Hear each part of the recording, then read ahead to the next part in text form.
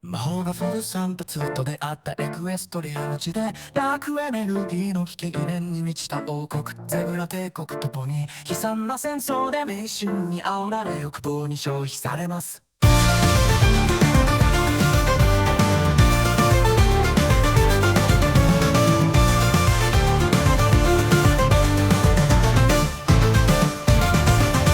プリンセスらはとても暗い時代に権力を握りトワイライトと友人たちに導かれて後戻りはしません。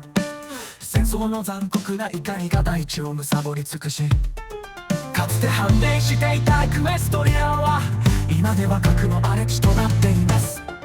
魔法とフォーランドが出会ったウェイストランドで全てが失われたように見える時間違いなく希望の物語、暗闇と絶望の中を挑戦する旅にリトルペットの香りとした土地のミー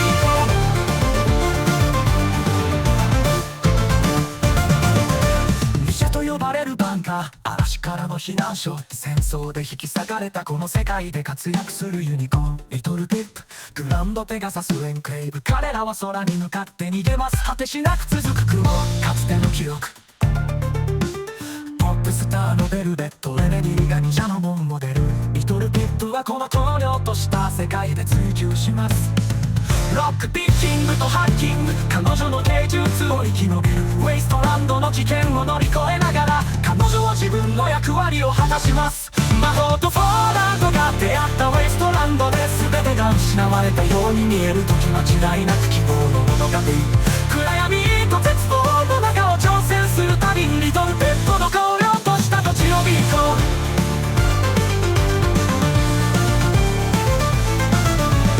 大地に刻まれた過去の傷跡、リトルピップは砂の中を進み続けます。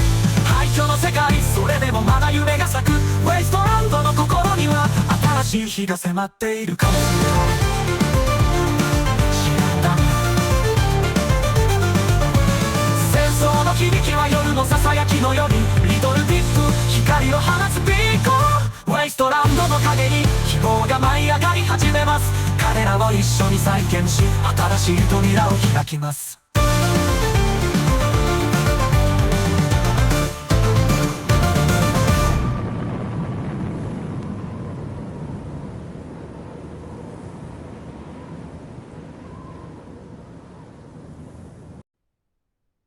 Chapter 29 Racing Apotheosis. Once upon a time, in the magical land of Equestria, there were two regal sisters who ruled together and created harmony for all the land. To do this, the eldest sister used her unicorn powers to raise the sun at dawn. The younger brought out the moon to begin the night. Fuck! You know where irony is? I recognized the voice of Scootaloo, even though it was raspy, even through all her coughing and the mad clicking and the roar of the wind all around her.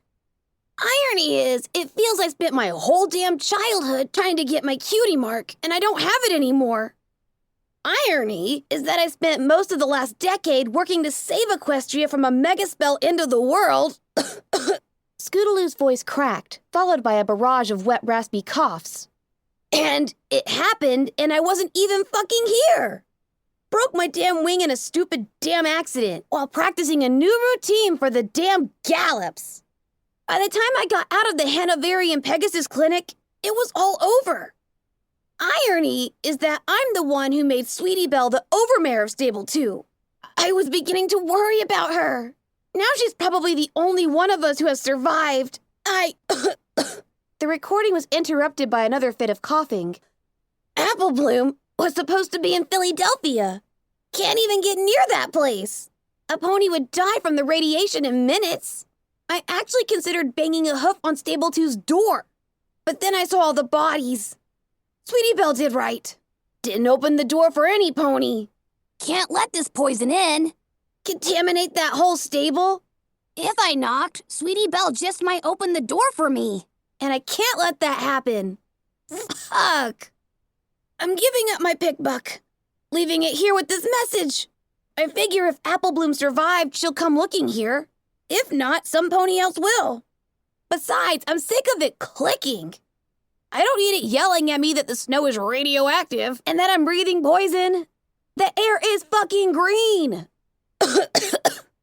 Except for those weird pink swirls coming off Canterlot. When you can see the air, you know it's bad. This time the coughing fit lasted minutes. Fuck! That's blood! That's no good! They kept telling us the cloud curtain was for our own protection, keeping the radiation and megaspell pollution from getting into Pegasi cities. Who knew that they were telling the truth? Fuckers said this brand is to mark me as some pony who's been below. Contaminated. Now I know that's horse apples. Told him. Told him I was proud of what Rainbow Dash did. Called myself a Dashite. Boy, that got their feathers in a bunch. Irony is, I worked really hard to find a better way. Some kind of society or government or something that would be better. Wouldn't make the same damn mistakes that killed every pony. And I get trapped up here with a whole slew of ponies who seem dedicated to finding the worst way ever. Even I wouldn't have tried an experiment like the Enclave. The stables aren't set up to fail. Hell, I give the Enclave a few months at most. Scootaloo's voice stopped, but no cough this time. Just harsh breathing. After a moment, she continued. If you find this, before I'm gone.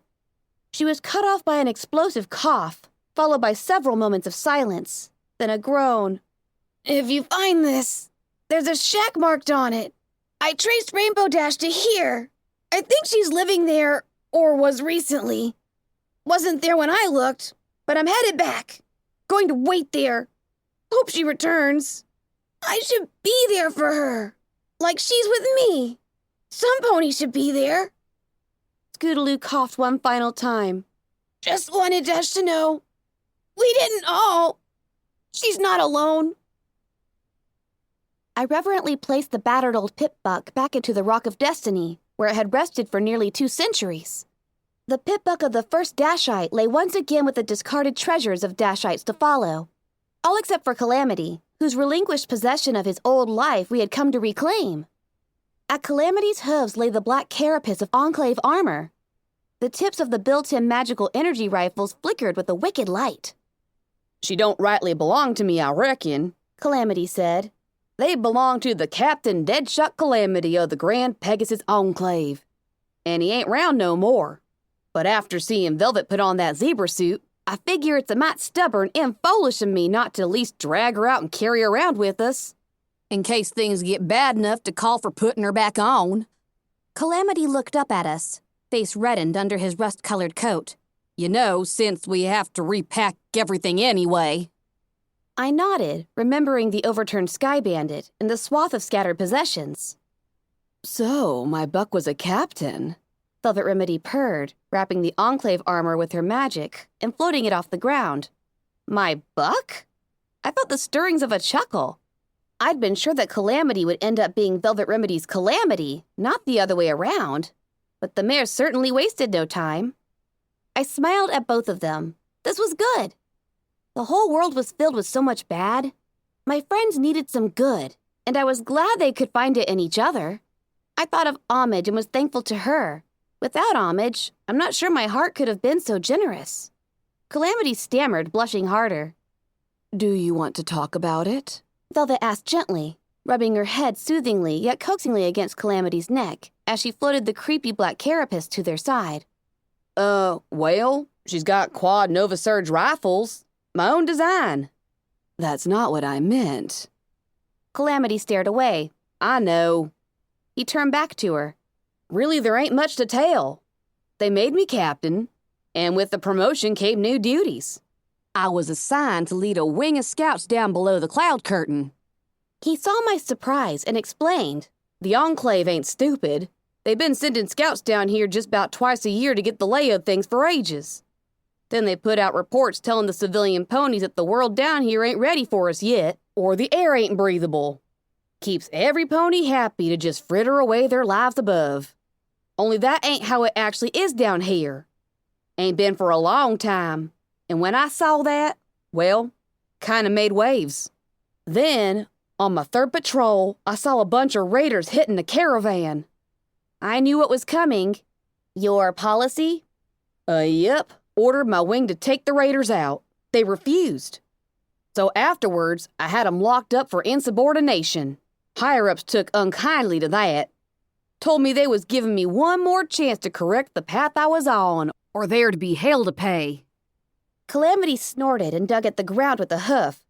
They put me in front of an assembly to address every pony and tell them how there ain't nothing down there to save yet. Show 'em all just how much I was hitched to the party wagon. Velvet Remedy backed up and looked Calamity over. Well, that was foolish of them. Yup. Calamity's muzzle broke into a grin. I reckon it had been so long since some pony had bucked the Enclave that they forgot it could happen. I stood up right there and told every pony that we needed to get down here now. He paused. Well, then, you know what I mean. Anyways, I told 'em I was leaving and that they were free to follow. Calamity lifted a hoof to scratch his mane under his hat. Didn't hear about how I supposedly killed my own wing till about 6 months later. I remembered what Calamity had said back in Philadelphia. Most dictatorships I know of tend to go hell and high water to either discredit or destroy opposing voices like that. I trotted over and wrapped a foreleg around Calamity in a hug, which I note was a little tricky since he was a fair bit taller than me. Thanks, little Pip. Something occurred to me. So, I asked Calamity as I dropped back to all 4 hooves. Most of the Pegasi don't realize what's going on down here? They ain't bad ponies, little Pip. Calamity whinnied. They're just being bamboozled by their leaders. Even in the best governments, the ponies at the top don't tell the rank and file what's actually going on. He trotted in place. You think the better folk of New Appaloosa have any ideas just how connected they are to Red Eye? I remembered the way the ponies in Turnpike Tavern laughed at the notion of that buck on the Sprite bots being any pony's leader. On the other side of the bottle cap, I was willing to bet Sweetie Belle didn't tell any pony in Stable 2 about the friends and relatives dying just outside the stable door, breaking their hooves against it as they begged to be let in. Hell, I was supposedly the leader of these ponies, and I was keeping secrets of my own. The truth about the Ministry of Peace and the Megaspells came swiftly to mind. So I supposed that Calamity's assertion was true. Lil Pip, if most of the ponies up there saw for themselves what's going on down here, they'd buck the damn Enclave and pony up to help. Calamity's confidence faltered. Well, most being at least more'n half, I reckon. I felt an odd tug at one of my saddlebags. I turned to see Velvet Remedy's pip-buck float out, enveloped by Velvet Remedy's magic. I watched the polished pip-buck, with its custom engraving of Velvet Remedy's singing nightingale, glide across the air and gently set itself down in the Rock of Destiny next to Scootaloo's. I hope it's not presumptuous, she said to Calamity, sounding slightly apprehensive. I'm not a Dashite, but I am leaving an old life behind, and it feels wrong to be taking something out without putting something in its place. Thank you kindly, Calamity responded, approving. I brought up the inventory sorter on my pip-buck, scrolling through it until I realized with a pang that I didn't have anything from my life in the stable to give up. I stared forlornly at the Rock of Destiny, feeling like I was failing somehow. I'd already left everything in Stable 2 behind. I probably would have sealed a picture of my mother up inside the rock, but I didn't even have that. No, but I did have something. Biting my lower lip, I pulled up the recipe for party time Mentols. I would give this up, but I didn't want any pony else to suffer from them as I had. The first night outside, I discovered a message from Apple Bloom to Sweetie Belle, which used a very special encryption. I used that now, as I sent the recipe to Velvet Remedy's pip-buck. No pony would be able to read the recipe without downloading it from both her pip-buck and mine. I erased the recipe from my pip-buck. Somehow, it was both liberating and frightening. Stable 2. I was leaving it again. This time it hurt worse. Probably because I knew that I would never return even though I could. I felt weary beyond simple exhaustion. The mental toll of the night before was compounding the physical expense of the battle, and of nearly dying once again. I stared at Calamity, who somehow managed to seem almost normal, despite not only having gone through much the same, but having been up for a full day, much of which was spent dragging the Sky Bandit. Almost normal. He had been ruthless, I was told, in hunting down the last of the Steel Rangers. I did not begrudge him that. But this had been more than his code, more than his policy. We were his closest friends, and he'd take the assault on our former home personally. Then again, with the exception of Zenith and Firelight, we all did. For our own reasons. Calamity, I asked as I floated the Sky Bandit up off the ground. when we first met, and you told me you didn't live in New Appaloosa, you said you had a little shack? I had a suspicion. Calamity landed on it and trotted in place. Now weightless, the passenger wagon rolled easily under his hooves until he had it upright. Yup, he replied. And to answer the next question, yup, that too. Got the marker off the first Dashite's pit buck by linking it with my armor, just before giving it up. Did Rainbow Dash ever return to the shack? I mean, do you know? I don't reckon she did, Calamity stated, its words sending a wave of bitter sadness through my heart. When I got there, I found a Pegasus skeleton curled up in a corner, which I buried out back.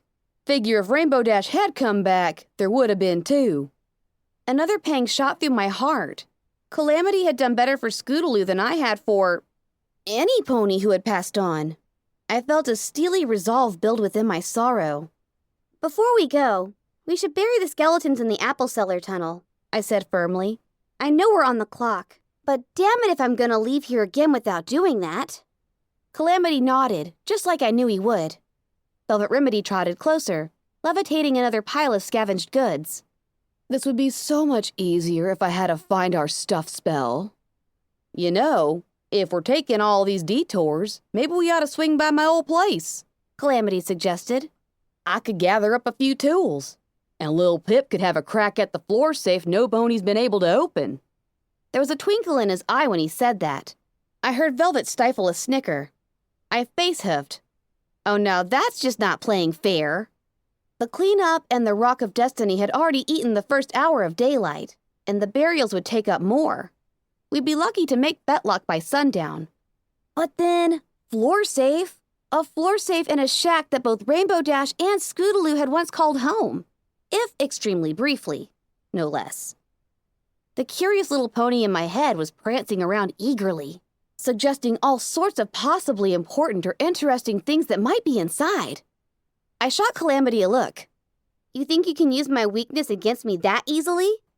Yup. I hoof-stomped. Okay, yes you can, but just this once. Yup, sure. Ultimately, the burials added less than an hour to our departure time. Steelhoof's outcasts weren't all painted and ready to leave until halfway through the effort. I'm glad you're finally with us, a paladin buck named Bitter Bright told Steelhooves as they finally began to march into the Sky Bandit. It should have been sooner. Steelhooves stated grimly. I should have done this when there was a chance for a peaceful break. This will be a civil war, and a bloody one. Paladin Bitter Bright nodded. Star Paladin Crossroads has already locked Elder Cottage Cheese's communications down and sent out warnings to those in the other contingents who would follow us. With any luck, they'll be able to slip away before word of what happened here reaches the other elders. I swallowed. What happens then? Paladin Bitter Bright neighed. If we had done this years ago, with an elder taking the lead, then those who believed the Steel Ranger should be following the Ministry Mare and helping the ponies of Equestria could simply have transferred to the new elder's contingent. We would have been looked upon poorly, but the voice of an elder is law. Now, the Steel Ranger outcast took a moment of silence before continuing. Now we are seceding. We are traitors and mutineers. Once the elders learn of this, any within their ranks who empathize with us will be exterminated. Oh, Celestia, grant mercy, Hopefully, Steelhooves added. those who would join us can make it out before then. They will be galloping toward Stable 29. We will need to have it secured by then, or they will be galloping into a trap. Well, except for Trottingham, Night Strawberry Lemonade piped up, joining the conversation as she moved to stand uncomfortably close to Steelhooves. My friend looked around, as if searching for some trivial task to give her. In Trottingham, there are more of us than there are of them. In Trottingham, I bet the elder will be the one abandoning ship. The pony in my head whimpered, watching my actions ripple out into war and bloodshed. I'm so sorry. For what? Paladin Bitterbright asked. None of this is your fault or your doing. Except that because of you and your friends, this squad isn't dead at Nova Rage's hoof, or still trapped in that stable school waiting to die of thirst and starvation. He nickered. This battle started the moment Nova Rage killed one of us and locked the others away. And that happened hours before any of you showed up. This is on her. And on us. Hell, we should be apologizing to you for not saying enough until after the others started slaughtering the poor pony folk in the Ministry Mayor's stable. It's on me. Steelhooves said with finality. This has always been on me. As he plodded past me, he lowered his helmet and whispered into my ear. It's better that my child never knew me. Blackwing and her talons flew with us part of the way, delivering news of their victory back to God, along with details of a 5-year plan that the Overmare and Blackwing had sketched out upon my suggestion. Y'all sure we shouldn't stand there with you at Stable 29? No. Steelhooves told Calamity. This is an internal matter now. I listened to DJ Pone 3's broadcast in my earbloom, but there had been no news yet of Stable 2. Nothing that could forewarn the elders that their ranks were breaking. I prayed that the silence would last until I reached Homage. It was another stroke of luck that Calamity's shack was only a little bit out of our way towards Fetlock in Manhattan. It was, however, completely in the opposite direction of Splendid Valley. I began to worry what Red-Eye might do if we delayed too long. I was hoping that his twisted generosity would extend to giving me time to rest after everything I had gone through. What will we do once we reach Timpani Tower? Zenith questioned. Will Red-Eye even let you get there? Night Strawberry Lemonade asked, moving to a bench near me. Steelhooves had managed to successfully maneuver behind several other Steel Rangers, preventing her from reaching him. I found the little dance amusing, partially because her voice was so cute. Even more so coming from inside that fearsome armor, partially because it was finally some pony else's turn to feel a little uncomfortable. Red-Eye has the place surrounded, I said, frowning. Shooting our way in would be a bad move, but we could try sneaking our way in. I recalled what Homage said in her fake letter to me. Then later, we can meet where we met before, and I promise, well, no need to dwell on what she promised. The important part was, I know of a roof access that Red-Eye's troops probably don't, and I believe Homage is waiting for us to land there. The others nodded. Zenith looked concerned. Will they even allow a zebra inside? Homage will, I assured her. Zenith may not get the run of the tower, but there was no way we were leaving her out in the cold. As we approached the turning point for Calamity's shack, Blackwing swooped close, flying alongside the Sky Bandit. The Griffin signaled me.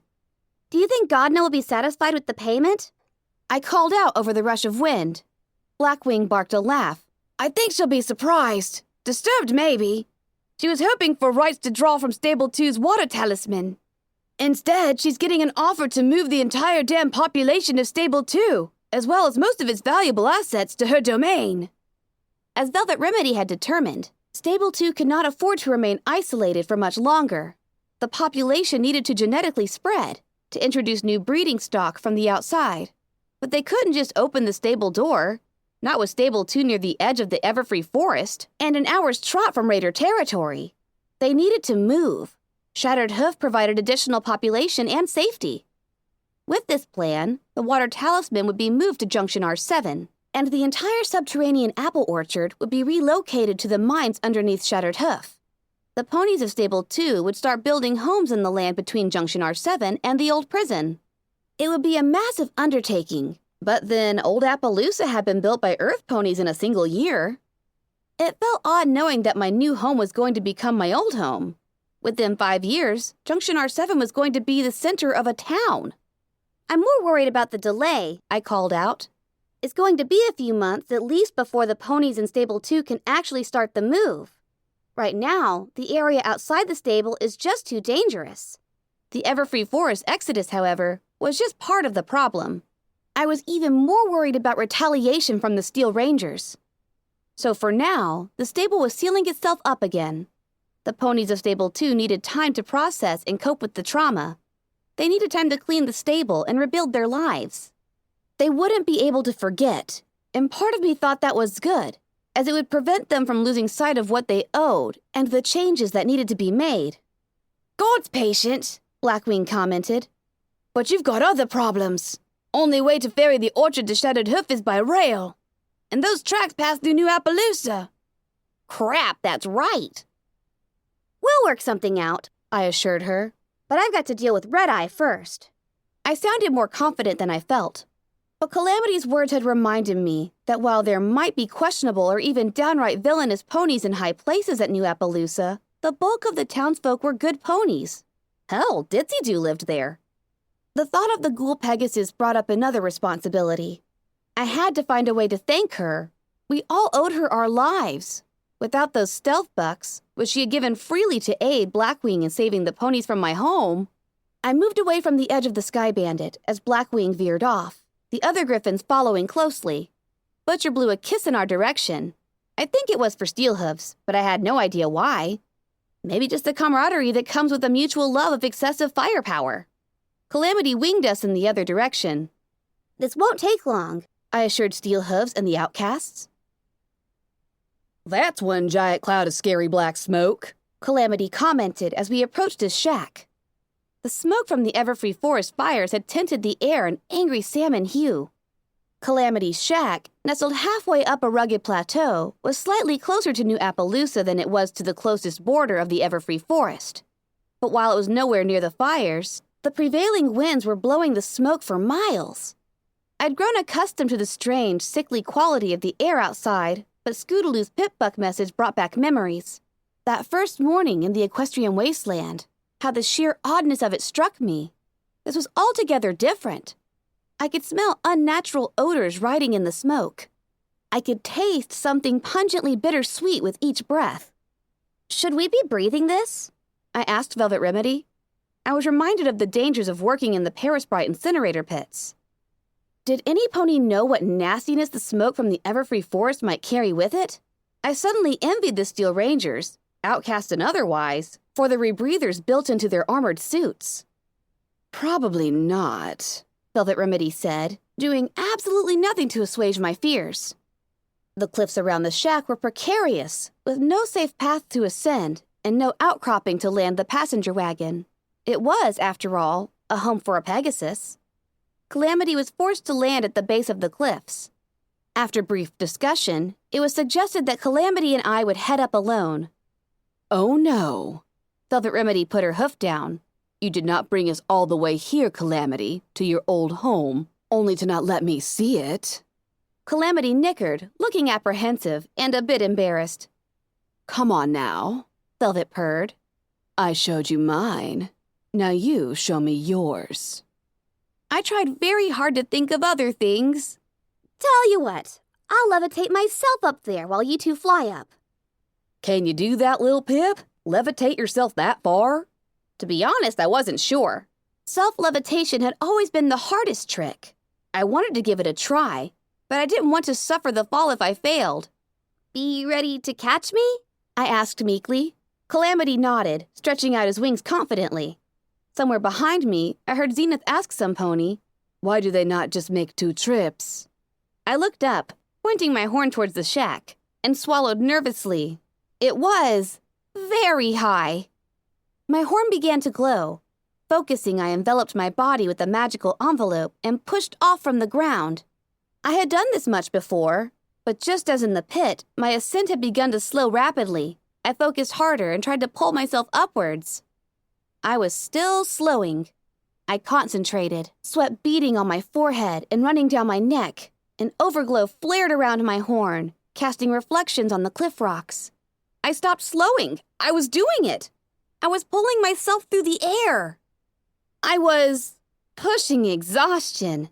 The effort was almost painful, but I was doing it. I was flying. I lay on the little strip of wood that amounted to Calamity's front porch, panting heavily. My legs didn't want to hold me up. Oh, they could if I asked, but they didn't want to.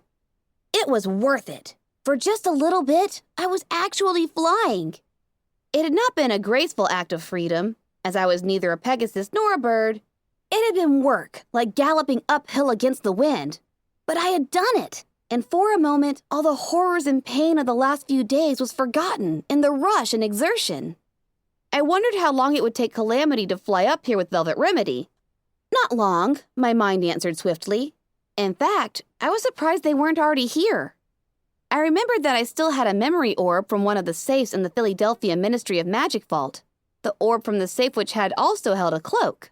Judging from Zenith's reaction and recent Griffin-related experience, I deduced that it had been a zebra stealth cloak. I decided abruptly that I didn't want to spend the wait laying sweaty and wiped on Calamity's porch, so I floated out the memory orb and focused on it. And immediately knew it was a mistake, remembering that the orb had come from a ruined box and was likely damaged itself, but it was too late. My body exploded, every nerve being flayed as I was burned over and over without dying. I knew my real body must be screaming and thrashing, but the pain was too intense to even fear for my safety. In fact, falling from the cliffside and being dashed on the ground below would be a mercy. 1,000 white-hot knives sliced through my brain. An eye blink, or an eternity later, the pain stopped as abruptly as it had started, and I was no longer myself. I wasn't even a pony. This was a familiar strangeness. And I could feel the cloak draped about me, the hood over my mane and ears, as well as a saddle pouch and something strapped to my side. This too was familiar. I was invisible again. A fact all too easy to glean as I watched a stallion admiring himself in a mirror. A mirror which should also reflect my host from this angle, but did not. My host was a zebra and a stealth cloak. Possibly the same one as before. If you won't accept my offer, then you should at least consider availing yourself of your good fortune that I am willing to pose for your new publication, the stallion suggested as he preened himself. He was a regal, haughty white unicorn, quite handsome in his elder years. I am, after all, the best pony. Hardly, intoned an elegant voice which could only belong to Rarity. If the stallion had noticed the slightly disparaging tone, he showed no indication of comprehending it. There is no place for grandstanding or glory hounds in the Ministry of Image. Our purpose here is to help the client shine all across Equestria, not ourselves.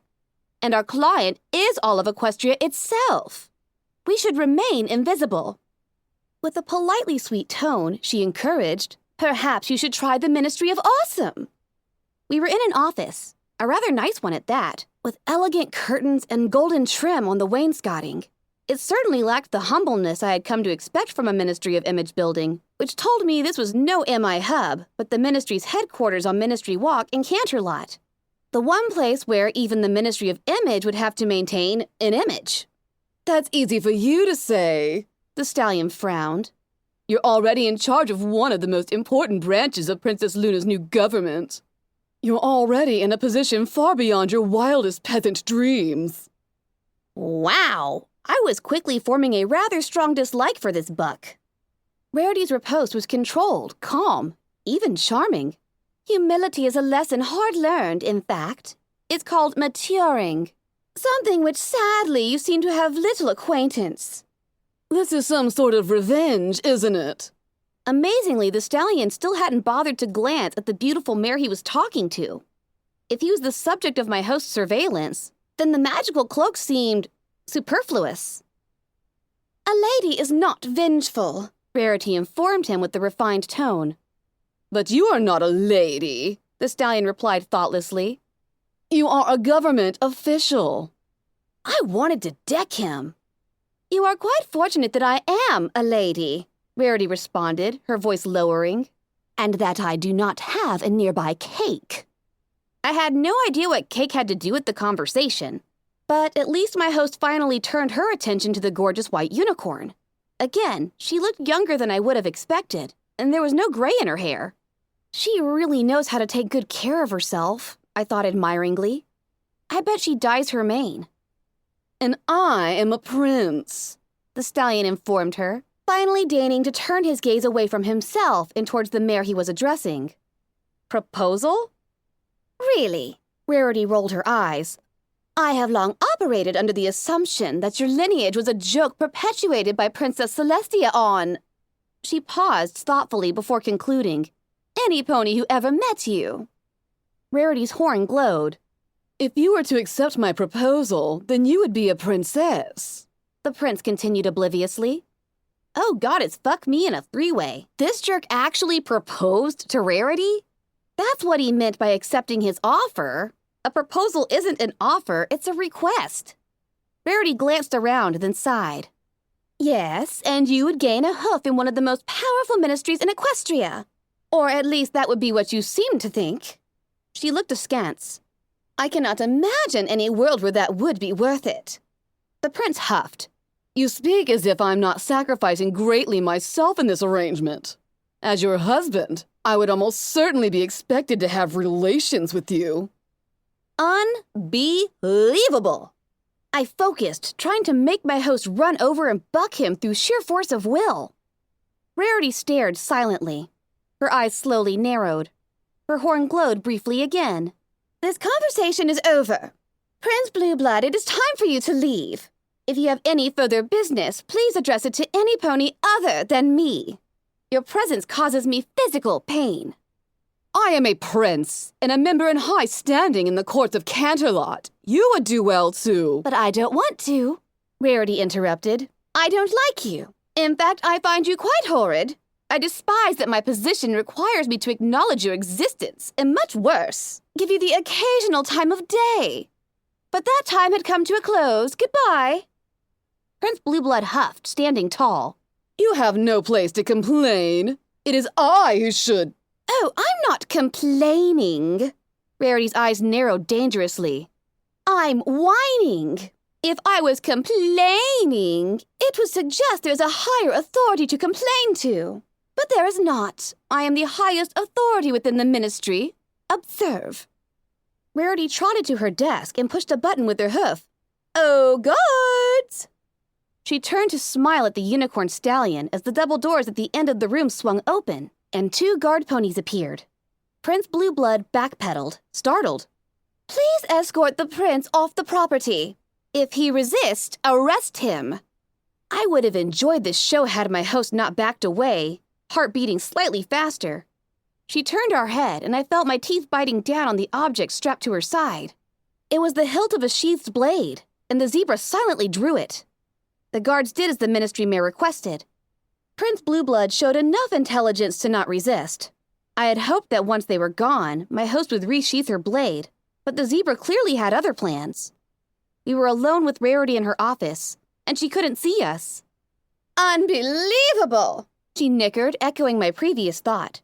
The elder unicorn had her back to us, her head lowered as she focused on something on her desk as my host began to creep closer. No! I tried to shout a warning. The zebra turned her head, aiming the blade for the back of Rarity's neck, right in the lush of her mane. I could feel my host tense for the strike. Rarity shifted slightly, her horn glowing, as one of the gems on the front of her desk slid aside, revealing a secret lock that demanded her attention. Please, no! I felt something shift in the zebra's saddle pouch. A new weight. Suddenly, frantically, my host backed up. I heard the detonation, felt a brutal pressure and a searing pain, then nothing. My host fell, unmoving save for a twitching she could barely feel. It was as if her entire body had gone numb. Simply unbelievable, reiterated Rarity as she elegantly turned, staring at where we had collapsed invisibly on the floor. I heard more than felt the cloak being pulled off of my host, glowing in a blue magical field that mirrored the soft light tracing the spirals around Rarity's horn. The moment it was removed, both the cloak and my host became visible. Rarity paid us no attention, floating the cloak to her and flipping the rough fabric about until she found the gemstone clasp. There you are, my pretty, she said, telekinetically ripping the gemstone free, breaking the clasp in the process. Oh, don't you have some interesting magic, she said as she appraised the gem, tossing the rest of the cloak aside. Twy will love taking a closer look at you. I realized I was seeing the inception of stealth bucks. I recalled a message I had found in a recruitment center. Intelligence suggested that the zebras had developed invisibility spell fetishes. But this looks like something designed by the Ministry of Magic. In the pervading paranoia of late wartime Equestria, some pony had feared the worst, not knowing what Twilight Sparkle knew. But the zebras hadn't gotten this magic from us. We had gotten it from them. The long, wicked blade lay on the carpet where it had fallen, close yet impossibly out of reach. My host tried to move towards it, but her body wouldn't respond. I slipped a stun grenade into your saddle pouch, Rarity informed us, moving the gemstone out of sight. I like to think I'm rather expert at manipulating cloth, even if I can't see it. The zebra shuffled closer to the blade. Really? Rarity said, with a ladylike scoff.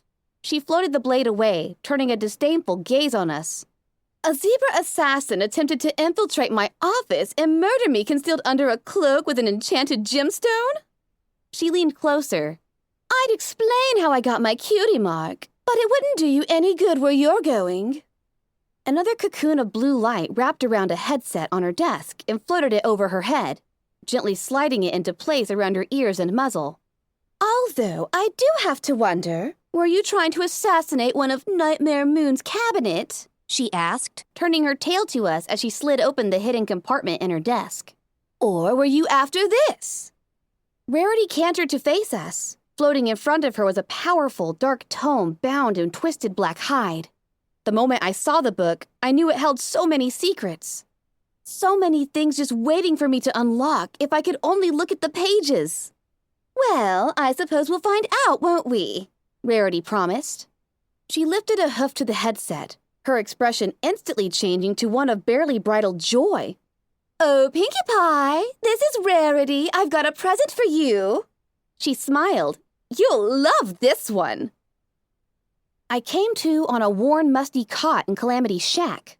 Velvet Remedy was laying on the floor, panting and soaked in sweat.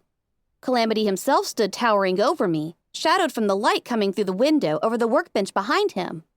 What happened, Lil Pip? Where? I blinked, looking around. What? You made it all the way up, Calamity asserted. I saw you do it. But we were most of the way up when you screamed, thrashing like you were on fire, and flung yourself from the porch. I fell? My eyes went wide. I turned, looking around. The door to the shack was open. I blinked as the image of the black book swam in front of me. Much like having turned away after staring at a bright light and seeing the shape of the light dance before your eyes. But nothing in a visited memory had ever left such an imprint outside of the experience. I blinked, clearing my vision. I could see the porch where I had been laying. The memory orb was nowhere in sight. Darn tootin' you fell, Calamity retorted. We had a hell of a time getting you up here, even after you went limp. Been worried sick. What the hell happened? I looked towards the empty porch again. My instinct was to lie. But there wasn't a lie that wouldn't end up worrying my friends needlessly. I made a mistake. While I was waiting, I touched a memory orb, only it was damaged. You did what? Calamity snapped. On the porch? Lil Pip, I barely caught you. I cringed back, staring up at my Pegasus friend, my hooves pushing at the cloth on his cot as my back thumped softly against the wall. You know, it's hard enough flying while carrying one pony. I can't do it with two when the second one is bucking and screaming like she'd been eaten from the inside out. Calamity lashed out. Unpleasant nightmares about Paris Brights washed through my mind. You nearly brought us all down. Velvet Remedy had to use her magic to carry you. And I'll remind you that she ain't nearly as good at that spell as y'all are. I turned a nervous look to Velvet. She was so exhausted that she could barely return my gaze. And don't you think, after all she's been through last night, that maybe she didn't deserve for you to make us all scared to death that you're dying from something in the smoke? Oh, goddess! The weight of what I thoughtlessly done to them crushed down on me. I started to shake. The hurt from my shame and Calamity's righteous anger broke the floodgates, and suddenly the emotional deluge of the last half-week consumed me. The horrors of Philadelphia's slavery, the pit, the threat to homage, the slaughter at Stable 2, my mother. I'm sorry, I yelled back, bursting into tears. I fucked up. It was horrible. I'm sorry. God dang it, Lil Pip, Calamity growled back angrily. Your curiosity is gonna get you killed one of these days. And today, you nearly took all of us with you. I'm sorry. Calamity snorted, glowering as I broke into sobs. Velvet Remedy trembled, huffing as she got to her feet and moved closer to me, pulling herself onto the cot with a painful effort. Okay, Calamity insisted. Ground rules. From now on, you don't play with one of those things unless you're on the ground, out of combat, somewhere safe. And you have one of us watching over you. Having laid the law, Calamity allowed his expression to soften. His own utter exhaustion finally showed through his eyes. He gently wrapped me with a wing. The two of them stayed with me until the tempest passed. Now buck up, Lil Pip. Calamity finally said, prodding me with his wing. You gonna have a look at that floor safe or not? I nodded, although for the first time I really didn't feel right allowing my curiosity to be sated. I slid slowly from the cot and looked at the floor beneath it. It was, at most, an average lock. Even in my distress, I could open it easily, with or without tools. The safe clicked open. Amongst the saddlebag's worth of decayed personal effects, one item sat gleaming and unblemished by time, a statuette of Rainbow Dash. Her pose was powerful, wings spread, and a huge grin on her face. Go ahead, Calamity said softly. take it. I know you collect those things. But don't you want it? I asked, surprised. I already got her cutie mark burned into my flanks. I figure she's already close enough to me. I nodded, then carefully reached out with my magic, experiencing a sudden surge as my magic touched the statuette. I was better. I felt like I could be better than I had been before. Do anything. Nimbler, more graceful. But much more than that, I was, in a word, cooler. The inscription was what Rainbow Dash's inscription had to be. Be awesome. Calamity stepped out of his shack and into the oddly reddish-orange air. He was encased in the terrifying black carapace of his old Enclave armor. The tips of his 4 Nova Surge rifles glistened wickedly. He tested his wings and the scorpion tail. Then he lowered his head and hoofed off the helmet. He looked back up, letting the smoky wind catch in his orange mane. He looked weird without his hat on. Forget it, He huffed with a stomp. I'm not going around like this. He turned and trotted back into the shack. I'd rather be shot. It took him less than a minute to shuck the armor. Velvet Remedy wrapped it in her magic, making sure to also collect his helmet from the porch. Well, at least take it with us. You may change your mind when you see whatever forces Red Eye has around Timpani Tower. Fine, he grumped. I've grabbed everything I want. Let's just go. I paused. Calamity, I know you were hoping to sell a bunch of those slavers' weapons up at Timpani, but I really think we should give them to Ditzy Doo. You know, as a thank you for what she did for Stable 2. Velvet Remedy neighed. That would be a rather impersonal gift, little Pip. And possibly a painful one, considering what the slavers had done to her. I frowned, wincing. Besides, do you really want to give New Appaloosa more weapons right now? I had to admit that I did not. Instead, Velvet Remedy looked to Calamity. Do you know anything that Ditzy Doo likes? I agree with little Pip. We do need to give her a gift, something to show our thanks for her help. Well, Calamity thought, she likes muffins. Velvet looked shocked. Can ghouls even eat? Apparently they didn't have to, but they could. I smiled. Between Homage and Zenith, we had the best cooks in the Equestrian wasteland. I spent most of the ride trying not to think about anything that had happened recently.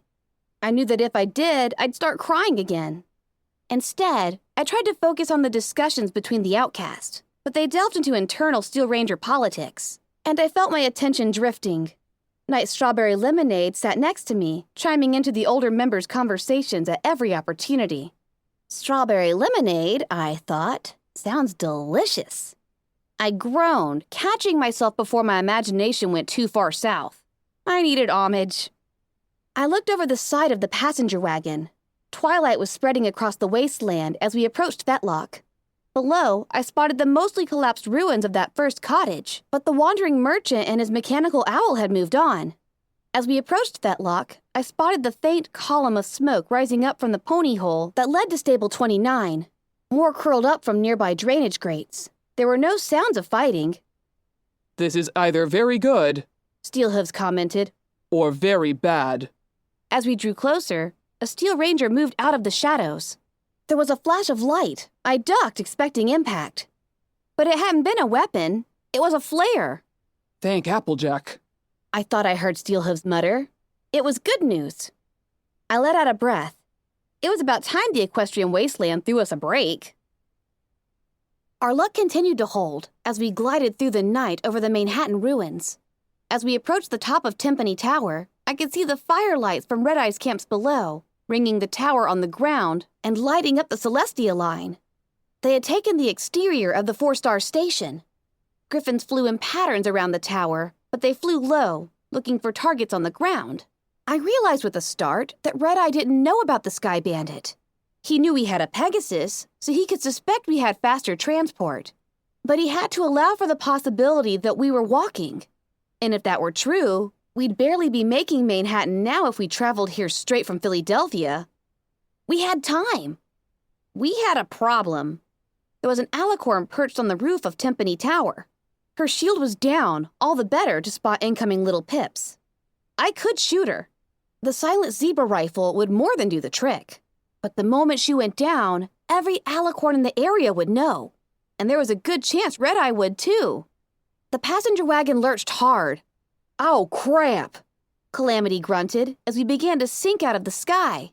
The spark batteries were drained, and our poor Pegasus was too exhausted to handle the sudden change in weight. He nearly fainted from the strain. We began to plummet.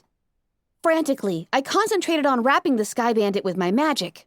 If I could pull myself through the air, maybe I could slow or even reverse our fall. My horn flared brightly. The strain hit me like a shock, buckling my legs, reminding me that I hadn't slept in over a day. We were still falling. I pushed harder, grasping my body, trembling. A layer of overglow burst from my horn. Sparks started to shoot from its tip. The glow around the Sky Bandit became brilliant. It attracted the attention of one of the griffins below as we plummeted towards their patrol line. The griffin turned toward us, lifting her sniper rifle, and fired.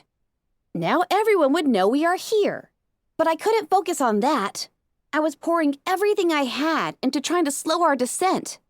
The second overglow wrapped my horn. Beams of light shot out of it. We began to slow. Oh, hell! Calamity moaned weakly, all but collapsed in the harness as the alicorn took off from the roof, diving towards us as she put up her shield. I screamed, somehow tapping into strength I didn't have. Be strong, be unwavering, be awesome! A third layer of overglow erupted from my horn. The Sky Bandit stopped abruptly, hovering in the air. And then we began to ascend. The alicorn's eyes widened and she stopped her descent. Her glowing horn began to crackle with electricity as she prepared to cast a bolt of lightning at us. The griffin shot again. This time the bullet hit the wagon, leaving a small hole in the roof. The griffin began to reload and was engulfed in green flame. Firelight hooted happily and swooped back up after us. Velvet Remedy tossed her shield around the Sky Bandit. The first bolt of lightning struck it, and the shield imploded, but it kept us from being hit. Part of my mind realized that the shock from a strike would obliterate my concentration, and we would fall to our deaths. The alicorn was flying upwards, back towards the roof, keeping a distance between herself and us, as her horn crackled again with electricity. Firelight landed next to Velvet Remedy, looking proud. Zenith had shattered another flask on the floor and was stomping in it. As the second bolt lashed out, the zebra grabbed my mane in her teeth and pulled me onto her back.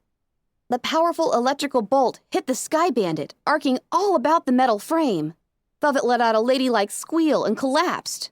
Firelight squawked and tumbled to the floor of the passenger wagon. Zenith and I remained unharmed, protected by her insulating potion. We continued to rise. There was nothing else we could do. The alicorn landed back on the edge of the roof. Motes of magic began to form in a ring about her, forming into Eldritch darts. From somewhere on the rooftop, a lashing beam of cosmic energy struck the alicorn, rippling the shield where it pushed through to strike the monster directly. The shield imploded as the alicorn was reduced to luminescent moon-colored ash. I floated the Sky Bandit onto the rooftop. Homage was waiting there for us, the alien weapon floating by her side. As soon as she saw me, she galloped into the passenger wagon and wrapped me in a hug. Homage! I could smell her, feel her soft coat and the warmth of her body. My own relaxed in her embrace, and once more I began to cry. A zebra! Homage squealed happily. Zenith cringed back as Homage offered her hoof. She doesn't like being touched, I told the sexy gray unicorn. Homage lowered her hoof and nodded. And who might you be? Zenith asked, prompting introductions. Inspiration hit me. Homage, would you allow... I paused. Could you ask DJ Pone 3 if Zenith could spend some time in the MASEBS? Homage and Zenith both looked at me curiously. Please? I asked Homage. I'm sure it could be arranged, Homage said trustingly. I turned to my zebra friend. DJ Pone 3 has cameras all over the equestrian wasteland. Maybe one of them has seen your daughter or her tribe? The zebra's eyes widened. I saw a glimmer of hope. Homage smiled. Yes, please. And I'm sure I can get DJ Pone 3 to let you peek at some of the archived footage. I'll show you how to do so, then leave you in private. She blushed a little. Little Pip and I are going to be busy, but we won't be far away. She likes spankings and bondage, Velvet told Homage in a conspiratorial, overly loud whisper. I stared at her wide-eyed, blushing hotly. That's not true. Homage raised an eyebrow. Did you two talk about liking bondage and spankings? She asked innocently. No, I mean, yes, but... Oh. Homage feigned understanding. So you talked about Velvet liking bondage? No, me, but... Oh, crap. So you do like it. Homage was grinning way too much. I gave up, hanging my head and accepting my doomedness. I narrowed my eyes, whispering to the charcoal-coated mare. All those times I fantasized about you, that was before I learned you were evil. Don't worry, Homage said, wrapping a foreleg about me as she smiled, her eyes twinkling as she glanced to Velvet. Last time, I learned you were multi-orgasmic. Tonight, I'm going to find out just how many you can have before you pass out. She nibbled one of my ears. Then I'm going to find out if I can wake you up with one. So, some bondage might be required. I felt myself flooding with heat and embarrassment. I simultaneously wanted to both let her tie me up and do whatever she desired, and to run away and hide under a rock forever. I swayed, feeling faint, and nearly fell over. Delicately, Homage maneuvered me towards the rooftop door. Wow, Zenith said, standing with the others as we walked away, her exotic voice gaining a touch of melancholy. With all your teasing, I was beginning to feel sorry for the little one. Now I just feel jealous. Yes, Velvet Remedy agreed, sounding a touch stunned. So do I. She turned to Calamity. No offense. Offense? Hell, I feel jealous. Homage snickered, then turned to the others. Are you coming? I stopped, at first thinking that she was inviting them to watch. That I couldn't possibly, no. But Homage had less cruel plans.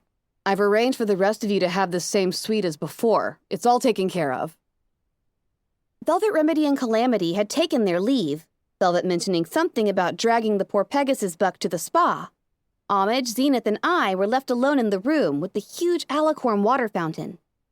As physically exhausted, emotionally gutted, and achingly horny as I was, I could not seek attention for my needs until others had been met. First came getting Zenith set up in the emergency broadcast station. Zenith's eyes went even wider as she took in the walls of monitor screens. Many still flickered and suffered distorted images, but I saw all of them were working. This is amazing, the zebra breathed. What is this place? Homage told her, adding, the images you see are from the spire towers, like the one in Philadelphia. Until just over 3 days ago, the ones from Philadelphia were dark. Red Eye is using that tower for something, and it was keeping me from getting a signal. But thanks to Little Pip, DJ Pone 3 now has eyes in the heart of slaver territory, too. Homage gave Zenith a sympathetic and hopeful smile. We'll finally be able to start doing some real good out there. The zebra nodded. For the next hour, Homage instructed the zebra in the camera controls and accessing the archives. Zenith took to it with difficulty. In the meantime, I mostly just watched. In Homage's home, I finally felt safe. I was no longer on edge, no longer running or fighting, and my body kept trying to fall asleep. I did, however, manage to get a promise of muffins from both of them. Ditzy-Doo would soon be getting the biggest and best muffin delivery in the history of the equestrian wasteland. Then, finally, Homage and I were alone together in the foyer, standing next to the fountain. And what shall I do with you, my wasteland heroine? Homage purred. First, I mean. Homage, I said reluctantly. We need to talk. Oh my, sounds serious. I nodded. Falling to my haunches, I began to talk. I started with the truth about Steelhooves and Chief Grimstar, apologizing profusely for having not told her sooner. Homage's expression was troubled but forgiving. Then I told her of Red Eye and the Megaspell. We have to evacuate the tower, I said finally, quickly and stealthily. We can't leave Timpani Tower, Homage said, shaking her head. I know they have you surrounded, but maybe with the Sky Bandit, or through the tunnels? I fretted. It can't be impossible. Homage shook her head again. No, some of the population maybe. But even then, I can't leave here. We can't let Red Eye take this place. I know DJ Pone 3 is important, but he's not as important as your life. She couldn't understand that, of course. But I had seen the Gardens of Equestria. I knew. Then you seriously underestimate the need for a voice of truth and hope in this ruined world. Homage told me. DJ Pone 3 gives the ponies of the equestrian wasteland the warnings and advice they need to survive. But more than that, he gives them comfort and the hope they need to make surviving worthwhile. I looked away and nodded, feeling ashamed. She was right. And while I would say DJ Pone 3 is the most vital thing we need to preserve and protect here, he is not the only treasure in this tower. I looked up in surprise. This was new. Homage brushed my hair tenderly, even as her own blue mane fell into her eyes. Little Pip, love, she said, that word shooting thrills through me, igniting desires and dreams. Timpani Tower was a prominent hub for the Ministry of Arcane Sciences. It's not a hotel or a mall. There are secrets here. Secrets? I asked, that damnably curious pony in my head perking at the mere idea. What sort of secrets? I could tell Homage was debating whether or not to tell me, but only for a moment. Little Pip, did you ever wonder how I could stay here? DJ Pone 3's public assistant, when the stuffy lot in this place despise him so? I had to admit the question had never occurred to me. There's a secret society within Timpani Tower. They are the ones who, I dare say, are really in charge. She backed up and looked around. There are places in this building that are sealed off from the general public. Places where the Ministry's secrets played out. All manner of magical research and development. She looked at me, tossing her hair out of her eyes. You know that annoying shield spell the alicorns all have? It was developed here. I found myself looking up at the age-darkened bronze statue. The alicorn in the room. And you haven't seen how powerful that spell can get if you pump enough power into it, Homage told me. The only reason the alicorn shields can be punched through with the right firepower is because they can't manifest it anywhere near full power. Actually, I said, remembering the supercharged alicorn from the Philadelphia crater flying through the building, her shield tearing apart walls and supports. I think I have. Homage bade me to tell her about it. Once I was done, she nodded, visibly shaken. I think you're right, she admitted. Homage continued. In the weeks before the end, one of the other hubs in the Ministry of Arcane Sciences cracked some sort of subspell that they used to enhance the shield spell. She continued. Not make it more powerful, but make it so that specially designated ponies could pass through a shield as if it wasn't there. They started creating enchanted shield generators, placing them inside rooms or sections of buildings that they wanted secure. With that, Homage hopped up onto the fountain's rim and tapped her right forehoof rhythmically on the alicorn statue. I gasped as the horn flared with magic and the glowing aura of a magical shield swept over the walls. The MASEBS and Twilight's Athenaeum are amongst Timpani Tower's sealed areas, she said with a smile.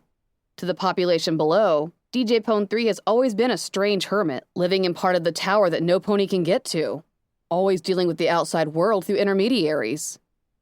My jaw dropped. Once started, the only way to turn off the shield was from inside, and the only ponies who could get inside were those designated by the subspell. Bypass spells, I said, slowly reclosing my jaw. Homage gave me a quizzical look. the subspell. It's called a bypass. Twilight Sparkle reverse engineered it from my zebra enchantment. Like the stealth bucks, I thought. Shield screens that let specific materials through my flank. Damn it! I was going to have to kill the goddess for Red Eye after all. Not only was it the only way to protect Homage and the ponies of Timpani Tower, It was the only way to keep him from taking too close a look at this place. Could we move all the ponies of the tower into the shielded areas? I asked. Not for long, Homage answered, and I don't think it would do much good. If that balefire bomb goes off, it will take out the foundation and everything not protected. All the shielding in Equestria won't save us from the fall. Glumly, she admitted. The shields that were used to protect the whole building haven't worked since the first one. I know, I told her, recounting how a wrong turn in the basement had brought me to the room full of generators. I didn't mention the maintenance pony who had died from shrapnel when the megaspell overloaded them and they all exploded. Another realization struck me. Red-Eye is researching a way to trick a bypass. I warned her. If these shields were being used to house the most vital research of at least one of the ministries, what could he be after? Was it here? He hadn't had much success yet, but he's got ponies working on it. Homage frowned. Not good. She hopped down from the fountain. Thank you for the warning, little Pip. She approached me. Problem is, there is already a way to trick a bypass, right? I nodded. The bypass works on genetics, and it's not as accurate as the Ministry of Arcane Sciences thought. Close family members of the designated ponies, or even a direct descendant of them, can get through a bypass. That's how I can get in here, even if the shields are up. Homage looked back at the alicorn and then to me. The shields in Timpani Tower were set to only allow Twilight Sparkle and the 3 highest-ranking unicorns in the Manhattan MAS hub to pass through. Turns out, I'm a direct descendant of one of those high-ranking unicorns. She revealed to me. Just like the ponies who actually control Timpani Tower. That's why they want me here. Homage added cautiously. As long as I don't make too many waves. Oh, wow. I'll admit, I've been talking you up a lot. And I think I'm finally getting the others to come around. It won't be long before I can put the special resources of this tower at your hooves. Homage smiled sweetly. Let me give you the extended tour. Shield spells had only been the start. Homage guided me through one concealed hallway and shielded chamber after another, turning off the shields for me and restoring them in our wake. We walked into a large, multi-cornered ritual chamber, bleached brightest white. The floor was an intricate mosaic of white-on-white tiles in exquisite and arcane patterns. Mirrored chimney leading up to a skylight, looking up into the darkness of the clouds above. What is this? This, Homage revealed, is a megaspell chamber. I stumbled. Wait, you can cast megaspells here? Homage giggled. Yes and no. You can cast a specific megaspell in here, if you had enough unicorns who all knew the spell. Each megaspell chamber is keyed to a specific spell, apparently. I nodded, my mouth suddenly dry. How many megaspell chambers does Timpani Tower have? Just this one, Homage admitted sadly, and it's useless. Useless? Homage moved over to one of the chamber's 32 corners. She floated up an audio machine. I found this in the recording studio. Apparently, it never got around to editing. Homage started the machine, and the hauntingly peaceful music flowed out, plucked and strummed from a deep-sounding harp. I closed my eyes and found myself swaying to the music. It was mysterious, unlike anything I had heard before. I'll try to pull this out once a year for a late-night broadcast. I love it, but it's totally not DJ Pone 3. I nodded, wanting her to shut up. I was enjoying the music.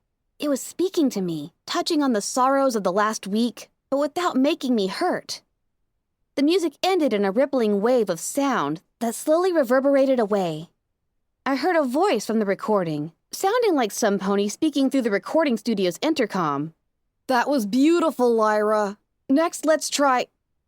But an argument in the background, at first almost too quiet to hear, was quickly growing louder. From inside the recording chamber, the voice of a mare, whom I assumed to be Lyra, spoke up. What's going on?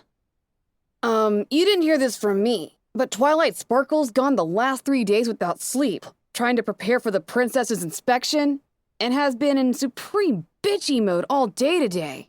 I suggest steering clear. Don't worry, I don't think she'll come in here. The arguing voices outside the recording studio were getting loud enough and close enough to make out the words. Well, that's just great, Twilight. Now she's in the bathroom sobbing her eyes out. Well, I'm sorry. But those results are just unacceptable. I can't go to the princess and tell her that we've put her name on a megaspell that's useless. The ponies in the recording studio had fallen completely silent. The argument was just outside their door. Twilight sparkled in the male voice that sounded vaguely familiar. There's better ways of handling it than grabbing a pony, pointing and saying, "Look, there are all the thousands and thousands of bodies of ponies who are dead because your spell sucks." Explain it to them.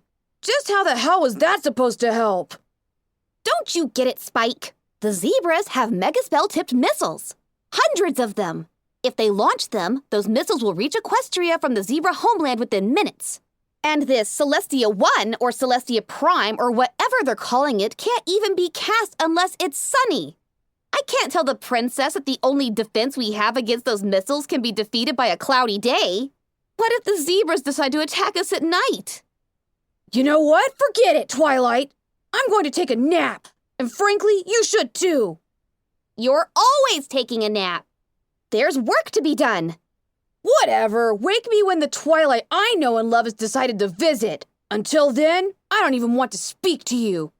Fine. In here, Homage said, waving a hoof at a sprawling agricultural bay. we discovered that the Ministry of Arcane Sciences had perfected spells that purified water, cleaned radiation, even purged taint. I boggled. If only that mad and ghoul doctor had known. What he killed so many to accomplish. Unfortunately, Homage informed me, the spells only work on an extremely small scale. With a lot of effort, we could purge one tree, the fruit becoming ripe and succulent and perfect for consumption. But there's nothing to keep the poisons from just seeping back in. And the area affected is so small, it would take an army of unicorns to clean enough of a field to grow a garden without having to worry about the soil going bad before harvest. But it makes for wonderful potted plants. But if you could cast it everywhere all at once, purge everything. I realized what I was seeing. These were components of the gardens of Equestria. I'd say you're delusional, but I'm talking to my little Pip. I know better. It was time to tell her. When I was done, Homage collapsed weakly. Me? She looked at me, as if pleading for me to renounce the truth. The salvation of all of Equestria is on me? I nodded. You, Ditzy-Doo, 4 others. We don't know who yet. This spell, it will fix everything? Pretty much, I nodded. But there's things that need to be done first. I'm not the wasteland savior, Homage. You are. You and them. I gave her a bittersweet smile. I'm just the one who clears the way. Homage stared at me for a long time, then pushed herself up. I need a drink. Screw my mother and screw my vulnerability to addictions. We were back in the Athenaeum, and Homage was drowning herself in apple whiskey, and I was right there beside her, soused to the... whatever it is that ponies get soused to. And then? Homage slurred, continuing a tale that had blurred into another tale which had jumped from the original story about 4 stories back. Joke Blue says, big deal. You got one box that's bigger inside than outside. Well, Mr. Hooves, I've got 4 little saddlebags, and I can carry about 30 rifles in them and more ammo than you can shake a hoof at. Hell, you should see how many rakes I can cram into my toolbox back home. Homage thumped down the apple whiskey bottle on the table for emphasis.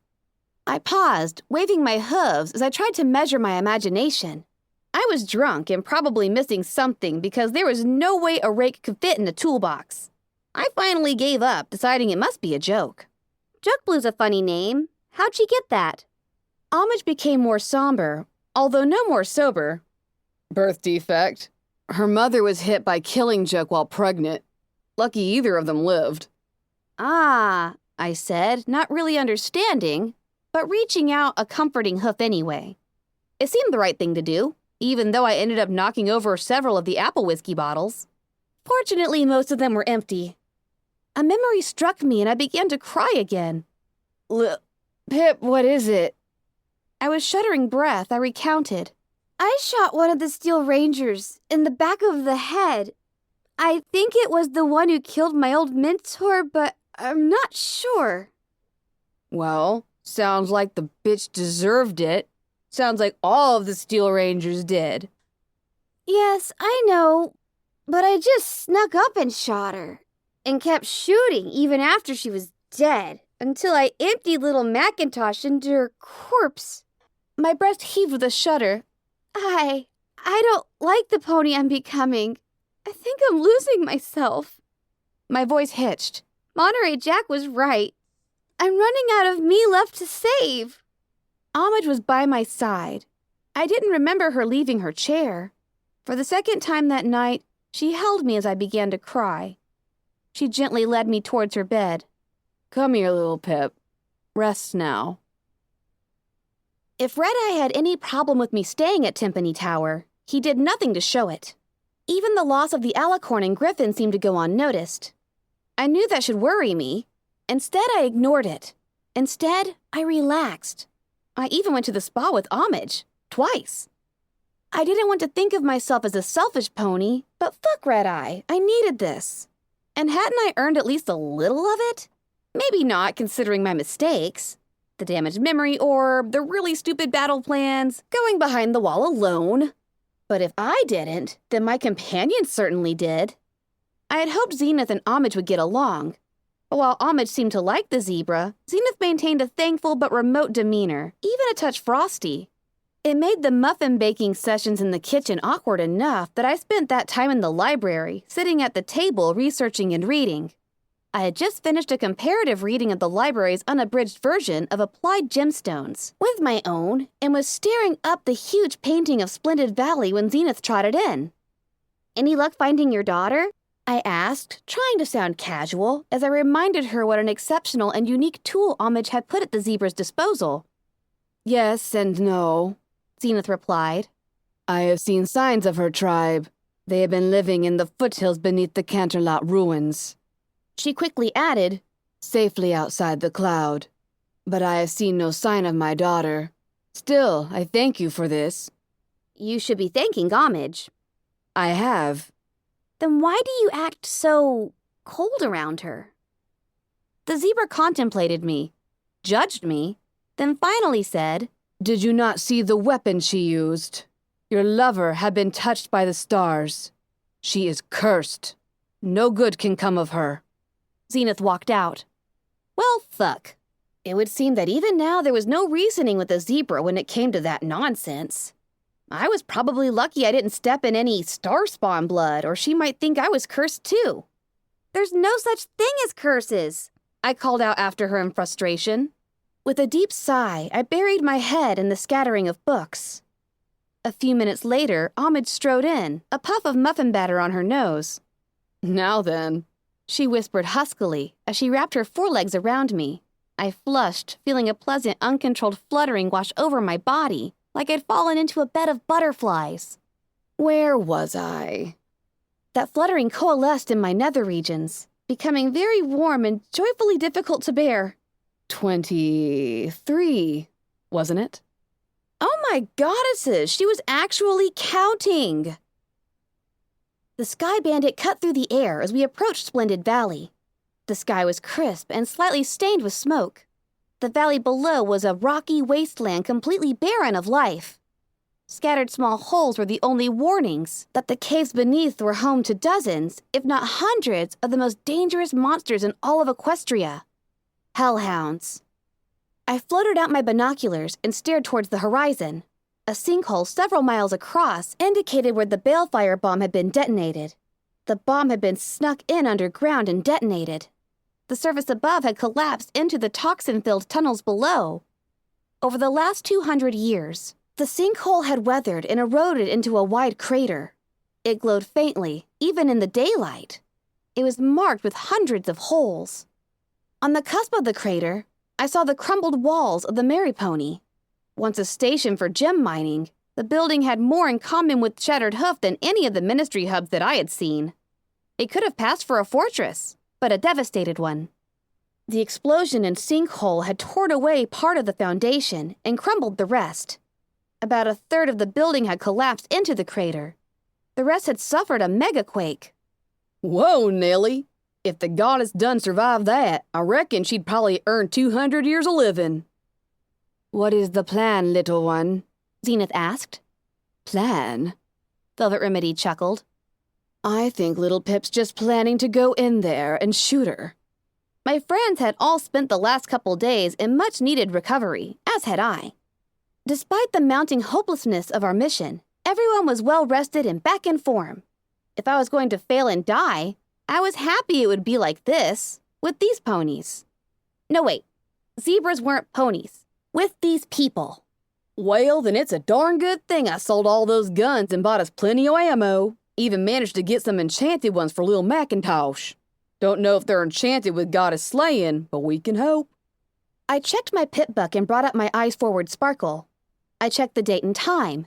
Ditsy Doo should be getting her muffins about now. I smiled to Zenith. Thanks for your help with that. I'm sure she'll love them. It struck me that when Zenith and I had walked across the moat and outside the wall, I had been in the equestrian wasteland for just over 5 weeks. Now it was nearly 6. 6 weeks from apprentice pitbuck technician to would-be deity slayer. My life is surreal. Velvet Remedy leaned close. So, how high did you get to? I blushed hotly and buried my face in my forearms. Look sharp, Calamity called out. Incoming at high 8. My head shot up. I pulled up the binoculars again. 5 glowing orbs, alicorn shields, were heading towards us from Mary Pony. Damn it, I should have worn that damn Enclave gear after all. Calamity cursed. Lil Pip, reassemble Spitfire's thunder. We're in for a bumpy ride. I levitated the magically augmented anti-machine rifle from Calamity's holster and began putting it together. 4 midnight blue alicorns suddenly appeared, flanking us. The stars cursed me to 1,000 rapes by the horn of Nightmare Moon. Zenith whispered next to me, shocking me nearly as much as the alicorn's arrival. You've been around Little Pip too long, Velvet suggested, floating out her shotgun. The alicorns were already casting their shields. Welcome to the home of the goddess! The voice boomed in my head, reverberating with its own echoes. Oh, Velvet moaned, wavering. This is not good. Put away your puny weapons and come. You are my guest, for I, the goddess, have nothing to fear from you. Oh, no. If she ain't got nothing to fear from us, why the show? Hell, why not just send us packing? Zenith looked between the 3 of us. What are you speaking of? But I knew. Oh, by the goddesses, the real ones, I knew. Heavily, I said, because she wants us to do something for her. We were guided into the crumbling building. As we landed, we saw at least 3 dozen more alicorns standing about the crumbling ruins. In a single moment, in perfect unity, they all turned their heads to look at us. It was the unparalleled creepiest thing in the history of ever. Escorted through the doors by the 4 midnight blue alicorns, they had dropped their shields. Honestly, they didn't need them. We were totally outmatched. I was surprised when the alicorns brought us to what looked like a security substation within the building. This room seemed largely undamaged, save by time. The rest of the rooms and hallways we had seen were broken and crumbling, fragmented by the subterranean blast and eroded by centuries and weather. This small room was almost intact. There was no goddess here. There was nothing here but some chairs, a bank of 4 dusty monitors, and a microphone, a filing cabinet, and a few ridiculously pristine coffee cups. The area above the monitors was glass, but the long window looked out at nothing but a metal wall inches away. The opposite wall held a recessed door. There were odd grooves on the wall. I reckon this is our cell, Calamity said. If so, it would be stifling and cramped if any of the alicorns tried to stay in here with us. We will talk, but first the goddess wishes you to see, to understand, and marvel. The voice of the goddess didn't merely reverberate, I realized. It pre-verberated, like there were dozens of smaller, weaker voices inside that voice, all trying to say the same thing at the same time, and not quite succeeding. The voice of the goddess was a chorus. Understand what? Velvet Remedy asked. Zenith looked at her, confused. The goddess! The security monitors flickered to life under the dust. One of them displayed colorful ponies in lab coats, milling about a much bigger version of this room, full of monitors and mainframes and banks of blinking lights. Ready when you are. A chartreuse pony with the cutie mark of a flask filled with bubbling green liquid said, glancing up at us through the monitor. These images are of the far past, Zenith intoned. The second monitor looked down on a vast factory floor. The factory was filled with 6 huge interconnected vats full of churning, luminescent stews that rippled with lavender and green beneath glass coverings, the light casting colored shadows over everything. Arcane apparati hung down from the ceiling. Catwalks ringed the vats, and another hung suspended from the ceiling above and between them, stopping midway across the room with some manner of control panel at the end. Again with the catwalks over factory floors aesthetic of wartime Equestria, I groused. Is that? Velvet Remedy began to ask as a single pony appeared on the third monitor. An elderly lavender pony with gray streaking her purple mane. The room behind her was about the size of this one, filled with identical monitoring equipment. But where we only saw a metal wall, her picture window looked out onto the factory floor in monitor 2. Twilight Sparkle. I nodded. Your goddessness? Calamity said to the air, tapping on the last monitor. I hope you're aware of this one's broken. The monitor had a large crack running through it and was displaying only rainbow splotches. Broken? What? Of course I am. The goddess knows all. The little sub-voices continued to telepathically echo the last 2 words for several seconds after the goddess had spoken. Lovely, Velvet Remedy said snidely. Ready to begin pony testing, Twilight Sparkle said, sounding just a hint nervous. Send her in. Sending in test subject 1. The pony on monitor 1 announced. Don't call her that, Twilight warned. She trotted over to look out the window, floating a coffee cup filled with what looked like tea to her lips, sipping primly. She set the cup aside and leaned her muzzle over a microphone. On monitor 2, a lovely blue unicorn with a mane that had aged to a luxurious silver slowly made her way out onto the suspended catwalk. She turned and looked up to the window. Twilight Sparkle, I just wanted to thank you again for giving me this opportunity. It means so much to me. You're welcome, Trixie, Twilight Sparkle said kindly. The name rang a bell, but it took a moment to place it. Trixie, the mare from the cottage outside Fetlock. She went to Manhattan for a meeting with Twilight Sparkle and never returned. The lavender pony hit a button with her hoof, and an ornate golden cup rose out of the console at the end of the walkway. Purple and green liquid rose through the tubes, running from the vats to the apparatus above. Then a thin stream poured into the cup. Trixie walked across the platform and sniffed at the cup. Is that roses? Twilight chuckled softly. Yes. I added the scent. Hopefully it will taste like roses too. Really? Trixie looked up towards Twilight Sparkle with astonishment. Twilight's ears drooped. Unfortunately, probably not. She hesitated. Trixie, you know you don't have to do this. Oh, I want to, the blue unicorn insisted. I want to help. And this will make me more powerful, like Luna and Celestia? Well, not that powerful, but more powerful, yes. Like you, then. Twilight Sparkle looked uncomfortable. We're hoping for more than that. And it's safe, right? Absolutely. Twilight Sparkle assured the blue unicorn on the catwalk below her.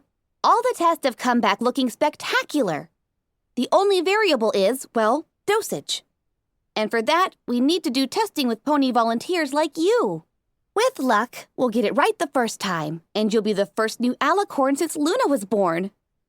The unicorn at the end of the catwalk nodded and mumbled something that sounded like, "Great and powerful smells like roses," then looked up with wide eyes. You sure I shouldn't start with a little more, then? Twilight Sparkle stifled a chuckle. No, On the monitors, everything happened at once. From the broken one, I could hear a terrible roar and the rainbow sprays turned into a flaring light. On the other 3, the world shook.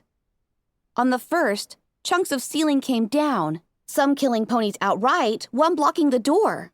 A mainframe toppled in a spray of sparks.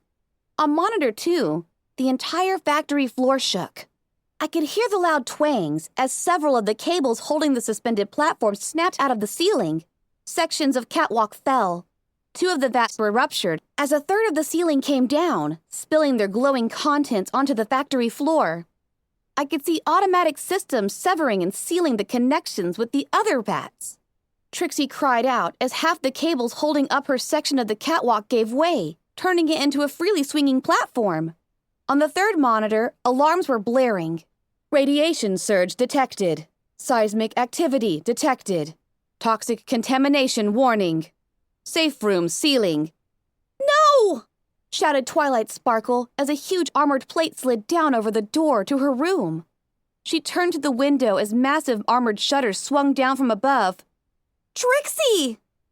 On monitor 2, Trixie's platform tipped, swinging in a low arc. The unicorn slid down the inclined surface, trying to find purchase, as the lower end of the catwalk segment impacted the glass roof of one of the vats, shattering it. The blue unicorn plunged into the vat. All the monitors flickered and went dead. The four of us stood in the security room, shaken, our eyes peeling away from the monitors to look at each other. Monitor 3 flickered back on. "Dear Any Pony, this is the mayor of the Ministry of Magic, Twilight Sparkle," A weakened Twilight said. "It's been 2 days now since the megaspell strike on Mary Pony. I can only assume by the lack of rescue that this was not an isolated strike. I'm leaving this record in case some pony does come. I'm trapped in Safe Room 3 on the Mary Pony Vats level. The elderly lavender pony addressed the camera. The safeguards that should allow me to open it aren't working. And unfortunately for me, I designed these rooms to withstand a nearby megaspell strike, so the room is more than a match for my own magic." Calamity Velvet Remedy, Zenith, and I watched the monitor, realizing we were watching Twilight Sparkle's goodbye letter. My vision began to blur wetly. I tried to force myself not to cry. I'd cried too much this week already, but the tears rolled down my cheeks anyway. "I'm out of food, and the safe room's water talisman seems to have been corrupted." She gave a wry smile as she said, "At least I'm fairly confident that pure water isn't supposed to be that color. I'm also beginning to suffer hallucinations. I think that I'm hearing the screams of the ponies in Mary Pony, like something horrible is happening to them. But I know that's impossible. These walls are soundproof. I keep hearing Trixie's voice in my head, screaming. Sometimes it gets so bad." The lavender pony waved it off. "Not important. What's important is that we tried. We tried and we came so very close. Another week, maybe even just a few more days. And the work we did here would have not only changed the war, I believe we could have forced a peaceful resolution. What's important now is that we still have one more chance. Find Spike. He's my most loyal assistant, my #1 assistant. Find him." Twilight Sparkle seemed to fall asleep. The monitor flickered out again. "Spike?" Zenith asked. The monitor burst back to life. Twilight Sparkle's haggard face was pressed close to the camera. She looked atrophied, crazy. "Something's going on here. I don't know what, but it's bad. If you're a Mary Pony, get out." Get out while you can and drop a zebra missile on this place." Suddenly, there was a loud metallic grinding from the speaker below monitor 2. On the monitor, we watched as the metal plate over the door lifted up. The metal shutters over the windows lifted. Monitor 2 sprang to life. The vats room was a disaster. The floor was waist-thick in mixed fluids. Something swam in the water. No, not swam. The body of a light red unicorn pony was being dragged through the liquid by a telekinetic tendril. We watched as the tendril hauled the body out of the pool and up the side of one of the vats. A moment later, the body disappeared over the lip and into the vat. Streaks of blood rose up several of the vats. On monitor 3, Twilight Sparkle was crawling towards the door, too weak from hunger and dehydration to stand. Unable to stand, she couldn't see what was just outside her window. Light flared in the room. A blue light that took the form of Trixie. The blue unicorn stood, shimmering, in front of Twilight Sparkle. From this angle, we could clearly make out her face as she spoke to the lavender unicorn, who once bore the element of magic. The Trixie illusion spoke, but no words came out. I'm sorry, Trixie, Twilight Sparkle whimpered. As the Trixie illusion's mouth continued to move, Zenith pushed past me and leaned close. Our zebra began to read the movement of the illusion's mouth. To be sorry for. Your experiment worked after all. It worked more wonderfully than we ever dreamed it would. Don't be sorry. Be happy. We're going to live forever, you and I. I felt a deep, dark chill and prayed that Zenith had mistranslated that. What? Asked a startled Twilight. I'm sorry it took so long for me to be strong enough to save you, Twilight Sparkle. Velvet Remedy gasped as light blue tendrils of telekinetic energy snaked into the room and wrapped around each of Twilight's hooves. No! Twilight Sparkle struggled with more strength than should have been possible. It's time to save you now, Twilight Sparkle. Zenith continued to speak for Illusion Trixie. We're going to be very close now, you and I. Oh, goddesses. Velvet moaned and buried her face in Calamity's mane as the tendrils slowly dragged Twilight Sparkle, kicking and screaming, towards one of the vats. I was shaking. I wanted, so desperately wanted, to turn away. But I couldn't. Twilight Sparkle let out a last cry as she was dragged over the lip of the farthest vat. One word, a name, I think, but I couldn't make out what it was. The two monitors went blank, and this time they stayed that way. Oh, goddesses! Oh, goddesses! Oh, goddesses! I felt utterly numb with horror. Velvet Remedy was crying. Calamity looked grimmer than ever. The whole room shook, the air filling with the squeal of grinding metal as the shutters over our own window lifted up. We stared out over the vats.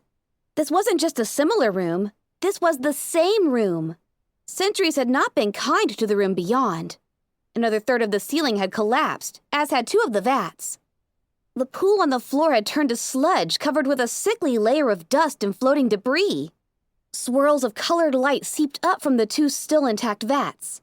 They danced in the air, exploding like fireworks. In my head, I heard the echoes of half-remembered fanfare, but not from any memory of my own. The great and powerful goddess welcomes you!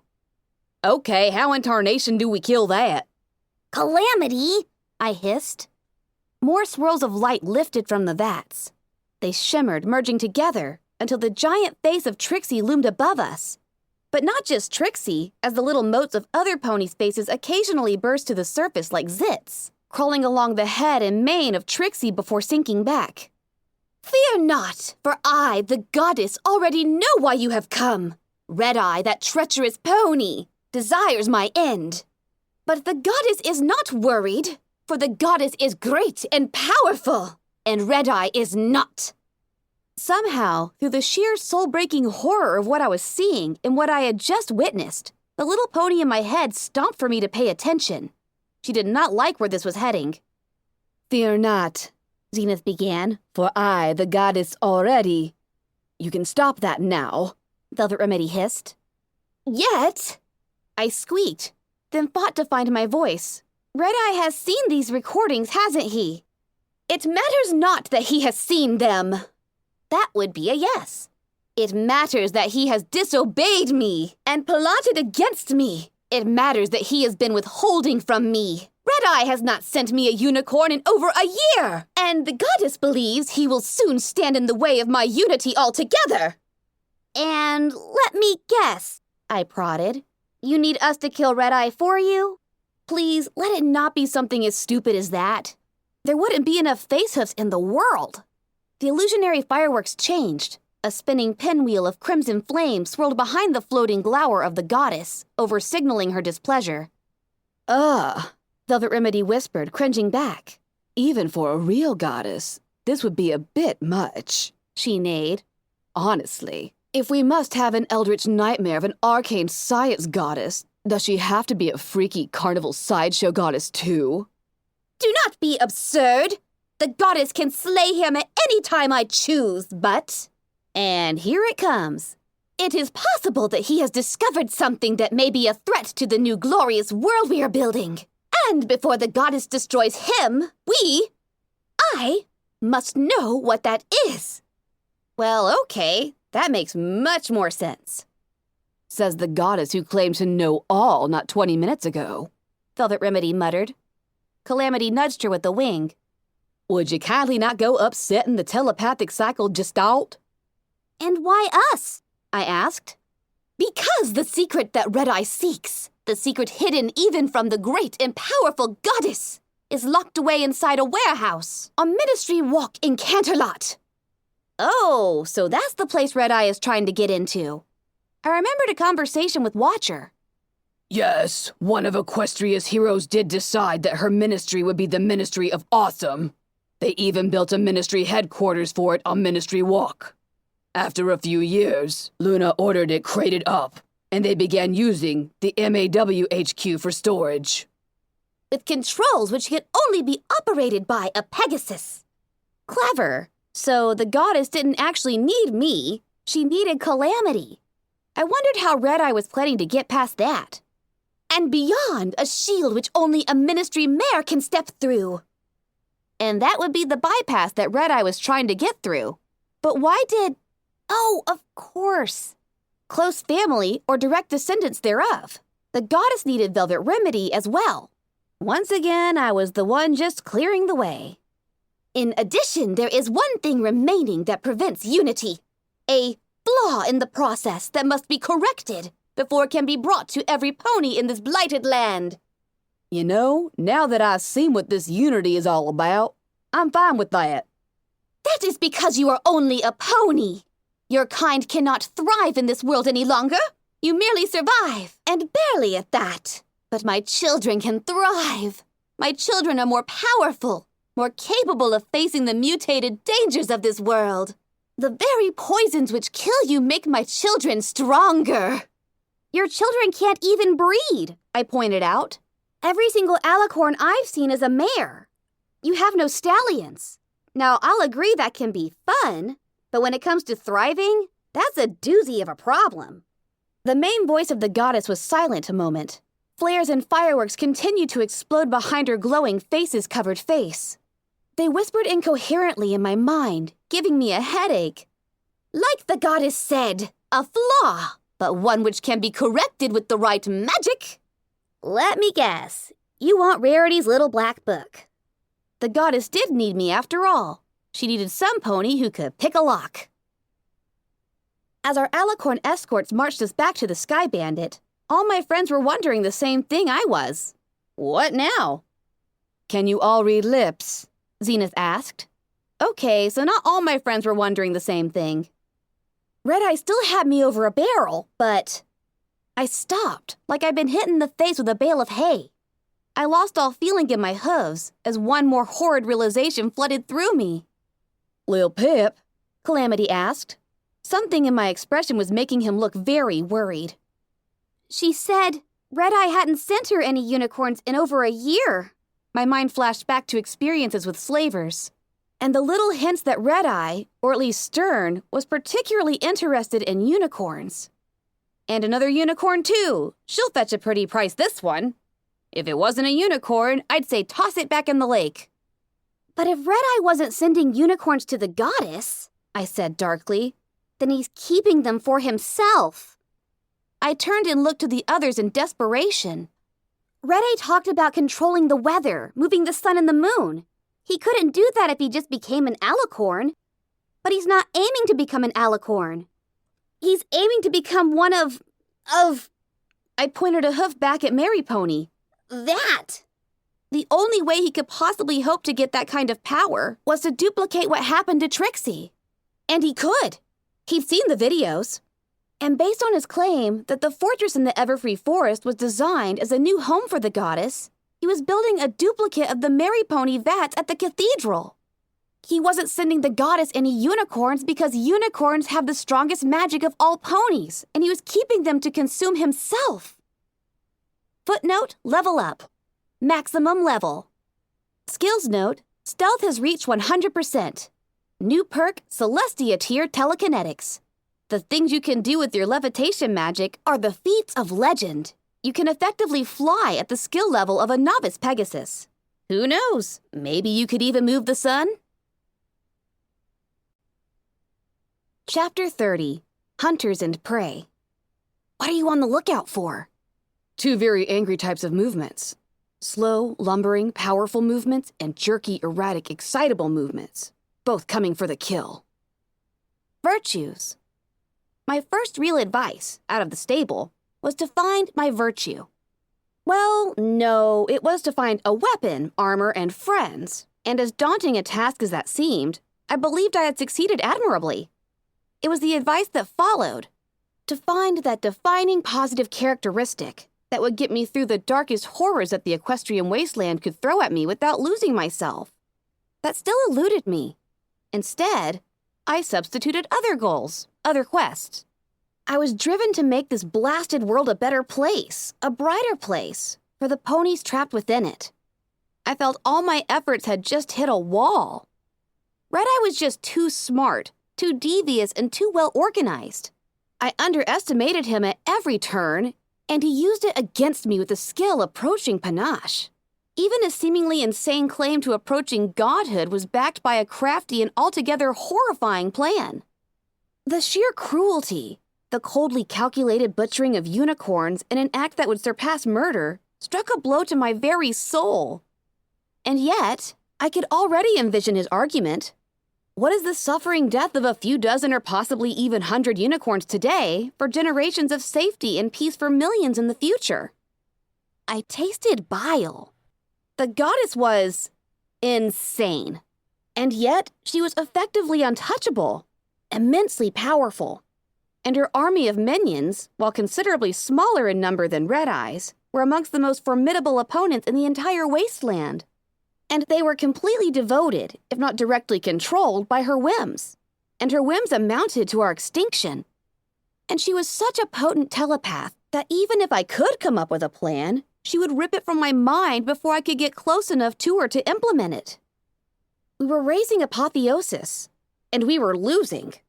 I felt the darkness closing in oppressively. If ever I needed a virtue to hold to, it was now. But even virtues could turn on you. They could go astray, become warped or perverted. Watcher had told me of the 6 greatest virtues of pony kind: kindness, laughter, generosity, honesty, loyalty, and magic. Although he made it clear there were many others, and that my own was likely not on that sacred list.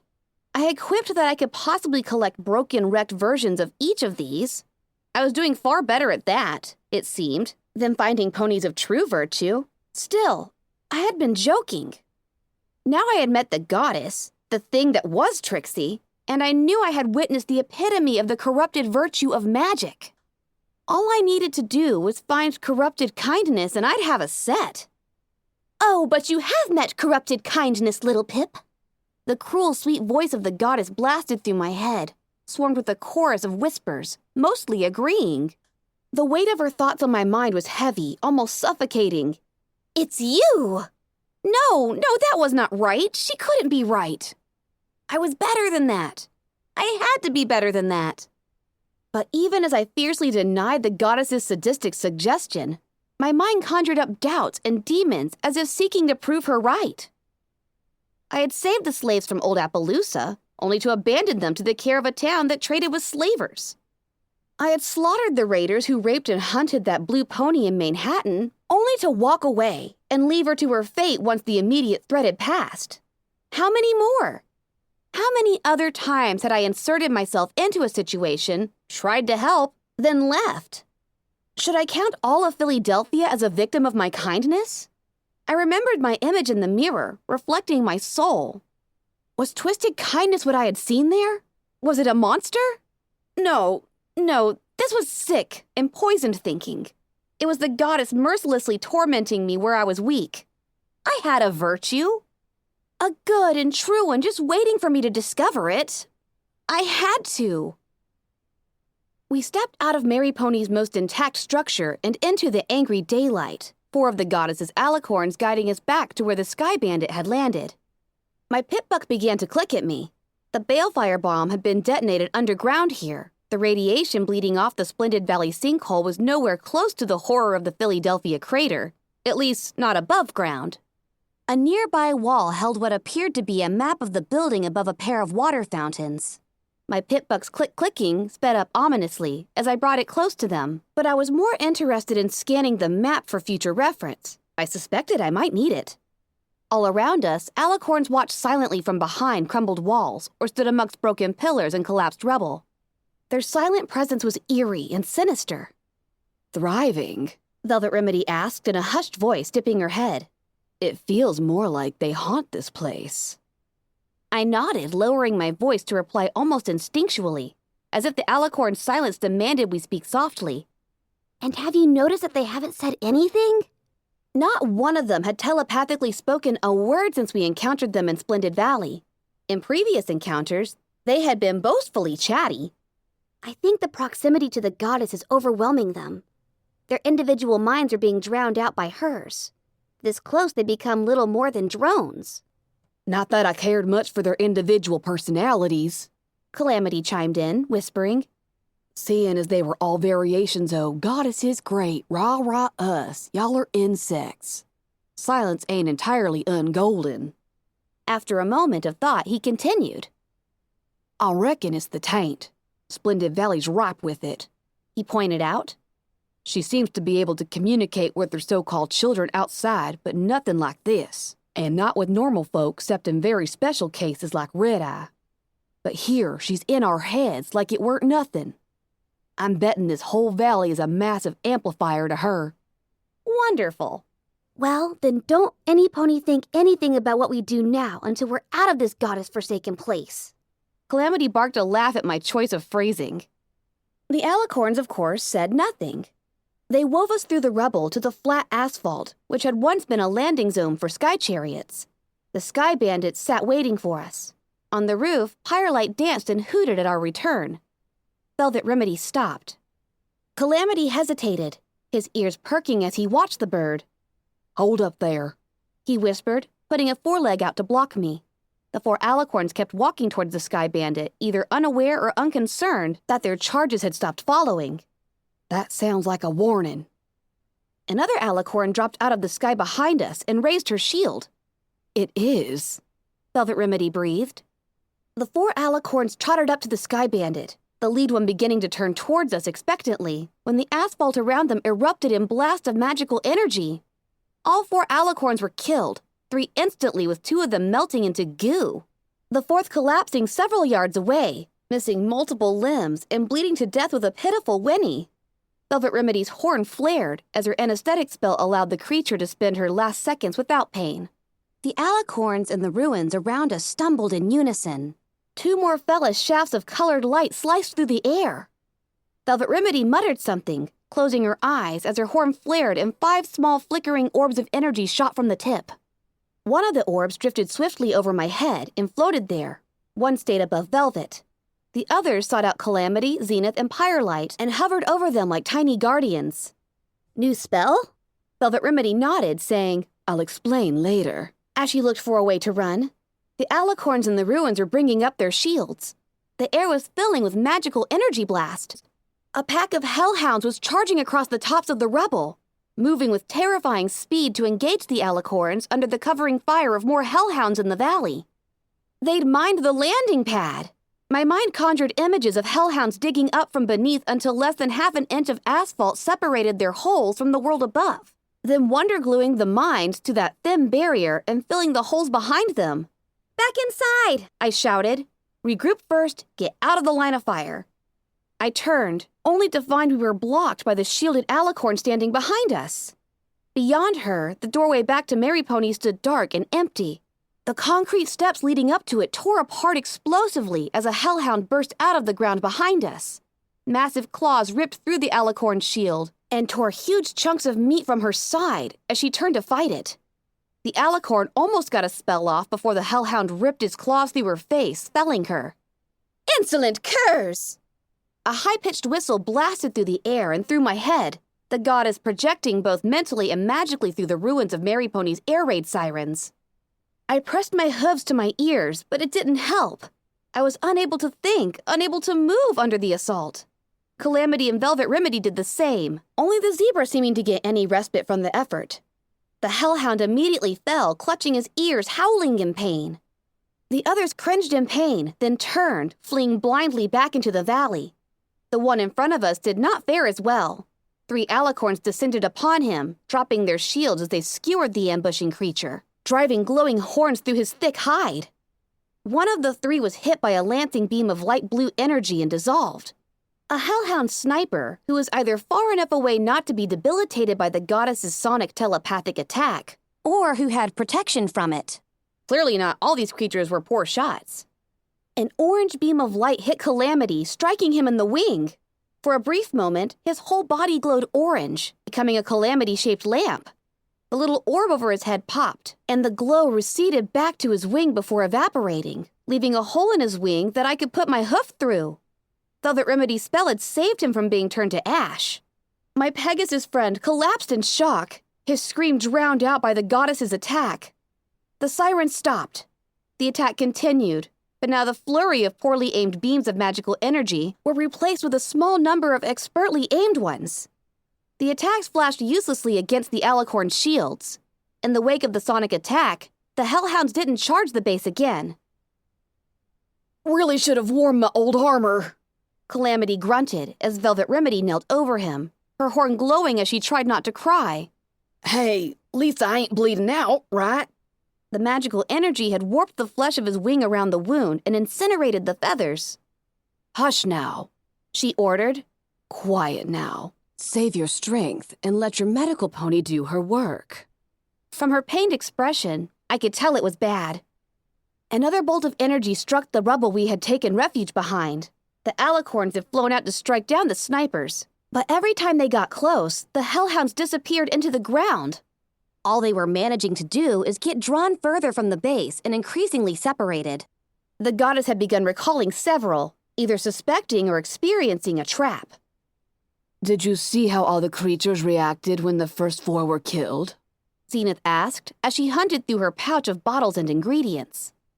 If the Trixie monster experiences each alicorn's death, perhaps the death of many at once is painful or disorienting to her. I nodded, filing that away for examination when we were safely outside the goddess's range. I looked to Velvet and asked, "Will he be okay? And will he be able to fly again?" Velvet took longer to answer than I would have preferred. I can repair the structural damage to his wing with my mending spell, but I can't heal the wound. He'll need at least 1 extra strength restoration potion to begin to heal properly, more if he wants to fly again anytime this week. And right now, we do not even possess a healing potion. She looked at me sadly. If you'll remember, I used up all of our medical supplies patching you lot up inside Stable 2. I felt a pang of guilt. Quite a spell you got there. Calamity praised, resolutely ignoring his doctor's orders. You saved my life. Only the slightest smile touched Velvet Remedy's frowning expression. Yes, I had hoped to barter for more medical supplies from Dr. Helpinghoof. But with Timpani Tower surrounded by Red Eye's forces, he wasn't willing to part with anything more than a few healing bandages. So I spent part of my time there learning a couple new spells. A disintegration ward seemed prudent. Zenith rolled out a vial and offered it to Velvet. She took it and wrapped it in a telekinetic sheath, keeping it floating nearby. She scowled as she added, Unfortunately, his wing needs more than my spells and some bandages to heal. I'm going to need to cut the warped flesh away before I can start rebuilding and mending the bones of your wing. Velvet Remedy insisted, remorsefully addressing Calamity. This is magical damage. If I don't remove all the affected flesh, your wing will never heal properly. You're going to bleed a lot when I do so, but Zenith has given me something that should reduce the blood loss. She frowned. This would be excruciating, so I'm going to have to use my anesthetic spell. You're not going to be able to move for the better part of an hour. A beam of pink light struck across the doorway into Mary Pony. A cinder block's worth of the wall glowed and dissolved. Zenith turned to me. You made the wagon fly before. Can you fly us all away from here? I shook my head. I'd been asking myself the same thing. I can, but floating myself is incredibly draining. I don't think I'd be able to get us very far. And even if I could, I can't move us very fast. And all those hellhound snipers would need is one good shot to blow us up. Then we are trapped until we can find medical supplies for the winged one. Dang, girl. Have you just not learned our names yet? I'm Calamity. My apologies, Calamity. I am not used to thinking in names or to being The ex-slave zebra was clearly having difficulty putting her feelings into words. On a level of familiarity where names are appropriate for me to utter. I could have sworn I'd heard her refer to at least one of us by name before, but now that I thought about it, I couldn't place an instance. The closest I could come was her questioning how Calamity got his name. Only the largest figures in her life had been given names, Red-Eye and Stern, who ruled those who had enslaved her, or figures of legend like Doom Bunny and Nightmare Moon. She'd kept her silence for how many years? I knew how impossible it had seemed to form friendships with my peers in stable too, having been the awkward blank flank with the alcoholic mother. Being a zebra in the Philadelphian slave pits must have been even worse. I wondered if she ever bothered to learn the names of most of her tormentors. Is this the way she had come to identify ponies in her mind? Do you believe there may be medical supplies inside here? Zenith asked, looking towards Mary Pony. I checked my Pip-Buck's auto-mapping feature, as well as the scan of the wall map. To my chagrin, Mary Pony's medical clinic was in the section that had collapsed into the crater. Anything that had been in there would be crushed, scattered, and probably tainted. There were bathrooms that might have medical boxes, but would they be stocked with the sort of supplies Calamity needed? I felt it was doubtful, and I wasn't eager to try. The horror of what lurked in there and what she had done curdled my blood.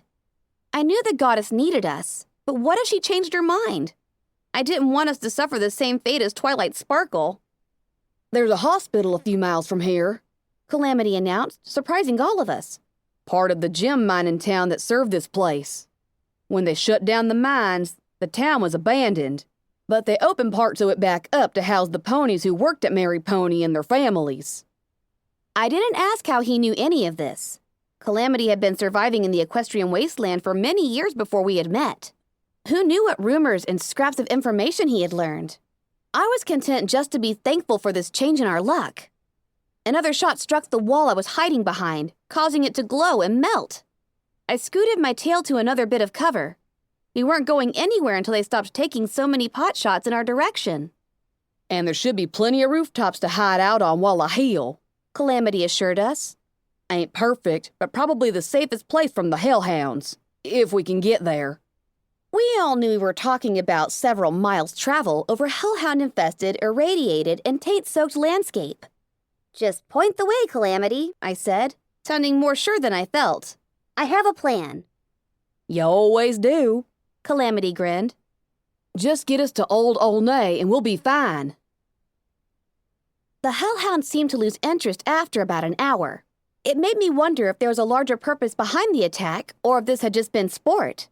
I stood on the railing ringing Mary Pony's short water tower, my binoculars floating in front of my face. From here, I could just make out the shapes of Old Olney in the distance, resting peacefully. An elevated highway passed nearby, going nowhere. The highway had collapsed less than half a mile beyond the off-ramp to the town, leaving a line of rubble and crushed wagons that time and the valley had mostly succeeded in erasing. Turning my gaze towards the horizon, I glimpsed a shadow that may have been Ponyville. Beyond that, the sky turned hazy and thick from the smoke of the ever-free fires. Walking around the rim, I realized I could spot 3 of those needle-like towers rising into the cloudy heavens above. I was fairly sure that one of them was the same one I had spotted from the outskirts of Cloudsdale, but I hadn't seen the others before. Coming full circle, I looked back again at Old Olney, then traced the path we would have to travel to get there. A set of train tracks that stretched from Old Olney to Mary Pony, crossing rocky flatland with only minor undulations, save for a gulch filled with hints of scraggly vegetation and 6 stagnant water. I couldn't make out any details, but the plants beneath the bridge moved, as if there was a much stronger wind blowing down the gulch than the faint breeze that stirred my mane. My view turned back as an alicorn flew across my narrow scope of vision, obscuring the landscape. I put away the binoculars, hurrying back down. More alicorns were beginning to return. The ones already here had returned to their silent lurking, seeming to pay us no attention. I was expecting either the goddess or her alicorns to attempt another escort, but it was almost as if they had forgotten we were here. Yet that was impossible. They kept looking right at us. Maybe the goddess was gauging what we would do next? Or maybe she was recovering? She had lost quite a few of her children over the space of an hour. I wasn't the only one who found this behavior bizarre. Howdy. Calamity said, trotting shakily up to one of the dark purple alicorns and waving a hoof in her face. Remember us? The ponies y'all want to find your stuff for you? Got a hurt wing here. If one of y'all would care to hitch yourself up, we can all be out of your mane that much faster. He turned to me, wobbling a little from the last fading effects of the anesthetic spell. This is weird, right? Maybe the goddess is taking a great and powerful nap? Zenith suggested.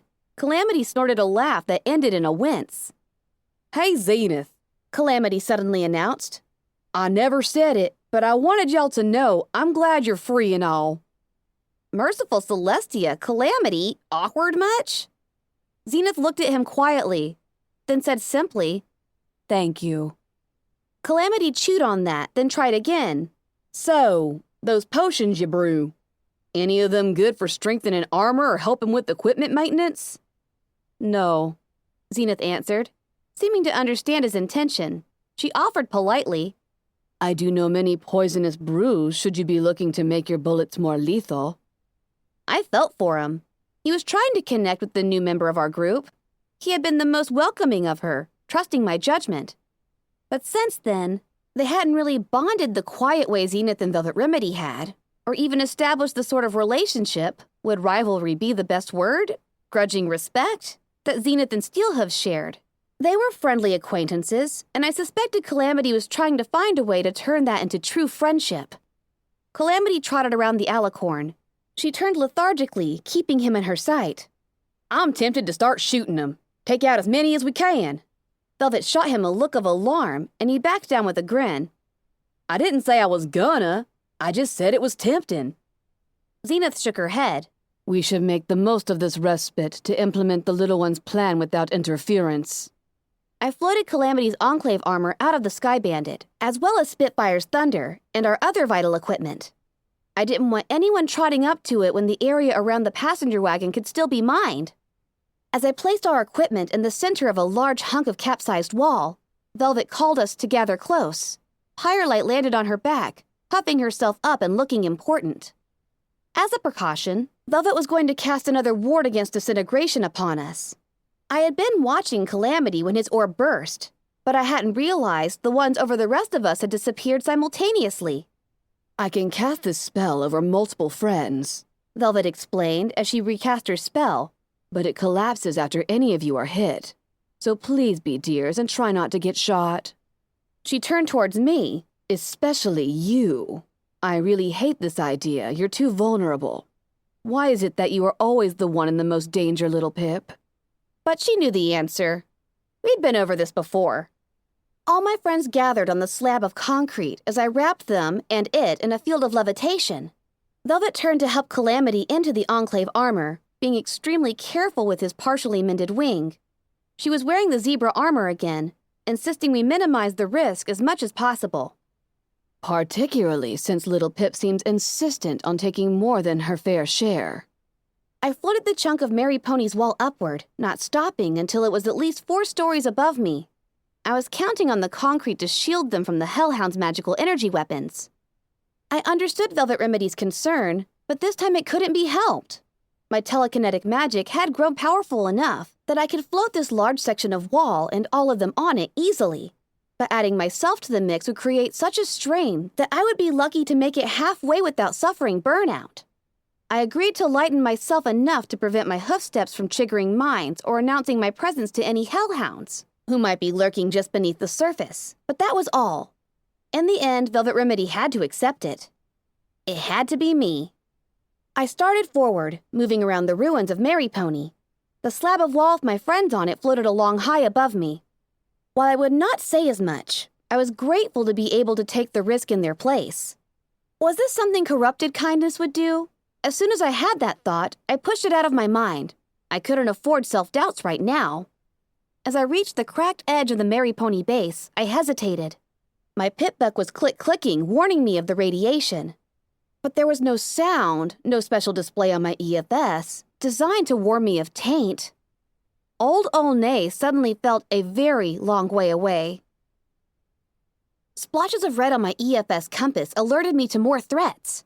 I floated the zebra rifle close and slipped into sats, even as I trotted. I was pacing myself, Advice from a book, The Egghead's Guide to Running, that I perused in Twilight Sparkle's Athenaeum during one of the hours where Homage was playing DJ Pone 3 and giving me a chance to catch my breath. I had several miles to go, and I wanted to make the distance as quickly as possible, which surprisingly meant not pushing myself as fast as I could. A spiny dart hit my side, bouncing harmlessly off my armored utility barding. My targeting spell latched onto the first bloat sprite, then the second. I fired off a 3-round burst at each, and the taint-swollen bugs erupted in flame as they fell to the ground.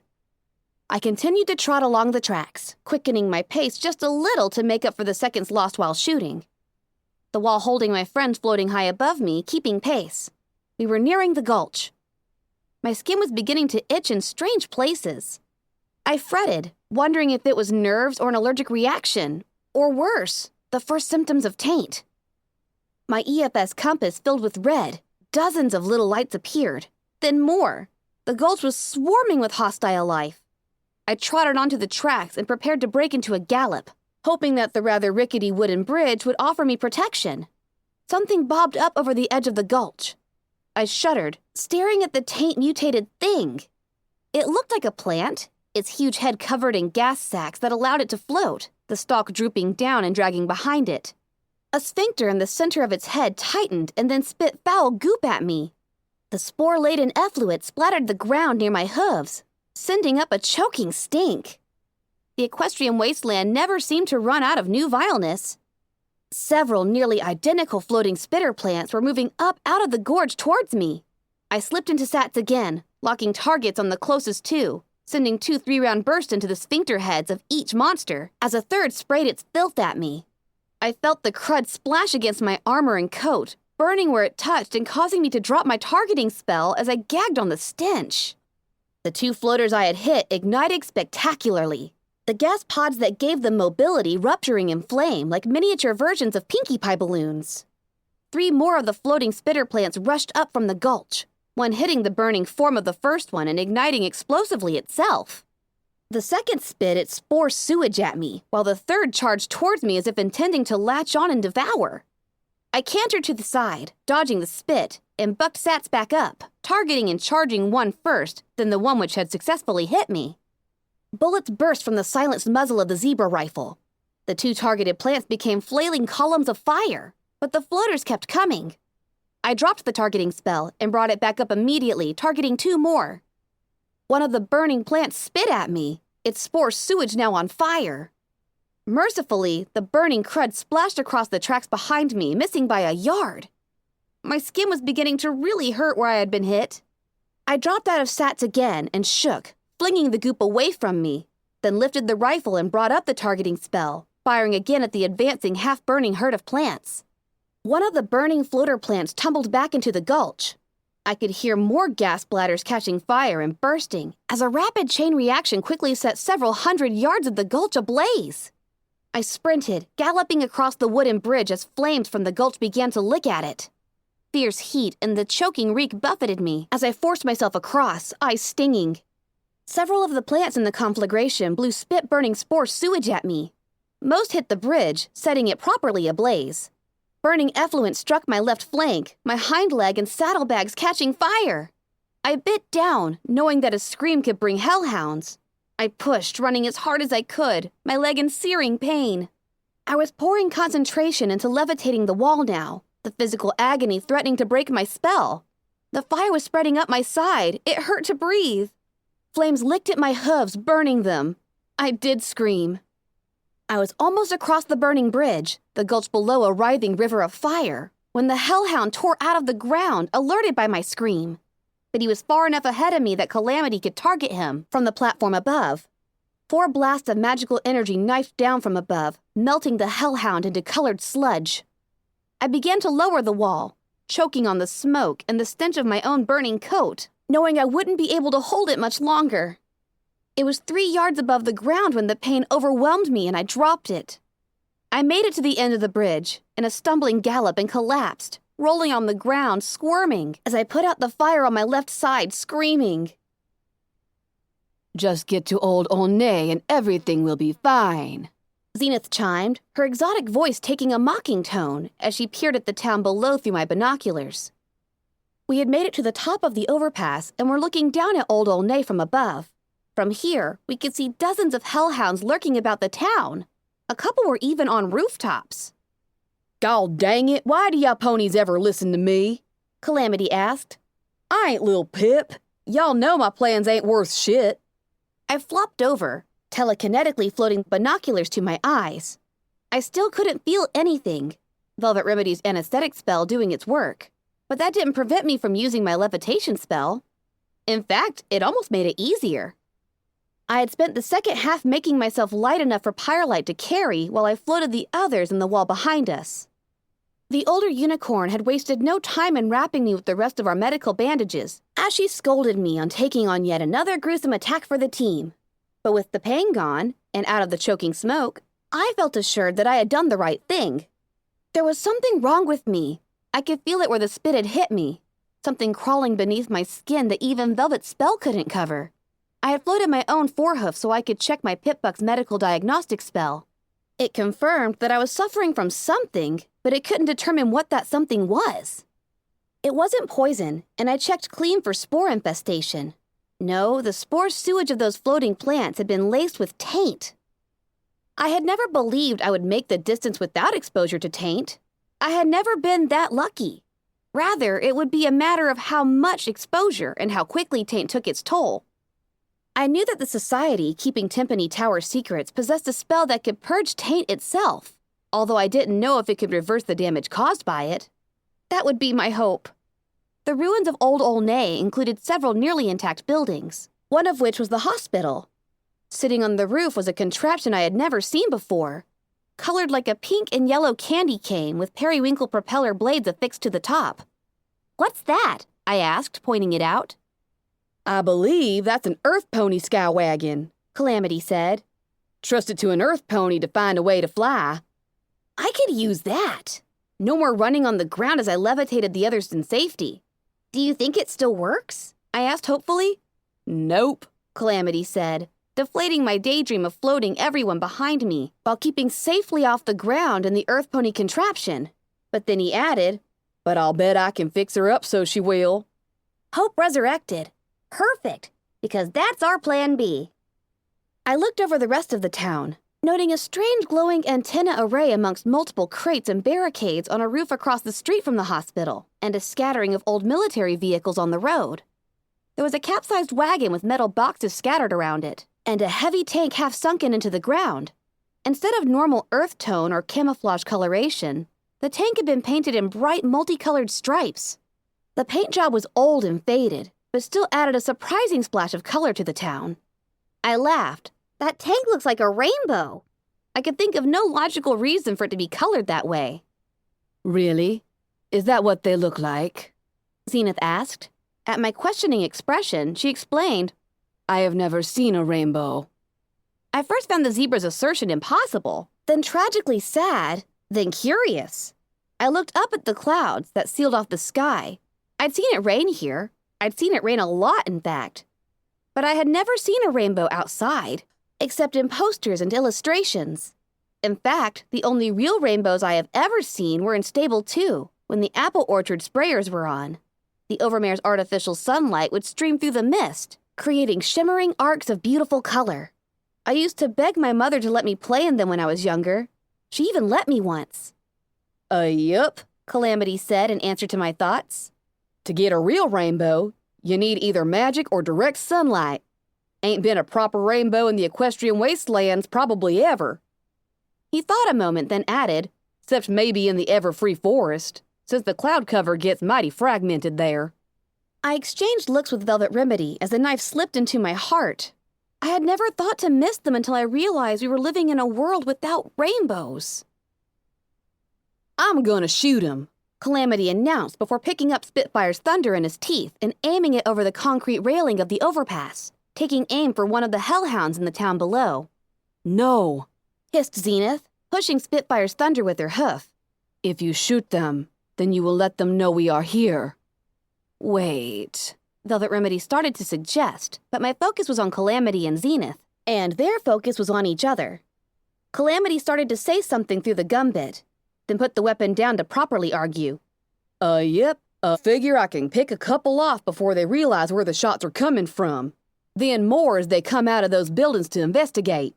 Let 'em come running towards us. We got plenty of space between here and there to snipe 'em off in. I was already pulling out my own sniper rifle, levitating my anesthetized body into an optimal sniping position. Little Pip, wait. Velvet said, but her next words were cut off by our zebra companion. Are you fools? Zenith trotted in place. This is not how you behave in enemy territory. Our enemy outnumbers us, and these are not stupid raiders, but clever opponents. You do not engage them wantonly. Calamity cocked his head. And what would you have us do? Hide and sneak? Yes. Zenith nodded firmly. Be alert. Move fast, keep downwind, and to the shadows. Avoid them whenever possible. Kill only those we cannot avoid, and do so swiftly and silently. Calamity looked to me. I say we take out what we can while we can do so from a distance. Less of them means less to worry about fighting up close. Zenith sighed, stepping between Calamity and me, facing him. Listen to me. I have watched you. You are a hunter. You know how to hunt. But do you know how to be prey? Calamity took a step back, lifting the bug-eyed visor of his Enclave armor to stare back at her directly. I ain't got no interest in being prey.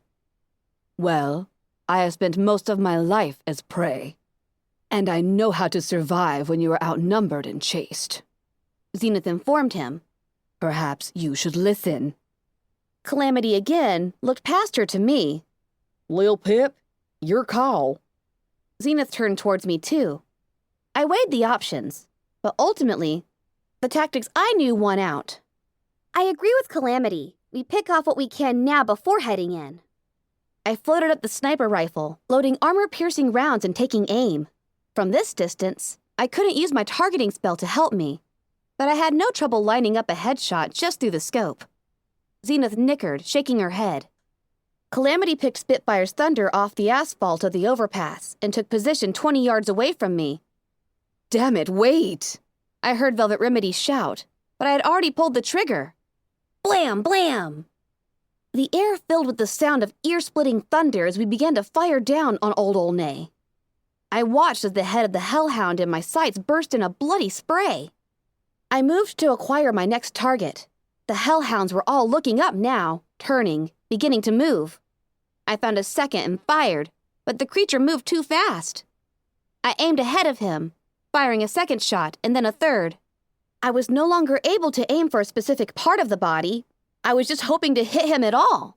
My second shot did, but it only slowed him down. The third missed entirely. I kept trying. Several shot back, beams of magical energy cutting the air. But we were too far away and too well protected by the overpass to be in danger from anything other than a dedicated sniper. Calamity was having far better luck. Every shot hit its target, crippling or killing. He started picking off the ones in the street as I turned my focus to those just coming out of doorways. That worked better. I felled a second, and a third. Oh, crap! Calamity hissed as the hellhound he had turned his aim on dove into the ground, digging through the street like it was wet toilet paper. Calamity fired, blowing the creature's tail off as it disappeared. They weren't coming out of doors anymore, and as I looked up, I saw the last of the hellhounds on the street disappear into a hole. We had killed 10 of them. Well, brilliant. Velvet Remedy face huffed. Both of you. Now they know we're here, and we've attacked them first. She looked cross. Calamity wiggled his wounded wing. My wing disagrees. Velvet Remedy's ears drooped. Now, Zenith told Calamity, you are prey. We are all prey. They came for us on the overpass while I was still paralyzed by the anesthetic spell. The hellhounds weren't foolish enough to come running up on the ramp like we had hoped. Instead, they dug their powerful claws into the pier beneath us and began to climb. The first one clawed its way over the railing, almost on top of us. Hirelight was the fastest to react, filling it with a face full of radioactive green flame. Calamity recovered quickly, firing 2 of the Nova Surge rifles in his Enclave armor directly into the hellhound's torso as it lashed out with its claws, barely missing the Balefire Phoenix. The monster tilted back, dissolving. They're coming up from beneath us. Zenith warned before turning to dig in her satchel. Velvet Remedy cooed to Pyrelight. Would you be so kind as to burn them off the pier? Pyrelight hooted happily and leapt over the edge. I could hear the roar of flames beneath. Pyrelight was able to take out 2 of them before more on the ground abandoned climbing and started shooting at her. She appeared, dodging and weaving between shots, as the magical energy attacks drove her away from the overpass and the pony she was protecting. Zenith produced a bottle and passed it to Velvet Remedy. Dip your slugs in this before you load them, she instructed. The poison will cripple the creatures if your shot isn't enough to kill them. Velvet Remedy opened her combat shotgun, floating out the slugs and dipping them as instructed, a grim look on her face. 2 more crawled over the railing. I was ready this time, floating up little Macintosh as I slipped into Sats and fired into their heads. The hellhound's brains splashed out of the exit wounds. 3 more replaced the 2 I had just killed, and the sound of rending concrete warned me that more were digging directly up through the overpass from the top of the pier. Velvet Remedy's anesthetic spell hit one of the hellhounds, causing the creature to fall. She lifted her shotgun towards another and hesitated. The hellhound lashed out at her, his claws slashing shallow lines of red across her breast and throat as I telekinetically shoved her back. Surrender, she offered to the creature. Don't make me hurt you. God dang it, Calamity shouted, firing a bevy of magical energy bolts into the hellhound. The creature collapsed into a steaming puddle, leaving Velvet Remedy and Calamity staring at each other through the rising smoke. Don't reason with 'em. They ain't interested. They're people, she shouted back. They have a right to live. Y'all heard the zebra? Calamity shouted, turning to fire at another hellhound as he dug up through the overpass asphalt. They're hunting us. And whose fault is that? She quipped back loudly, throwing a protective shield around Zenith. The hellhound's claws tore through Velvet's shield like it was made of colored air. The zebra stepped inside the attack, rising one of her hind legs and throwing up one hoof to stop the monster's swinging arm, while driving another hoof against the thick hide of his throat. The hellhound collapsed, choking. Has any pony even tried just talking to them? Velvet cried out in exasperation. I reloaded little Macintosh as quickly as I could. They were coming faster now. It was getting harder to put them down as quickly as they surfaced, and one good swipe from their claws would kill any one of us. There were bloody hellhound corpses and piles of sludge all around us. We'd managed to kill nearly 10 more, miraculously, without getting crippled or killed. Even if Velvet Remedy had a point, it was far too late now. I told her so as I fired point blank at a hellhound and somehow missed. The creature bore down on me with its claws. Velvet Remedy sang, a single, high-pitched note. The hellhound immediately fell back, its clawed paws covering its ears. It turned and fled back down into the hole it had come out of so fast that I didn't have time to bring up my targeting spell and shoot it in the back. Velvet continued to hold the note, clear and strong. I looked around, and the other hellhounds were disappearing, fleeing the overpass. Once they were all gone, Velvet's voice finally broke. Panting, she fixed all of us with a glower. Savage animals and monsters are one thing, but with people, there's usually a way that doesn't require killing each other. We moved cautiously into Old Olney. The sun was beginning to set, and I wanted to get into the hospital and out again before the coming darkness put us at an even greater disadvantage. We were taking Zenith's advice now, not engaging, moving swiftly and quietly. Of the group of us, only Velvet Remedy was unskilled at stealth, so I was floating her along with us. The faint glow coming from my horn and shining around her worried me. It was like I was painting her as a target, but from our experiences, it seemed the hellhounds hunted by sound more than sight, possibly by scent as well, so it felt more important to keep her hooves off the ground. As we pushed through the remains of a building, I spotted several pony-shaped figures laying on a floor above us, through a collapsed section of ceiling. I waved a hoof at the others. Hold up. I want to take a look. I floated myself upwards, sweating with the effort, my horn glowing brighter. But there were no red marks on my EFS compass, no sign of life on the floor above at all, so I felt momentarily safe in pushing myself. As I levitated through the hole, I could see the bodies were of steel rangers, 3 of them clad in metal armor, and a 4th who was not. The 4th sparked my curiosity. A yellow unicorn mare wearing thickly armored red robes, with the sparks and gears symbol of the Steel Rangers embroidered into it. I had not seen a ranger wearing anything other than Steel Ranger armor, Save for Elder Blueberry Saber. All 4 of them had died from terrible wounds inflicted by hellhound claws. The bodies were desiccated. They had been here quite some time. The hellhounds had mined the floor around the bodies. One by one, I disarmed them. I began scavenging the bodies, searching for any clues as to what brought these forward to Old Olney, as well as any supplies or ammo that might benefit us. I was in luck. The robed pony had 2 stealth bucks and a memory orb. One of the other rangers had a magically enchanted ammunition that was the same caliber as Calamity's normal battle saddle. I brought my treasures back to the others. You ain't planning on looking into that there ore while we're in Old Olney, right? Calamity said with a gentle warning. Y'all remember our little talk, don't you? I nodded solemnly. I pinky pie swear. You what now? Never mind, tell you later. And yes, I promise. As we moved to the edge of the street, my EFS warned me that there were at least 4 hellhounds around the corner. I halted everyone. We might be able to take them. We had surprise.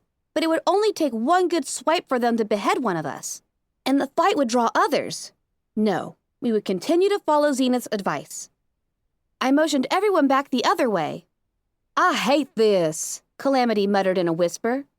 I want to hunt the hunters, not play these scurrying games. I ain't a rabbit. Zenith gave a wry smile. Humility does not come easy to you, does it? Calamity turned to her. What's that supposed to mean?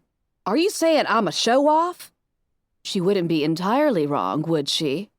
Velvet Remedy purred with just the right tone to soothe and embarrass the Pegasus. The partially collapsed firehouse tilted at an insane angle, making the entire world seem alien and threatening. Calamity, Velvet Remedy, and I scrambled across the maze of broken floors and leaning columns. Hirelight swooped between floors, occasionally diving down to the bright red firehouse wagons that lay crushed and partially buried under swaths of flooring. A hellhound lurched into the doorway behind us, only to find Zenith waiting for it. A swift blow beneath the ribs froze the creature in place, paralyzing it. As it fell, a bolt of magical energy shot through the doorway, striking the zebra in the throat. She glowed brightly, and the orbs over our heads burst. Zenith fell, bleeding from a wound in her throat the size of a memory orb. Velvet Remedy struck the monster with an anesthetic spell, then rushed to Zenith, floating out her dress and using it to apply pressure to the wound. The dress was quickly ruined as it soaked with blood. Can I please kill him? Calamity huffed. Velvet frowned, not saying anything. Zenith rasped, Yes, silently, and cut them open. The blood. Smell. The hellhounds were hunting us, tracking us now clearly by scent. I understood what Zenith intended, as did Calamity. Velvet Remedy turned away, unwilling or unable to watch as we slew the 2 hellhounds. We made it quick, merciful. It was the least we could do, considering that we were about to defile their bodies. This ends any chance of diplomacy, Velvet moaned. I hesitated, floating a jagged piece of sheet metal out of the debris and positioning it over the hellhound's body. I had to disembowel him, spread his stink, cover our path with the stench of his death. It was vile. Slowly, I lowered the jagged metal, slashing at the hellhound's armored hide, slowly sawing into him. It was incredibly hard, and the reek was unbearable. I took what little comfort I could, and knowing that at least he had died quickly and without pain.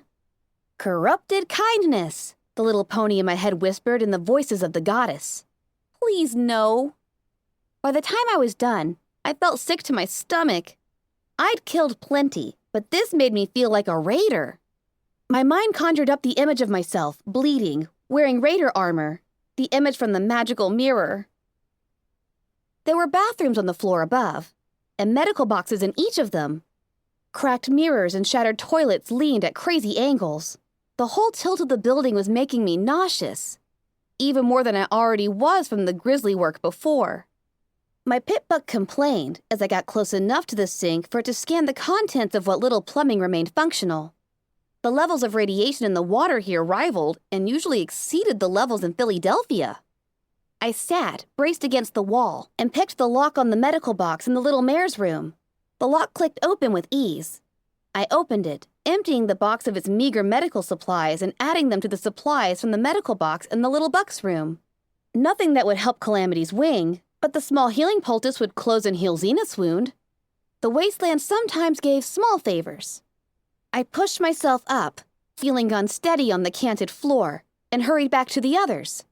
They were gathered in what had been the firehouse kitchen. Velvet Remedy took the poultice and applied it, then borrowed a needle and thread from Calamity's clothing repair kit. A cabinet 2 buildings back had offered up an old bottle of apple whiskey, half empty. I whimpered and sighed as the drink went into sterilizing the needle. I could use a sip. I contented myself with a draft from my last canteen. It was nearly empty. I itched in ways I shouldn't itch. The poultice had stopped the bleeding and partially closed the gaping wound in Zenith's neck. Velvet began to sew the wound closed completely. Even with Velvet's expert attentions, the wound was going to remain an ugly scar for the rest of her life. I realized, not for the first time, that the zebra would be dead if the magical bolt had struck her just an inch differently. Now you wait here and rest, Velvet ordered the zebra mare. and little Pip, you watch her. I'm taking Calamity to find something to use as rags to clean you butchers off. Velvet stuck her nose in the air and trotted out. Calamity scowled but followed, pausing next to me long enough to remind me, No orbs. I watched him walk out after her. Rags? Sounded more like an excuse to talk to Calamity alone. I let out a long sigh. Worst day ever. It wasn't. But ever since we entered Splendid Valley, the day had been working very hard at becoming so, reaching a Luna tier rating of badness. Zenith lay still for almost a full minute before getting up and moving about the kitchen. She had to brace herself on sloping counters as she rifled through the cabinets. Well, at least you're as good at following doctor's orders as the rest of us. I chuckled as the zebra started pulling pots and setting them out on the table. One of them slid down the incline. I caught it magically before it hit the floor. Zenith, I asked as a worry from the days before flooded back. Do you trust me? Without turning from her task, she replied by asking, Trust you about what?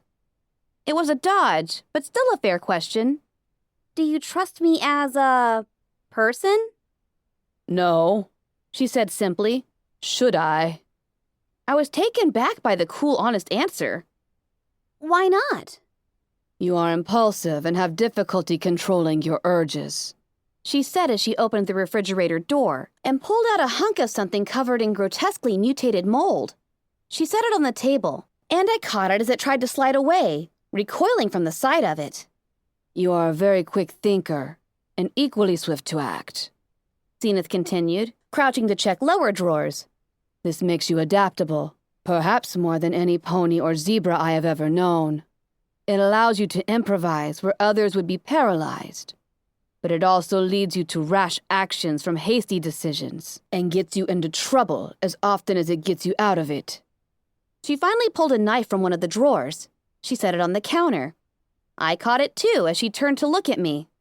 Although those are just my observations, and I have not known you very long. She looked me over. Why do you ask? I wasn't sure what to feel. I wanted to argue with her, but a large part of me suspected she was right and cursed her for being so observant. Do you think I'm evil? Zenith stopped, looking at me oddly, then laughed. No, little one. You are one of the most caring souls I have ever met, pony or otherwise. Again, the little pony in my head whispered, corrupted kindness in the voice of the goddess. Do you think I'm cursed then? At her odd expression, I clarified. I have been touched by homage. The zebra turned back to scouring the kitchen, pulling pans out of a lower drawer to get a spark battery-powered hot plate. Of that I am quite aware. I felt myself flush nervously. What do you mean by that? There are lovers who are quiet, and there are those who are not, Zenith stated. You are not one of the quiet ones. Oh no, dear sweet Celestia. You are what my tribe called a whinnier. I felt myself blushing hotly. I wanted to throw myself in the Splendid Valley sinkhole out of sheer embarrassment. You mean all those each? I squeaked. Yes, Zenith confirmed. each. It took me several minutes and an old sack that the zebra had given me before I stopped hyperventilating. Can you breathe now? Zenith asked gently. I nodded. I think so. The medical pony is right, Zenith said with a soft smile. You are cute when you are that color. I felt faint. My breathing threatening to quicken again. I took a moment and composed myself as best I could. So, am I cursed? Because I love homage? She paused, then turned away. I waited for her to answer. The answer I received was not what I had expected. The zebras may have been wrong about Nightmare Moon, she admitted. You ponies may have been right. The wielders of the elements of harmony may have broken whatever hold the stars had over Nightmare Moon. Luna may have been different. She turned to me. But that does not mean that the touch of the stars was still not upon her, that it did not influence her in more subtle ways. She looked to me. I am open to your beliefs, but I ask that you be open to mine. Perhaps there is truth in both. I frowned. I didn't want there to be any truth in her beliefs, but I had seen things that suggested otherwise. Things that suggested maybe there was something dark and terrible up there in the vast emptiness that stretched behind the moon. But Homage is not evil. She's not twisted. She is no Nightmare Moon, I insisted. In fact, she saved our lives. She saved yours. Zenith nodded with a sad smile. And would you not say it was quite an amazing shot? Absolutely, it was an... What? The weapon from the stars wants to kill, Zenith said. It yearns to kill. Okay, now that was just creepy. I will accept that Homage is a good, kind pony, and that she is not cursed, because you ask me to. Zenith conceded. Even though I do not trust your judgment, I believe you speak truthfully in this, and I suspect you are better experienced at matters of heart than I am. I smiled, feeling a touch of relief. Thank you, Zenith. The zebra shook her head. But I ask in return that you keep an open mind to the things I believe, and a watchful eye for warning signs.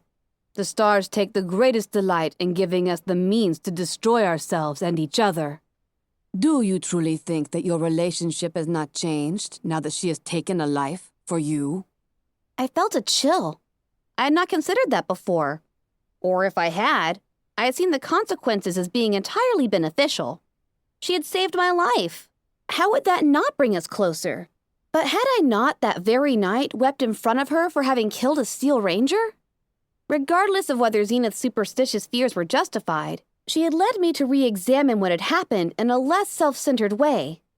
I looked up into the zebra's eyes. Thank you. I floated the whole array of pots and pans. Zenith had quickly discovered that no surface in the room was flat enough to safely cook on after a mishap with the hot plate. Not far outside, Calamity and Velvet Remedy had started arguing. We could hear it from inside the kitchen, but could not make out the words. Not that I wanted to. Zenith fretted, worried that their discussion would attract more hellhounds, but so far they were keeping their voices low enough. Still, it added an unpleasantness to the air. I distracted myself by returning to an earlier part of my conversation with Zenith. Do you trust me to tell you the truth? Yes, little one, unless you believe it is in my best interest to lie. Crap! I hated to think she might be right about that. I would have preferred to be more like Homage.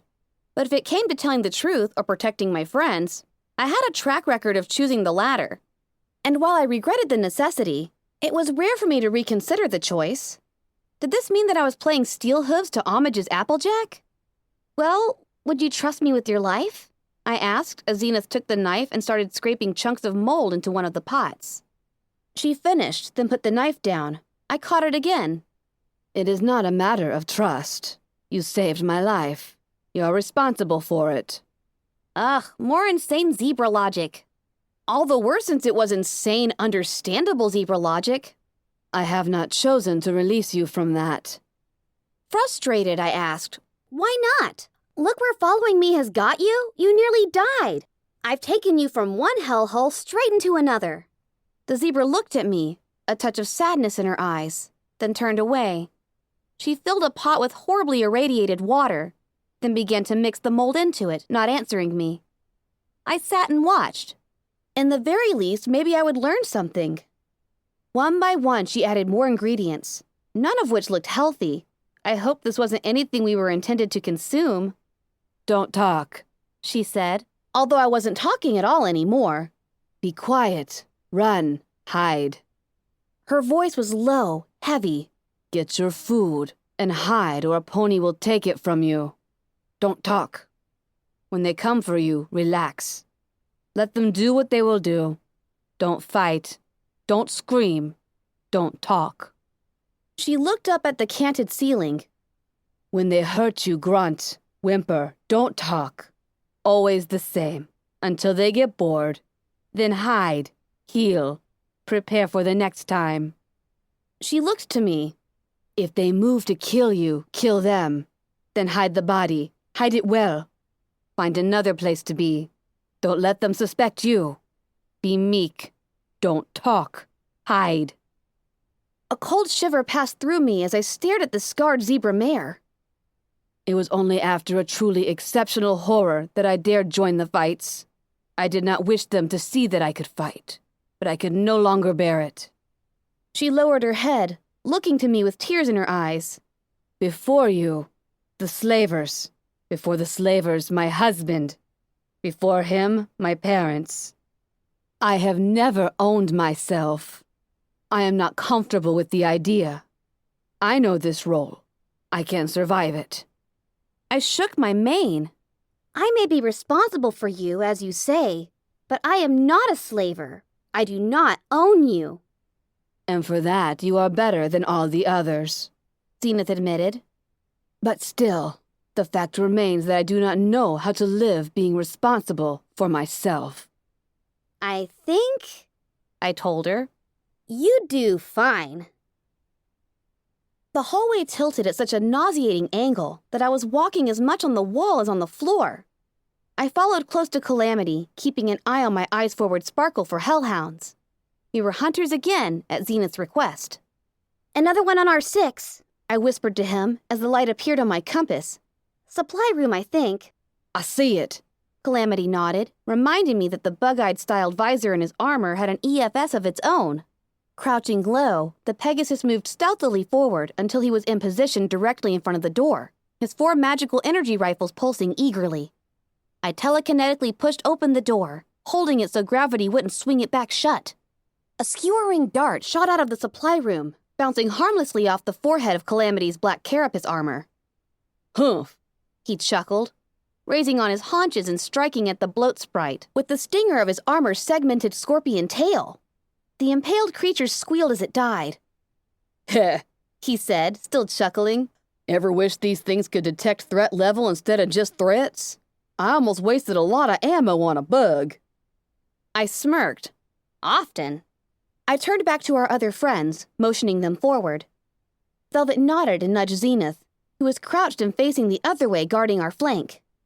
My eyes forward sparkled tracked a friendly spot of light as Pyrelight swooped in and out of rooms, searching for enemies to burn or rodents to eat. The Balefire Phoenix returned to drop the charred corpse of a small animal at Velvet Remedy's hooves. Ooh, thank you. Velvet sang lusciously, stroking the bird's plumage with a gentle hoof. Pyrelight hooted happily and stretched her wings, fluttering off again.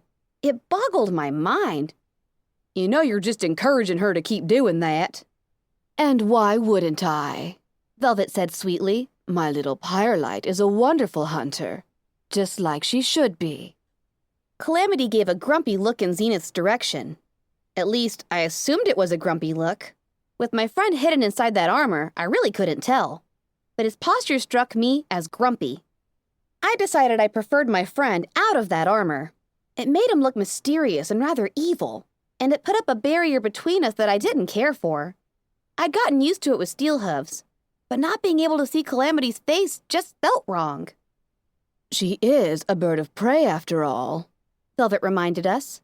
Zenith eyed the charred corpse and shook her head, then cantered towards us, moving with surprising ease down the off-kilter hallway. Calamity flexed his injured wing, and I thought I heard him mutter, So was I not so long ago. So, Calamity, I piped up, pulling his attention away.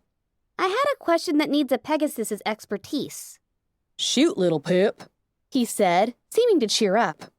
If I wanted to clear away a large area of clouds, say the area over Manhattan, say, just as a totally random example, the area above a megaspell chamber, which requires sunlight to function, how could I do so without having the Enclave all over me? Calamity nickered. Oh no, what you planning now, little Pip? Just theoretical, Yep, sure it is. he said, clearly not buying a word of it. Zenith moved up to the body of the bloat sprite. Perfect. She intoned, opening her satchel. Leaning down, she tore off its wings and spat them into the satchel. Now I must find a room to complete the brew. Zenith moved ahead, taking the lead again. Do I even want to know? Calamity said. From what I've seen go into it, I prefer not to. Returning to my question, Calamity informed me. Well, there's only one way to clear an area that big that fast, and that's with a sonic rain boom. The gears in my head started turning. Of course, the Enclave's response would be swift and deadly, but you might have clear skies for over an hour, He chuckled ruefully. which sad to say requires a Pegasus capable of performing one, of which the Equestrian wasteland has exactly 0. The gears ground to a stop. Damn. Sorry, little Pip, show off or not, that's one trick I ain't never been able to do. Very, very few Pegasi can. And the Enclave keeps them real close. When the firehouse had started to topple, the building came to rest against the Mary Pony Mining Administration building. A canted firehouse window hung open about 5 feet from the opening of a shattered window on the opposite building. Just a hop, skip, and a jump, I told Calamity with a smile. I remembered wearing Enclave armor from riding Rainbow Dash's memory. It might look fearsomely heavy, but it was amazingly light. There was no reason Calamity couldn't do this easily. Calamity braced against the sloping floor. Easy to say for y'all who ain't never had to do something like this without your wings. He looked at me. If I fall, y'all are ready to catch me, right? Just float him across. Zenith suggested from the opposite window where she and Velvet Remedy were waiting. Yeah, Calamity agreed. I like that plan better. I rolled my eyes, then whispered to him, "But which do you think will impress Velvet more?" Calamity straightened up, shook his fears off, galloped, and leapt. He made it with 5 feet to spare. Show off. My turn. I looked down the sloping floor and across the gap to the opposite windowsill. It wasn't even with this window, maybe 2 feet higher. I swallowed. In Calamity's defense, the tilted floor was throwing me, too. I galloped forward, lightening myself at the last moment. After I had all the momentum I needed, I sailed across, smacking into Calamity's armored tail. See? He joked. I told you. Nothing to it. I snickered and shook my head. The room was an open office space filled with desks and terminals, none of which had survived well. I checked my EFS and found red lights moving around us, probably on the floors below. I motioned the others to be quiet, and once again I levitated Velvet Remedy as we moved. As we passed the last of the desks, I noticed an orange and yellow book laying in an open waste bin. I floated it out, looking the book over. "The Big Book of Boom," announced the cover, adding beneath, "The Dynamite Guide to Handling Explosives." Below that was a picture of the author, Red Three-Hooves Runner, with a cartoon balloon saying, "You better handle her right the first time, 'cause she won't explode twice." The book was crammed full of notes and papers. I tucked it away to look over later. Underneath it was an audio recording. I downloaded it to my PipBuck and slipped my ear bloom into an ear. Surely Calamity wouldn't mind this. Listening to the recording wouldn't remove me from my surroundings. Mining Officer Torchwood to all concerned personnel. First order of business. We will have a surprise inspection in 2 days. Every pony needs to be well rested and at the top of their game. Mary Pony Operations Overmare Sunny Days is authorized a half day tomorrow, so that every pony can get plenty of rest and have their uniforms cleaned and starched. Any pony who uses this time to go to Ponyville and get drunk will not be allowed back into the Mary Pony facility or any operations building within Old Olney and will be docked 1 week's pay. Baskets, make sure you have proper headgear this time, or you will find yourself no longer employed by Mary Pony Mining Co. Second order of business, Mary Pony Mining Co. has increased demand for productivity. This means you can expect an increase in work hours of 20%, with a corresponding 15% increase in your paychecks. Officers whose teams exceed the new quotas will receive a bonus. I cannot say what the bonus is, but I can let you know that the bonus will include ice cream. Likewise, we will be opening up several previously restricted tunnels to mining operations. The Mary Pony Mining Co. assures you that these tunnels meet and exceed our minimum safety standards. Third order of business, there have been increased reports of trespass by relocated diamond dogs. Now, I don't know if this is a territorial peck mind thing or if they're just stupid, but if you find a diamond dog on Mary Pony property, you are to instruct the dog to leave. If the diamond dog refuses, use of sonic deterrents are permitted. Ask your team officers for the newest line in D4, Diamond Dog Deterrent Device, whistles, now with convenient neck wrapping loops. Fourth order of business, thanks to Brickbane, we have had to reset our days without serious injury board back to 0. Thankfully, Brickbane will recover the use of most her limbs. Remember, D4 neck wrapping loops should be kept short, so that your whistle cannot dangle into mining machinery. Keep up the good work, every pony. I turned off the ear bloom. We had reached the stairwell, and my EFS had lit up with more hostiles. 2 hellhounds lurked visibly at the bottom of the stairs down. They were wearing makeshift armor, and one of them carried a magical energy minigun. They were more around the corner. One of them started sniffing. I motioned the others back and looked to Zenith. In theory, the potion she had brewed was altering our scent, making us smell like mold and bloat sprites. Still, going down to street level was out, unless Zenith thought now was the time to go on the offensive. The zebra shook her head. She slipped forward and started up the stairs, towards the roof. If I remembered correctly, this would put us across the street from the hospital. I didn't think even Calamity could clear Old Olney's Main Street with just a hop, skip, and a jump. What am I looking at? It was not the first time those words had come out of my mouth. A late evening wind moaned through Old Olney, pulling at our manes and tails. A yard from my hooves was the lumpy puddle of sludge, which had once been the Hellhound sniper positioned on the rooftop of the Mary Pony Mining and Administration building. Calamity had fired on him the moment we burst out onto the roof, liquefying the creature before it could attack or howl. A strange antenna sat in the center of the sagging rooftop, humming softly, surrounded by magical gemstones that radiated a soft blue light. Around the antenna were several tables, one of which was still intact and held a glowing terminal that faced away from us. The others had been clawed to shreds. Strange silvery boxes sat nearby, all but one of them similarly shredded. Hellhound claw marks sliced into the barricades that ringed the roof. There were several dead ponies up here, all of them Pegasi, all wearing the same black carapace armor.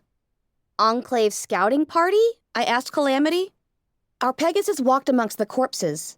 They were old, just dried and rotting flesh hanging on bone. No, He said, looking up. this was a science team.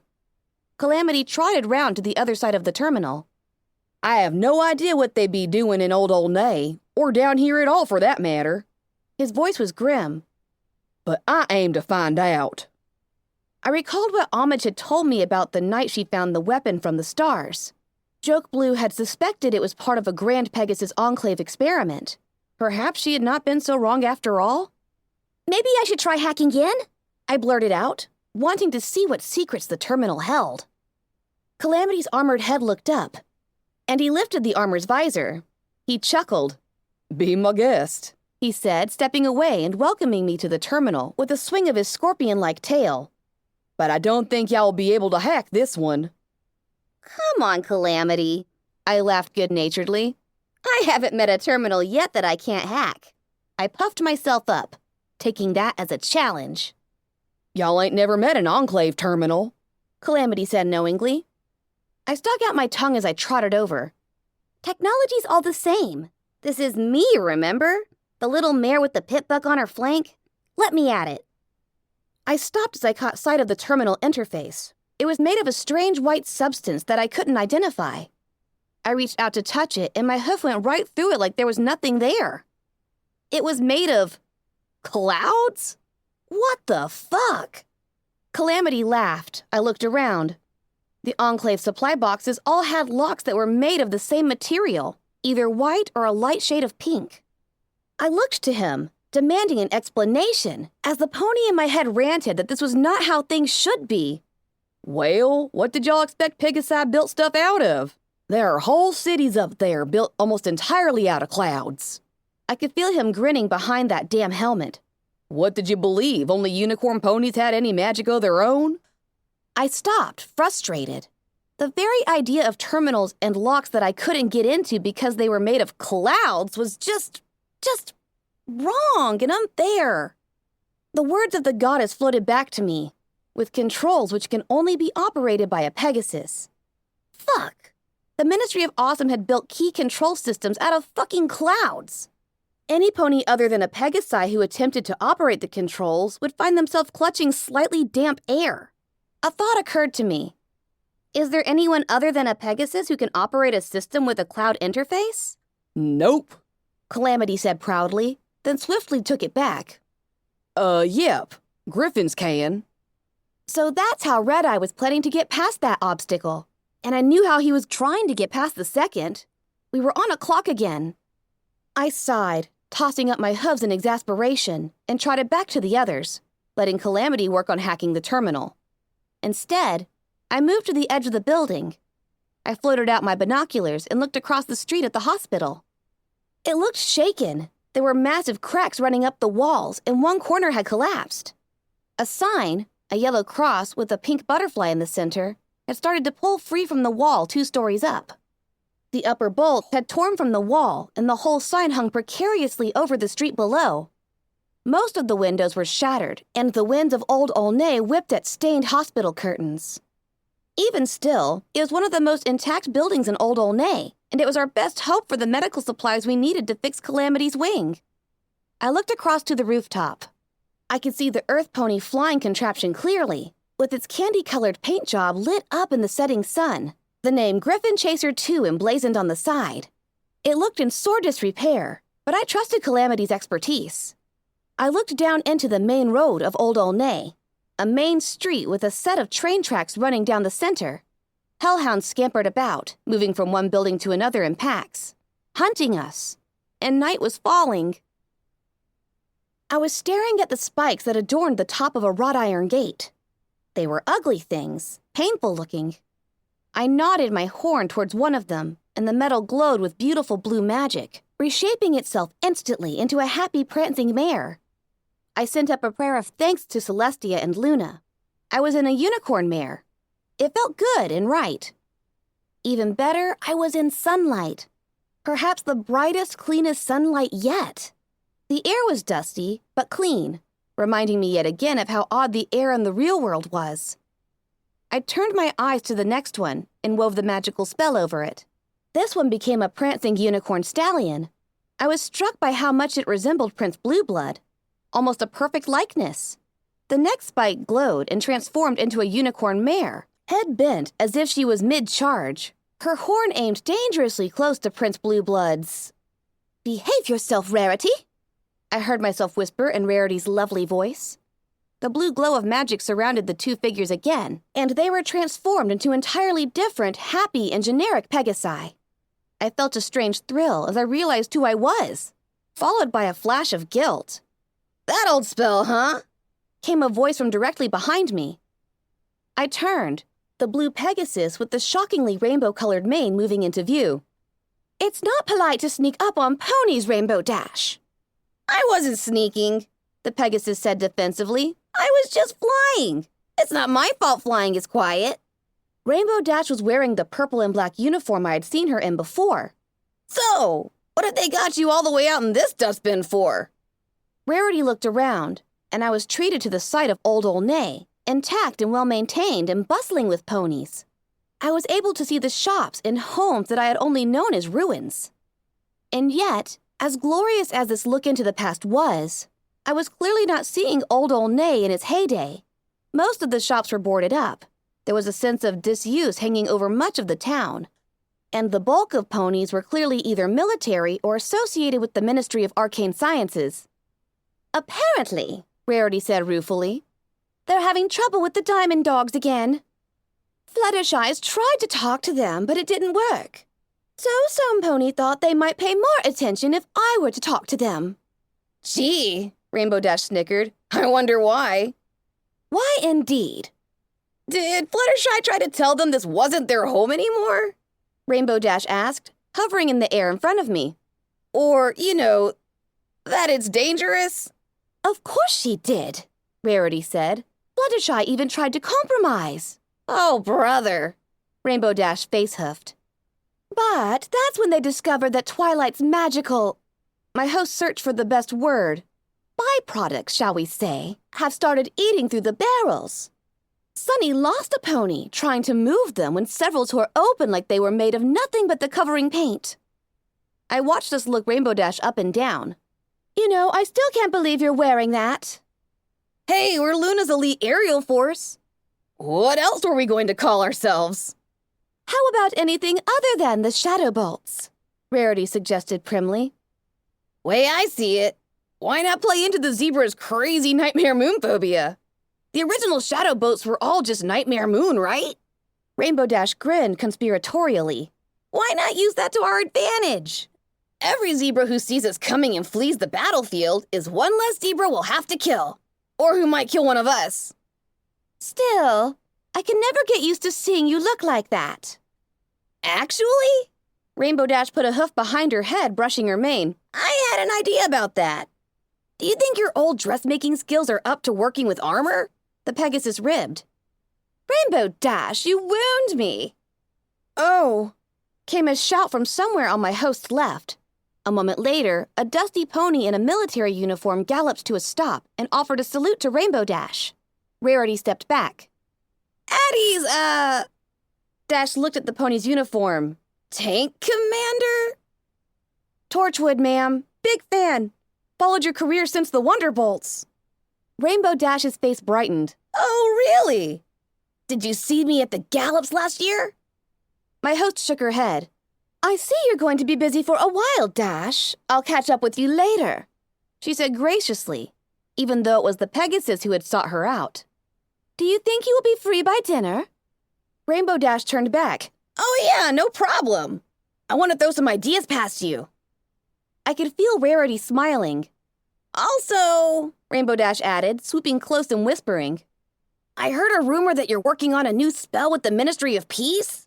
Something about keeping a pony alive and awake indefinitely.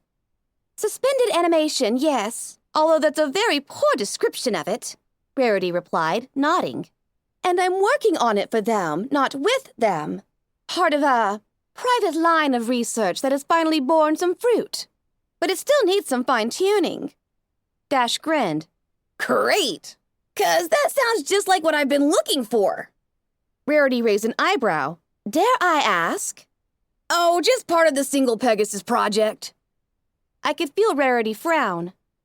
Oh, you mean that thing that has you putting those dreadful eyesores all over our lovely Equestria? She snorted. They'll look better once they're done, I promise. Apple Bloom says they'll be elegant. You like elegant, right? Indeed I do, but I'll wait until I've seen them. Rainbow Dash's muzzle broke into a big grin. Just wait until you see the main hub. Actually, you can glimpse its construction if you stand up on the roof of the hospital.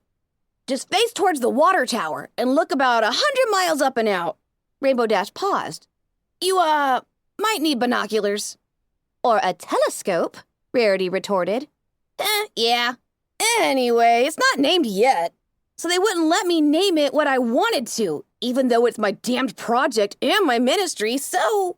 You wanted to name it Rainbow Dash's mega cool center of awesomeness, didn't you? Rarity asked, ribbing back. No! Rainbow Dash hovered indignantly, then admitted, Not exactly.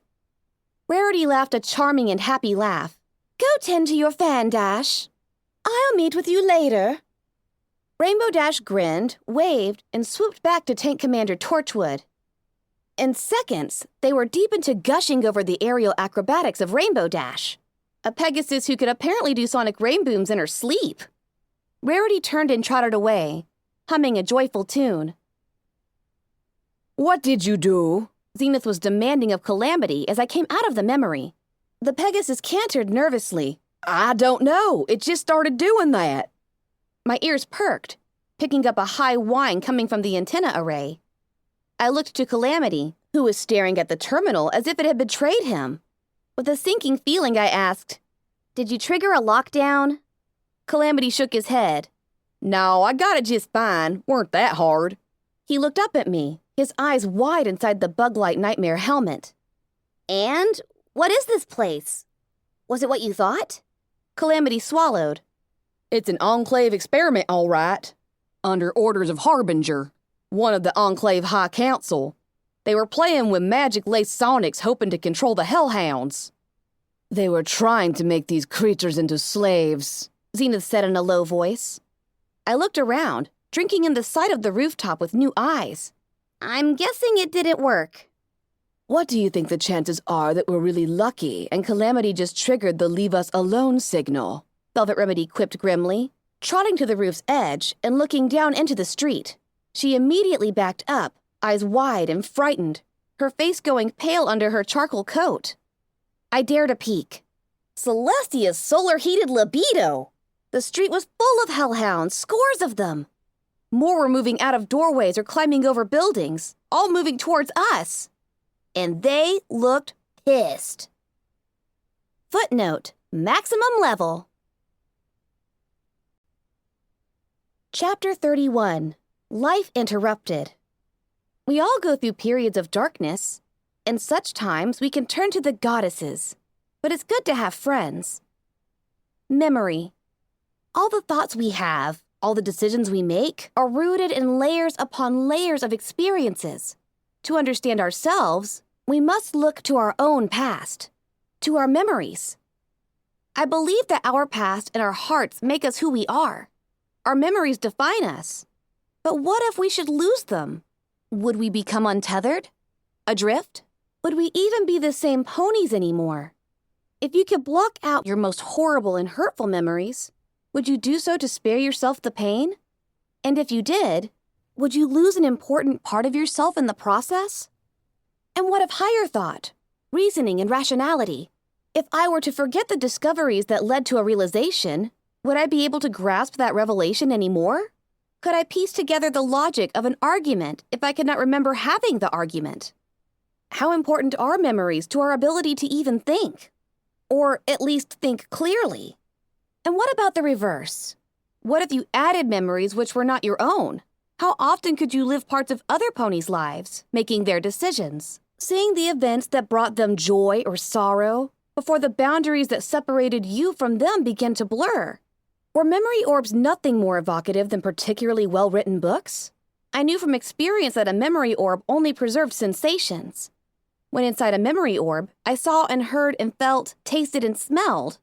But I was not privy to the actual thoughts and emotions of the host whom I rode. Did the visions into others' lives, no matter how vivid, have any impact beyond knowledge or entertainment? And what effect might there be on a pony who relived the same memory orb over and over? And what if you could take it a step further? What if you could hear a pony's thoughts, read their minds, perhaps their memories? What if you were the goddess?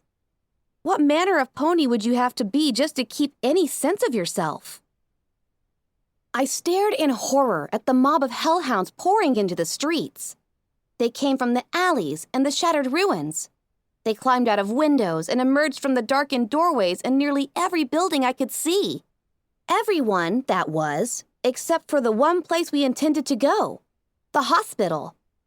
The first had already reached the Mary Pony Mining and Administration building. Some were dashing inside. Others sunk their claws into the brick facade and began to scale the walls. Calamity turned to the Enclave crates, shoving the claw-torn containers away until he reached the single undamaged one. I could hear him whisper what sounded like a prayer, although I knew no higher being that Calamity would pray to. Then he furiously clopped at the lock's cloud keypad. The crate opened with a hiss and a wash of cool air. Inside was a bundle of fluffy white clouds. I would have face-huffed if the noise Calamity made at the sight hadn't been one of triumph. The Pegasus lowered his head and kicked off his helmet, his orange mane bursting free. His wide eyes and self-pleased smile gave me a boost of joy. He'd stayed hidden behind that black insectoid mask too long, and I had missed him. How did you know the combination? Zenith asked curiously. 0104, Harbinger's birthday. Calamity grinned proudly, then sheepishly admitted, 'Twas on the terminal. A cloud?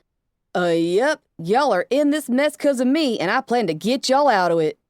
He leaned his head into the enclave crate, grabbing the cloud bundle in his teeth. He bit the clouds and picked them up.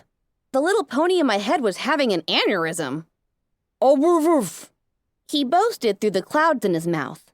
He trotted to the roof's edge, facing the hospital. A hellhound clawed her way up to the roof in front of him, raising a paw full of long, flesh and armor-tearing claws. Calamity backed away, dropping the cloud bundle, which simply floated where he had let it go. Blam! Velvet Remedy's shotgun went off, the slug hitting the hellhound in the center of her left breast. The flesh rippled, but did not give. The hellhound howled in pain, toppling backwards from the impact. Thanks, Celestia, whispered Velvet Remedy, letting out a sigh of relief. I winced as I realized she was thanking the goddess that hellhounds had thick enough hides to stop a shotgun slug at close range. Until now, I had only used Little Macintosh and the sniper rifle against them. I'd been lucky in those choices. Nothing else I had would likely penetrate. Another hellhound clawed his way onto the rooftop and directly behind Zenith. The zebra danced, giving a well-placed buck to the creature's chest. I heard ribs break, and the hellhound fell, rasping, fighting for breath from what I knew was a punctured lung. A second buck sent the hellhound over the edge, catching another climber in the face and knocking them both down to the alley below. One of them hit an open waste bin with a back-cracking clang. I didn't know which had become scarier, hellhounds or Zenith, who could take them down with their hooves. Thank you kindly, Velvet. Calamity stepped back up to the floating bundle and gave it a kick. The cloud unfurled, rolling outward like a carpet, stretching over the street below. 3 more hellhounds pulled themselves onto the rooftop. Velvet Remedy backed up and let out a song, hitting that perfect high note. All 3 hellhounds clutched at their ears. 2 stopped backing up to the edge of the wall. 1 climbed back over the side, while the other backed up a step too far, her arms pirouetting comically as she fell backwards off the roof. The third lurched forward, striking at Velvet Remedy in a half-blind swipe. Velvet jumped away. Her right foreleg did not, falling to the rooftop in a spreading puddle of blood. Velvet's note ended in a strangled whimper as she lifted her right foreleg, eyes locked on where the stump ended inches above where her right knee should have been. The hellhound drew back her paw, one claw wet with Velvet Remedy's blood. 4 bolts of magical energy struck her in the offending paw. The female hellhound glowed and liquefied. Velvet! I screamed in horror. Calamity dashed to the charcoal-coated unicorn's side, catching her as she wobbled and fell, her eyes still locked on where her right foreleg should be. I can fix this, she whimpered. Velvet fainted in Calamity's forelegs. Hirelight pierced the air with a mournful cry. No! Zenith moved fast, pulling potions from her satchel until she found the right one. She shattered it on the rooftop, commanding our Pegasus. Push her wound into that, quickly. It looked like the same pudding that Zenith had given to Velvet to stop Calamity's wing from bleeding him dry. Wrapping Velvet's sundered leg in my magic, I floated it to the pudding and pressed it into the glop as well.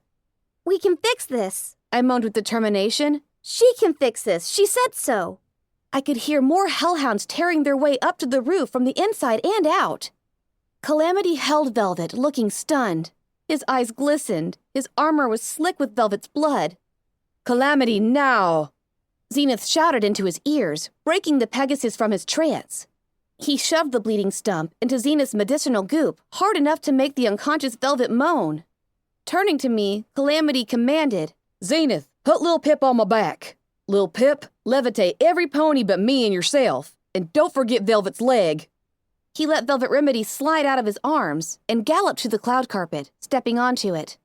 The cloud held him like it was made of surest steel.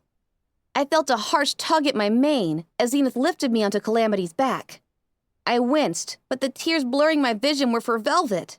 I floated her limp, maimed body into the air, wrapping her severed limb in my magic as well. And finally, Zenith. 2 hellhounds burst up through the roof hatch. A third dug her way up through the ceiling itself, one of the torn Enclave crates knocking her in the snout as it slid into the hole. Let 'em chase us across this.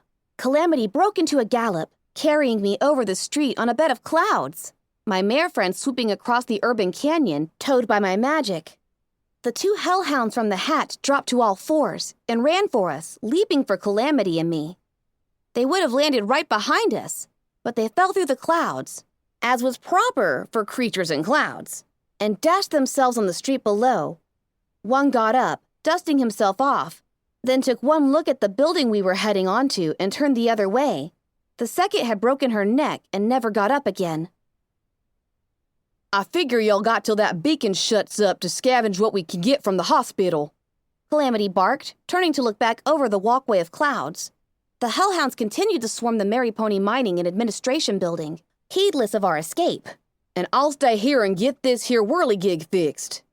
And I will stay here, Velvet breathed weakly. and protect Calamity. Y'all are gonna protect me?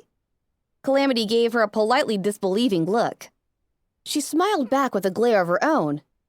If my voice cannot soothe the savage beasts, it can at least send them running. I hated this plan.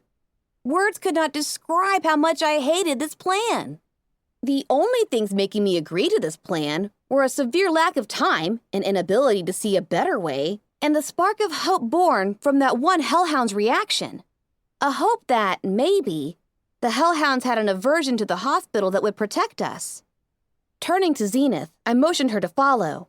We had no time to lose, and we now had 2 major injuries that demanded top-tier medical supplies. I prayed to Luna that this place had not been stripped clean already, that somehow, for any reason, this hospital was still well-stocked. Oh, crap! Calamity said, still staring across the cloud bridge. I turned in alarm, my stomach dropping. Oh, goddesses, please, not anything else, please. I left my helmet. I wanted to buck him so hard. Leave it, you look better without it anyway. A thought struck me. Can you still shoot those rifles without the helmet's interface? Nope. That sinking feeling was reinforced. How many shots do you have left for Spitfire's Thunder? I'll swap to a fresh clip, but I've only got 3, plus the 2 shots left in the current one. More than he'd have time to fire if he was shooting alone. I looked to Velvet Remedy bleakly. Go, Pip. I'll take care of him. Velvet insisted. Firelight landed next to her, puffing out her breast and looking fierce. I nodded before looking back to Calamity, and then to the candy-colored heap that was the Griffin Chaser, too. Can you fix her? Yep, positive. Now go. Firelight gave me a heartbreaking look. Zenith was already waiting for me at the rooftop access doors. I nodded one last time, praying to the goddesses that this was not the last time I would see them alive, then galloped silently away. Zenith and I made our way through crumbling gray hallways with peeling yellow wainscoting. Motes of dust floated in the air. Occasional debris rained from the ceiling. I took the lead, moving quickly and stealthily, checking rooms. My EFS insisted that there were numerous enemies inside the hospital, lurking somewhere ahead and behind us. From my experience in Stable 24, I suspected they were all on the level below. It hit me as unfair that even with the signal, there would still be hellhounds inside this place hunting us. But as I prepared to curse the heavens, wondering if perhaps I should be cursing the stars, I remembered Calamity and the bloat sprite in the closet. The curse died with a chuckle as I realized we were probably surrounded by hostile insects. Bloat sprites are radroaches, or whatever radroaches became in the presence of taint. As I turned down a hallway, my ears perked at the sound of a blessedly familiar male voice. Who says you can't go home again?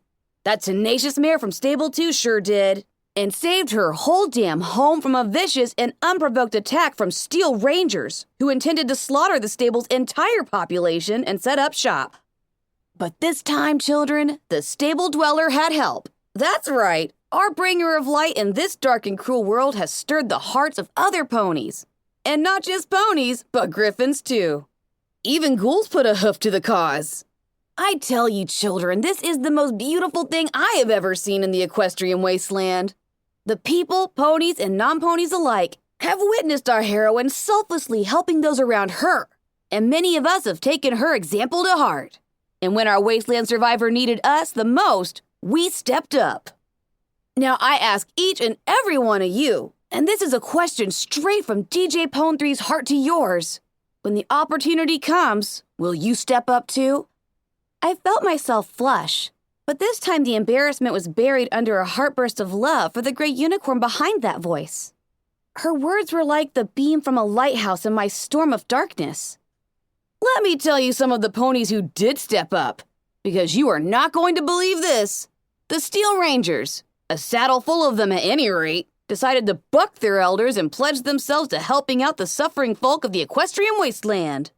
You heard me right, children. Some of those metal-clad powerhouses are on our side now. That ain't easy, and their elders have ordered them hunted down. I have reports of Steel Rangers and Steel Ranger outcasts fighting in the streets from Manhattan to Trottingham. But I've also got amazing reports of these outcasts taking down raider hovels and galloping to the aid of caravans. So if you should happen to see one of those new outcast knights or paladins, give them your thanks. And maybe a little ammo.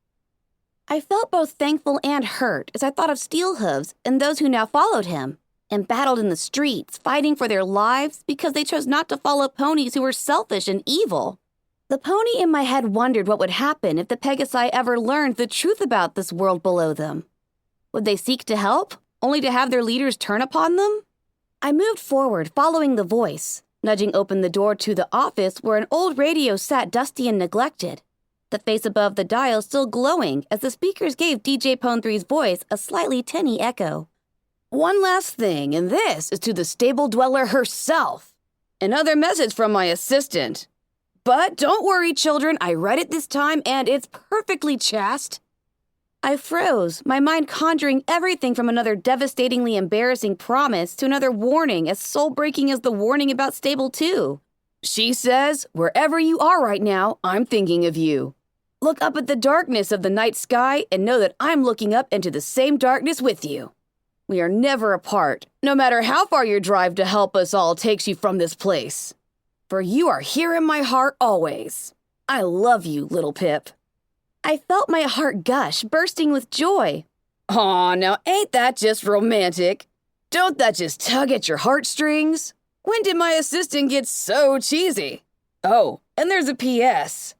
31, huh? What's 31 mean? My mind simply went blank. I was drowning in embarrassment, burning alive from the heat that suddenly flushed through my body. Oh dear, Zenith intoned behind me, her exotic voice holding not a trace of actual sympathy. She leaned forward and whispered into my ear. I should tell Velvet Remedy so that she does not hear it first from strangers, no. I collapsed, dying of sheer humiliation. Homage had banished me to a world of embarrassment, and Zenith had imprisoned me in a dungeon of anticipated torment, and that world I had been banished to. It wasn't until hours later that I realized Zenith's words carried with them the implicit hope that Velvet Remedy would survive. By making me certain Velvet would soon be teasing me endlessly, Zenith dispelled my fear that I was about to lose her. The medical cabinet opened with ease, the lock hardly a worthy challenge. Zenith began to collect the medicines and healing bandages inside. So far, the hospital had been a treasure trove of lesser supplies, but had not yielded the more potent potions we were desperately searching for. I looked across the room filled with rotting beds, tattered partitions, and toppled IV stands. A night wind blew through broken windows, making the curtains dance like ghosts. The foul scent of 100 hellhounds drifted through the room. I glanced outside and saw them crawling all over the building across from us like a swarm of bees. I wondered why they didn't just destroy the array. But maybe they couldn't. Maybe there was something in the pulse that didn't allow them to. Still, with that many trying to clamber onto the roof, it was only a matter of time before they destroyed it just by accident. I looked the other way out the door. There was a nurse's station across the hall. No red lights on my EFS. I let Zenith know where I was headed and slipped out.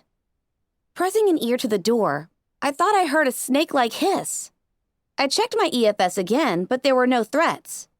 The door was locked. Again, it was hardly a challenge. But when I tried to push the door open, it didn't want to budge. I shoved, throwing my weight against it, and heard a crash from inside as the door opened half a yard. Dust and old plaster blasted out of the opening. A fast clicking burst from my pit buck. I poked my head through, coughing, and saw that the ceiling had collapsed, filling most of the room. Broken terminals and office supplies littered the floor, around large hunks of structural material. I could see partially into the room above, where a bathtub teetered, hanging from the washroom above only by the plumbing. Water sprayed out of a crack in the pipes, soaking the rubble of the floor below and draining down into the level beneath us through a section of the nurse's station floor, which had given way from decades of water damage. There wasn't much room inside, but I saw that I could reach a locked metal cabinet with the word "confiscated" written in large red letters. I removed my saddlebags and squeezed in through the opening. The metal cabinet proved a tougher lock, within my skills but still a worthy challenge. Enough that I felt a touch of pride as it opened. Inside were drugs. Buck, Dash, Mentols, and a variety of powerful painkillers, as well as other pills and powders which I did not recognize. There were other things, too. A memory orb, a knife with a blade that shimmered with an unnatural purple sheen, a copy of Zebra Infiltration Tactics. I floated my saddlebags to me. With a telekinetic push, I dumped the entire contents into one of them. A tin of Party Time Mentols landed on the top. My heart skipped a beat. I wrapped the tin in a magical sheath. "Do we really have time for this?" the little pony in my head asked. "Hurry, we can dump it later." I knew she was lying. I knew I needed to get rid of it now. If I carried it around with me, the temptation to take one when things got bad might be more than I could bear. "Oh, come on, you're stronger than that," the pony insisted. And I wasn't I? Or what if Zenith could use it for a potion or something? It would be a shame to waste it. Damn it, I was taking too much time. I closed the saddlebags, floating them out ahead of me. I slithered out of the nurse's station. I'd been so distracted by my inner struggle that I didn't even notice the red light at the very edge of my EFS compass. There were no goddesses. There couldn't be for what I was seeing to be allowed to exist. The thing that shuffled down the hall before me had clearly once been meant to be a pony. There was enough pony left in its face to tell that horrifying truth. There was no way to describe the vile, sickening body of the thing. The best my brain could manage was the idea that a pony had started to melt, losing all her fur and keeping only sporadic tufts of her mane and tail, only for the flesh beneath to stop melting, arbitrarily and not all at once, and then began to bloat and metastasize. Its eyes, sunken and huge and red, stared into mine. Its tongue had swollen and stretched, bursting out of its muzzle and splitting into tendrils as they hung down from the wreckage that had once been its mouth. The tentacles writhed individually as if in great pain. I was petrified by the sight, rooted to the floor with no ability or will to move. I wanted to run, screaming, as that split tongue undulated and whipped out, stretching the length of the hall, each wrapping wetly around one of my hooves. I fell, dragged forward towards the squirming flesh blob, my gaze locked onto its eyes.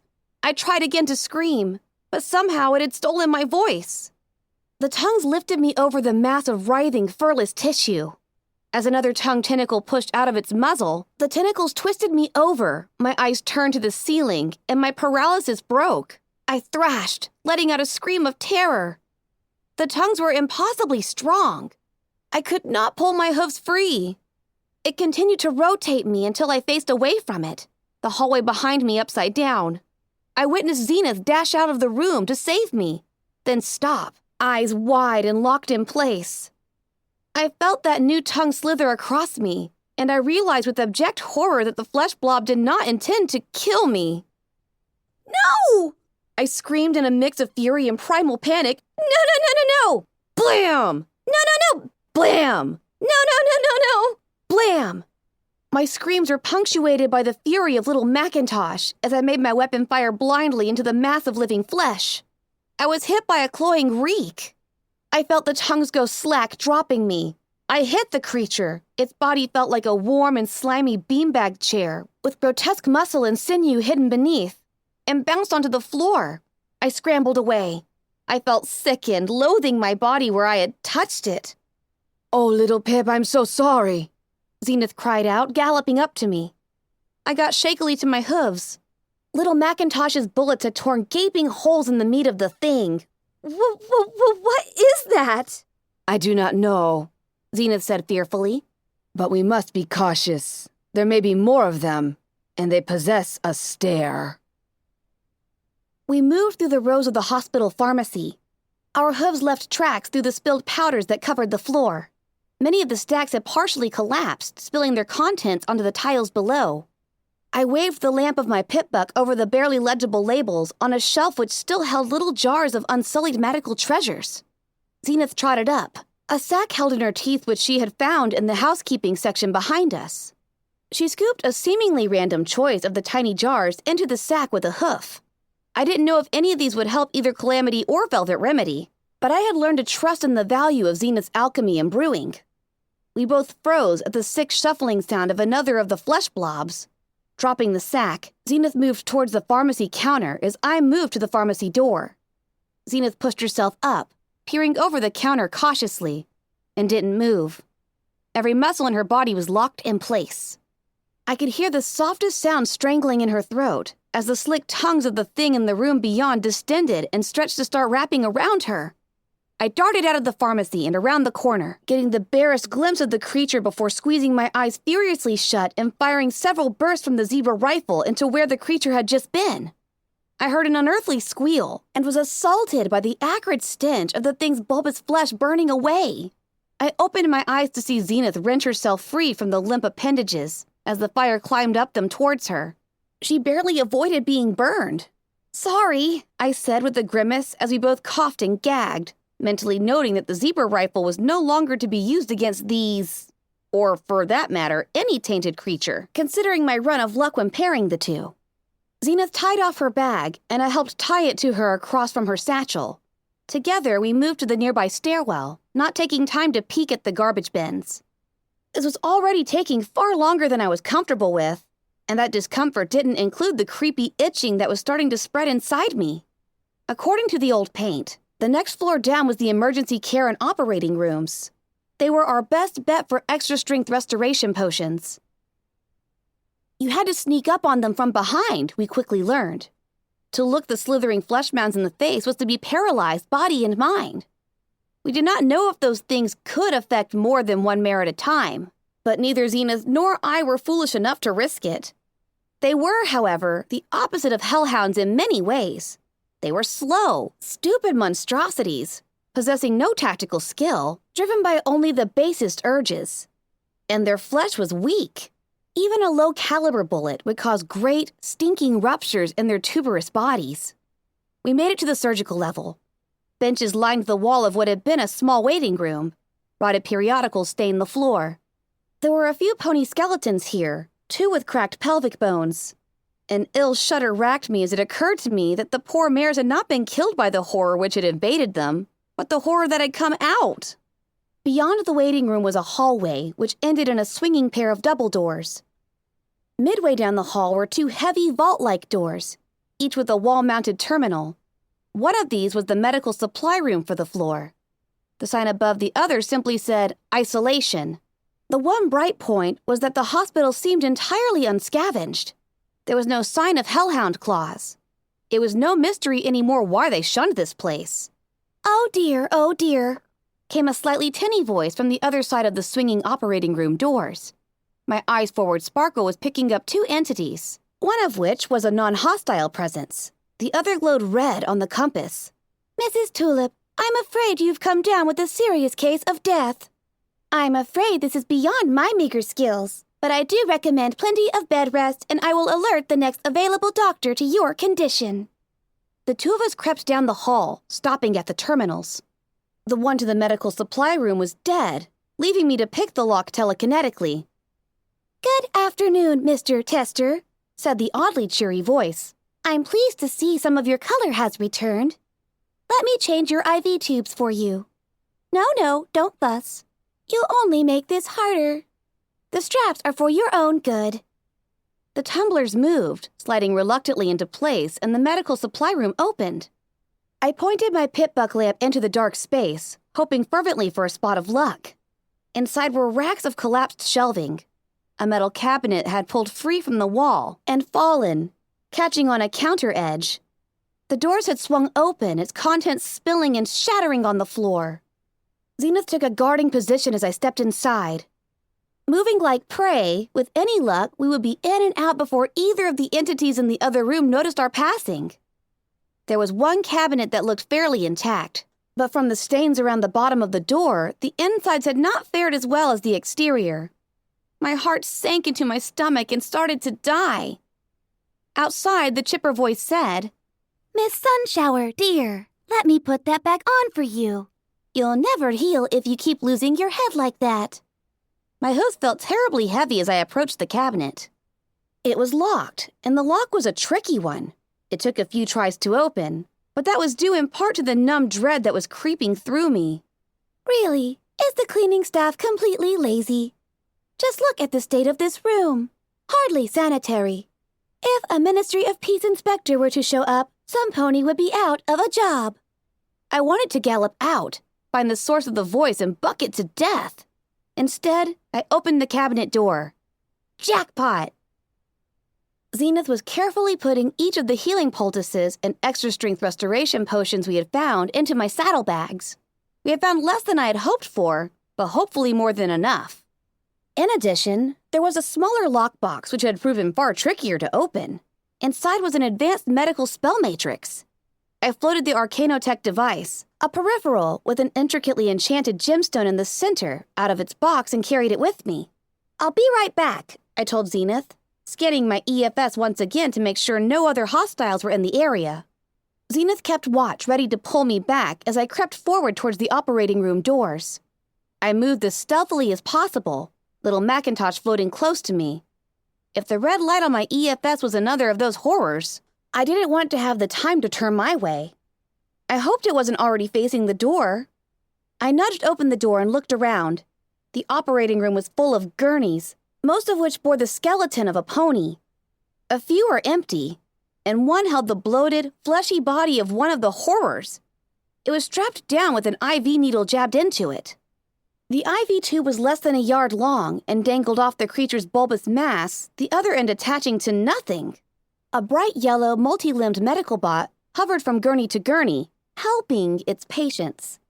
The blob of flesh wiggled. I unloaded 4 shots into it, little Macintosh echoing throughout the floor. The horror seemed to deflate, filling the air with an awful, fetid stench like bile and sewage. I had to turn away, covering my muzzle with my hoof, my eyes watering. I galloped back down the hall, stopping in the waiting room and vomiting violently. The acidic taste of bile in my mouth was actually preferable to the smell of the horror's innards. I swallowed and wiped my muzzle, feeling faint. I turned back, trotting to the door again, bracing myself for the suffocating reek. I pushed in, holding my breath as long as I could, and snuck towards the malfunctioning medical bot. I could reprogram it, I believed, routing around the corrupted sectors of its programming. And with the advanced medical spell matrix, it would not only have the medical expertise to help, but be able to utilize a small number of medical spells, perhaps even ones that Velvet Remedy could learn from it. In the very least, it would be an asset to Junction R7. At best, it could help Velvet Remedy reattach her severed foreleg. But all that was for later, the trip back. Right now, I just needed to shut it off. I walked out of the operating room, my robotic prize wrapped in a magical field and floating next to me. I stopped as I met up with Zenith, and I stared at the vault door beneath the darkened sign reading Isolation. The terminal next to the sealed door was glowing softly. The little pony in my head pranced with eager curiosity. It would only take a minute. I hooked my hacking tool into it and went to work. The door clanged internally and slid open.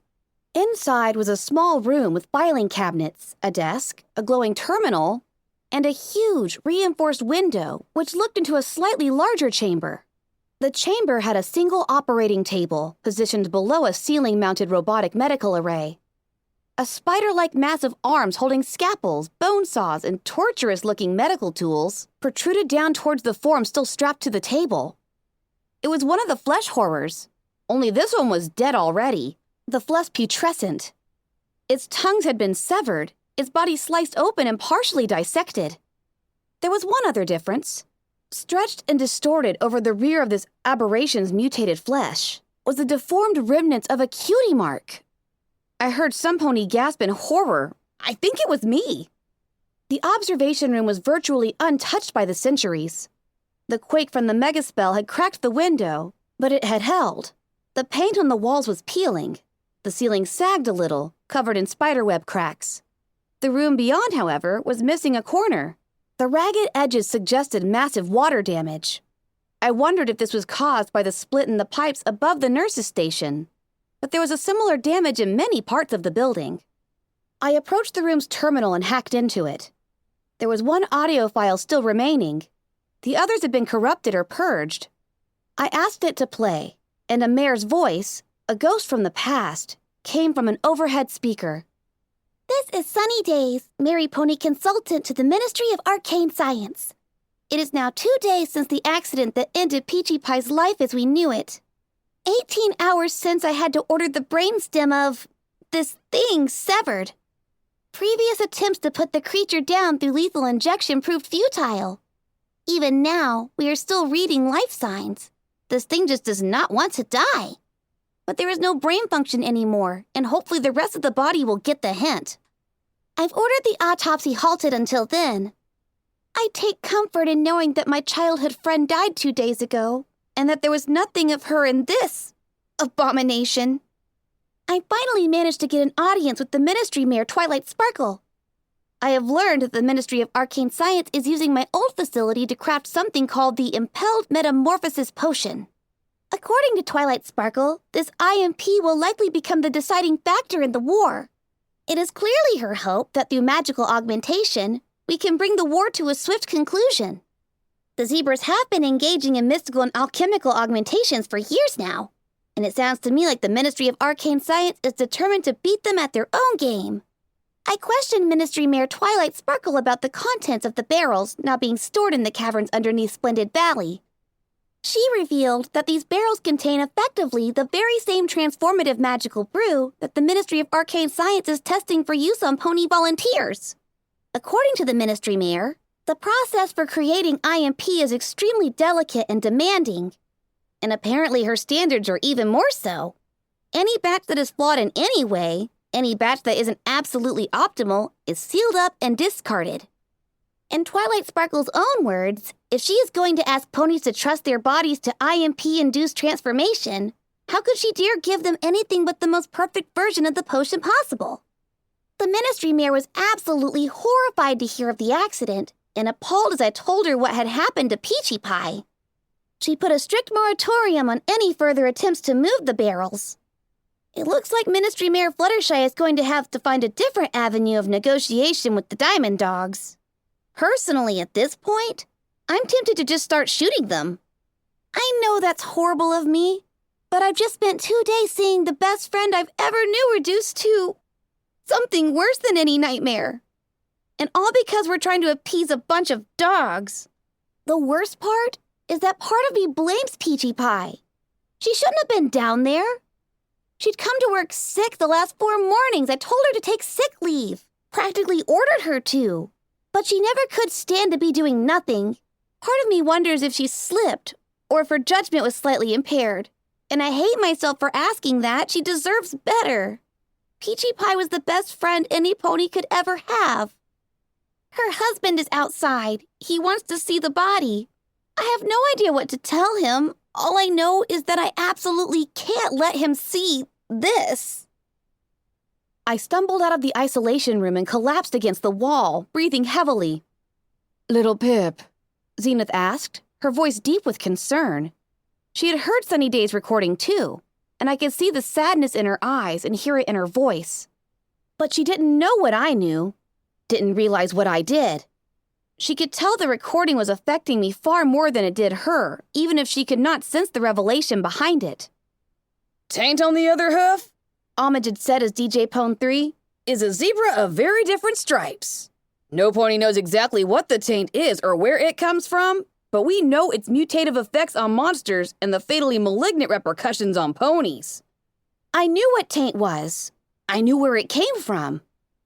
I know as you travel, as you poke your nose into places and memories, you're going to hear things or learn things about my Twi. Spike had warned me painfully. Taint was IMP, Impelled Metamorphosis Potion. This was Twilight Sparkle's other legacy. But that wasn't being fair. Twilight Sparkle had been a good pony with a good heart. Of course, the MAS hub in Manhattan had been working on a spell to clean Taint, and it was no longer a surprise that they had been successful when every pony since, like that insane ghoul doctor, had failed. Twilight Sparkle knew exactly what Taint was, after all. She knew every component that went into it. And after what happened to Peachy Pie, she was not going to be content to just leave that kind of dangerous magical toxin in barrels underground. She was working to clean it up. Of course, the Gardens of Equestria would include the spell to purge Taint from the land. I suspected that Twilight Sparkle would have created a Taint-purging megaspell and set it off over Splendid Valley, just as soon as pony testing of IMP had proven successful. The only variable is, well, dosage. Twilight Sparkle's words floated back to me. The IMP experiment at Mary Pony required a very tightly controlled dosage. Who knew what the effects of too little would be? The deep itch that had now spread through my entire torso told me I would likely soon learn.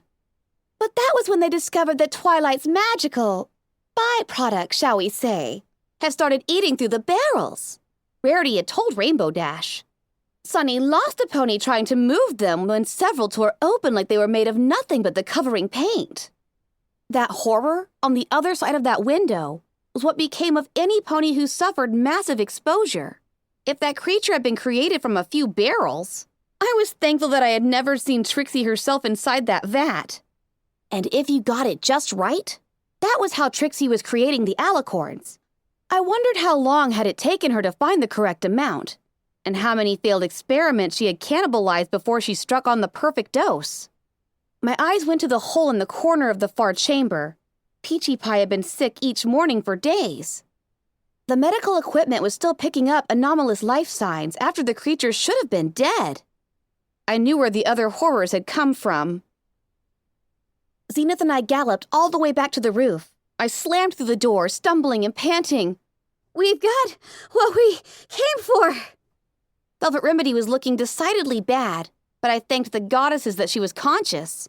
Calamity stood at the edge of the building, looking down. I noticed his helmet in his mouth. He had run across and gotten it. That meant...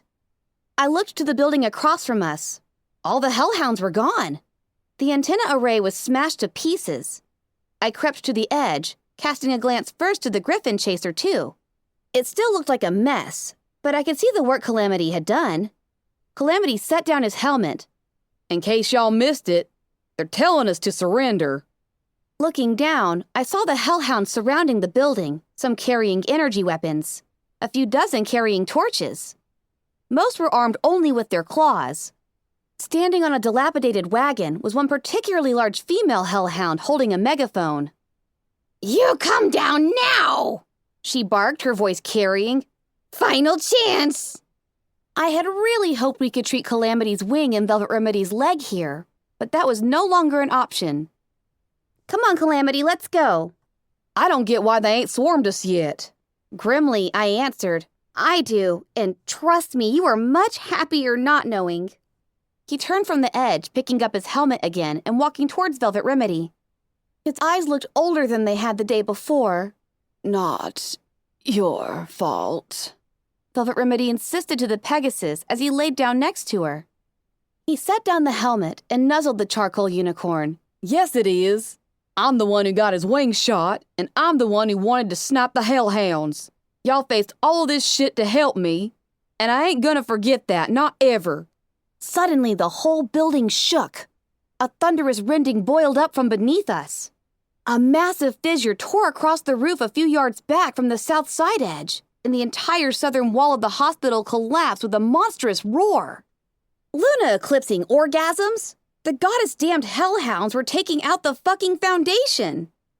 Out of time, every pony! I shouted as I climbed onto the Griffin Chaser 2 and tried to figure out how to operate the Earth Pony contraption. Thankfully, it seemed rather simple. While the mechanics used a spark battery augmented assist, the whole thing was basically pedal-powered. And zebra, I added. Gather together, we're leaving! More of the building began to collapse. The roof canted, and the Griffin Chaser 2 began to slide towards the ragged edge. I wrapped everyone else in a field of magic, making sure to include the medical bot, Velvet Remedy's leg, Calamity's helmet, and Zenith's sack of medicines. I started to pedal as hard as I could. The gears and belts and chains of the Griffin Chaser 2 squealed in protest. The blades began to spin. With a horrendous rumble, the hospital roof fell away beneath us, the hospital collapsing into billowing clouds of smoke and debris. We didn't fall with it. The clouds of dust puffed up at us. Slowly getting a feel for the flying contraption, I turned us towards Mary Pony and the Sky Bandit. After everything that had come before, there was nothing I could do. Zenith was brewing a potion, using a mix of her own supplies and the chemicals we had just gathered. I could smell the odd scents coming from the pot she held over the cook fire. Zenith told us this would augment Velvet Remedy's own healing, allowing her leg to heal fully and properly once it was reattached. It would also permanently alter her, much like previous brews had altered me. Somehow, while such enhancements should be viewed as a gift, this felt like a sacrifice. A final step in severing Velvet Remedy from who she was before. After this, she really wouldn't be the same pony anymore. Calamity had refused to leave Velvet Remedy's side the entire time I had spent reprogramming the medical bot. While I was at it, I'll admit that I'd changed the robot's name. Considering what its next operation would be, I didn't feel Sawbones was particularly appropriate. Now it was up to the medical bot and Velvet Remedy to treat both her and Calamity. I could only sit back and watch, and I didn't think I could bear to do that. We were, for the moment, safe. The Alicorns were creating a perimeter around Mary Pony, and the Hellhounds seemed to be taking the rest of the night off. I pulled up my Pitbuck's inventory sorting spell, looking for the memory orb I had found in the hospital. I was shocked to find a tin of Party Time Mentols amongst my supplies. For a moment, I couldn't remember how it had gotten there. I ordered the inventory sorter to bury it at the bottom of the saddlebags. The little pony in my head, once an advocate of keeping them, now nickered at me in disappointment. Stupid, inconsistent little pony. I floated out the orb, laying it on a chunk of rubble in front of me, then quickly captured it again as it started to roll. Finding a better place to set it, I focused directly on the orb with my magic. The world melted away. The world smelled of scented lotions and effervescent fragrances. The floor beneath me was comfortable. My flanks lounged into plush carpeting. I felt warmth and weight pressed against me from the mare wrapped in my forelegs. Her tears soaked into my coat over my breast. I could hear the pony crying, and behind that, soft tinkling music from somewhere up above.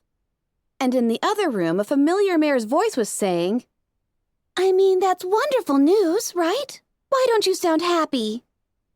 The pony in my forelegs had the gentlest yellow coat, a flowing pink mane, and was Fluttershy. But I do deserve it. Fluttershy mumbled against my breast, her body hitching with sobs. Hi. The legs holding Fluttershy had an elegant white coat that was getting mussed, and I was Rarity. Rarity felt weak from barely contained sadness, an exhaustion I knew all too well. Her eyes burned on the edge of tears, but she was holding them back, remaining strong for the yellow Pegasus in her embrace.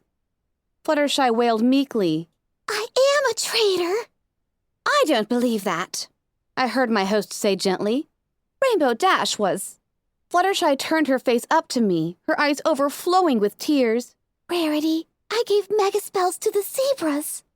I felt my host tense, her eyes growing wide, but still she didn't let Fluttershy go. She held her.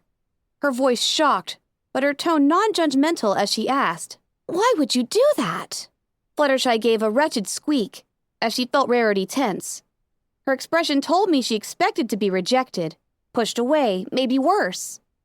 But there was a tone of resolve in her voice when she answered, To stop the war. Rarity shook her head. How? You remember the test? I have healing spells that mega spells will let heal almost anything. Zebras have potions that allow them to regenerate wounds, and a mega spell will make their whole army like that. Have you seen Twilight's new shield spell? A mega spell shield could protect a whole city. Fluttershy looked at her unicorn friend, fierce determination shining behind those large eyes that were swimming in tears. If both sides had mega spells, we wouldn't be able to kill each other anymore. They'd have to stop fighting. I felt Rarity shudder, a knot forming in her throat. The tears she had been holding back began to flow. She knew, I could tell, that such was not the way either side would use this gift. Oh, Fluttershy! As the first tear raced down her right cheek, Rarity leaned forward, brushing aside the flowing pink mane that obscured most of Fluttershy's face, and planted a kiss on the Pegasus pony's forehead. You always were the best of us. She hugged the Pegasus tighter. Never ever regret what you've done, darling. She held Fluttershy's head against her breast so the Pegasus could not see her weeping. In the background, I could hear the other voice saying, What? Oh no. My sister is fine. I recognized the voice of Sweetie Belle now. We're at the spa on Leaf Ball Lane. Rarity's been here all afternoon trying to get Fluttershy to stop crying. Fluttershy shuddered, whimpering, Rarity, I can't breathe. Her meek, hesitant tone suggested that she'd accept it if Rarity just kept squeezing her. Rarity let go quickly. Oh, Fluttershy, I'm so sorry. She got up, quickly turning away before the Pegasus could see her tears. I need to freshen up a bit. Will you be okay until I get back? Fluttershy squeaked but nodded. My host trotted quickly for the little mare's room. On the way, she passed an anxious-looking spa pony. Stopping, Rarity whispered, Remember, you're closed. I'm very sorry, and the Ministry of Image will pay you triple your lost earnings. But we really can't be disturbed right now. Before the spa pony could respond, Rarity nearly galloped the rest of the way, pushing through the door to the ladies' room. As the door swung shut behind her, I could hear Sweetie Belle saying, Fluttershy says that Rainbow Dash called her a traitor. Rarity's nerves felt fried. She was shedding tears, and it was making it difficult to see. But the sight of her in the mirror looked sad and terrified. Her horn was glowing and something floated out of her side purse. She wiped her eyes with a forehoof to better see the framed picture.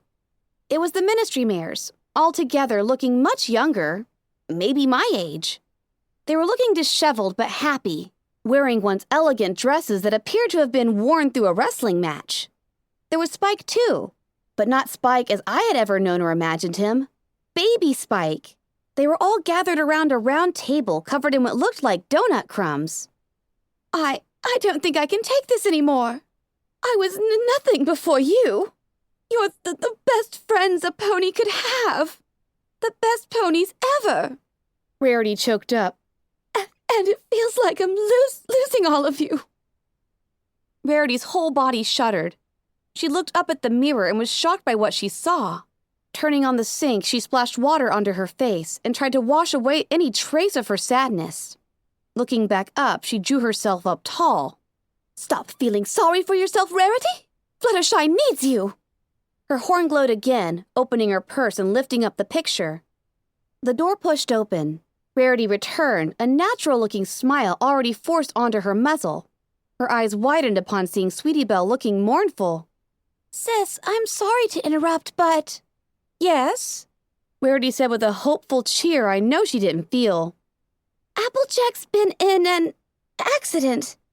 I could feel Rarity's body tense. An accident? Is she all right? She's in a coma, but the doctors say she'll recover. Sweetie Belle told her sister regretfully. At the word coma, Rarity's magic imploded, the framed picture dropping to the floor with a clatter. Apple Bloom says Twilight Sparkle's on her way to see them. She wants to know if you and Fluttershy can come see Applejack too. Rarity swayed. Forcing her voice not to waver, she informed her little sister. Of course we will. Fluttershy and I will head to Manhattan right away. She gave her sister a smile. And you will be coming too? Sweetie Belle nodded. I've already made arrangements. There's a train leaving in an hour. The younger unicorn slipped back out, closing the door behind her. I'll see you there. The moment Rarity was alone again, the usually elegant unicorn swayed on the verge of fainting. As she braced herself against the sink, her eyes fell to the picture on the floor. A slight crack now ran down the glass, separating Pinkie Pie and Fluttershy from Rainbow Dash and Twilight Sparkle. The unicorn mare whimpered softly. Her magic wrapped around the picture and tucked it back into her purse, then drew out a familiar headset. She touched her hoof to the ear bloom. Rarity turned to the mirror, looking at herself. A look of sad determination crossed her face. A voice crackled over the ear bloom. Hello, Ministry of Image, Mistress Rarity's office. This is Rarity. Contact the Ministry's top magician. Tell him I've changed my mind, and I will need his services on that special project after all. The trip back was a long and occasionally eventful one, but it was only in trying to look back on it afterwards that things became strange.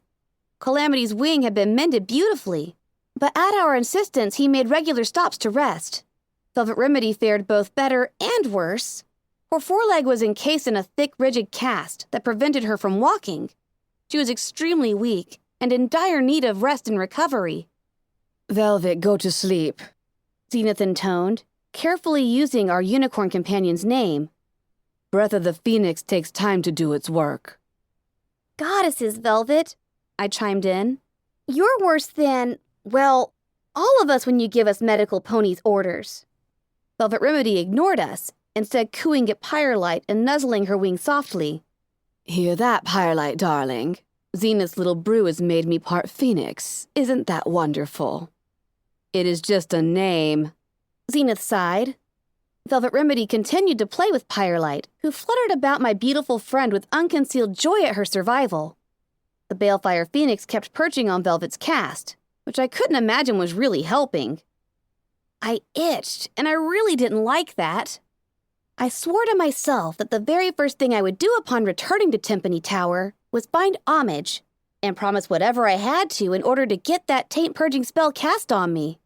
I feared it might already be too late. Well, second thing. First thing would be to set my friends up in a luxury suite where Velvet could get some damn rest. If you don't go right to bed when we get to Timpani, I swear I'm going to tie you to the bed. Velvet Remedy's eyes widened, then narrowed as she gave me a sultry look. Oh, little Pip, you tease. But really, that's your kink, not mine. I sputtered. It was most definitely not my kink. Thankfully, Velvet Remedy turned her spotlight on Zenith.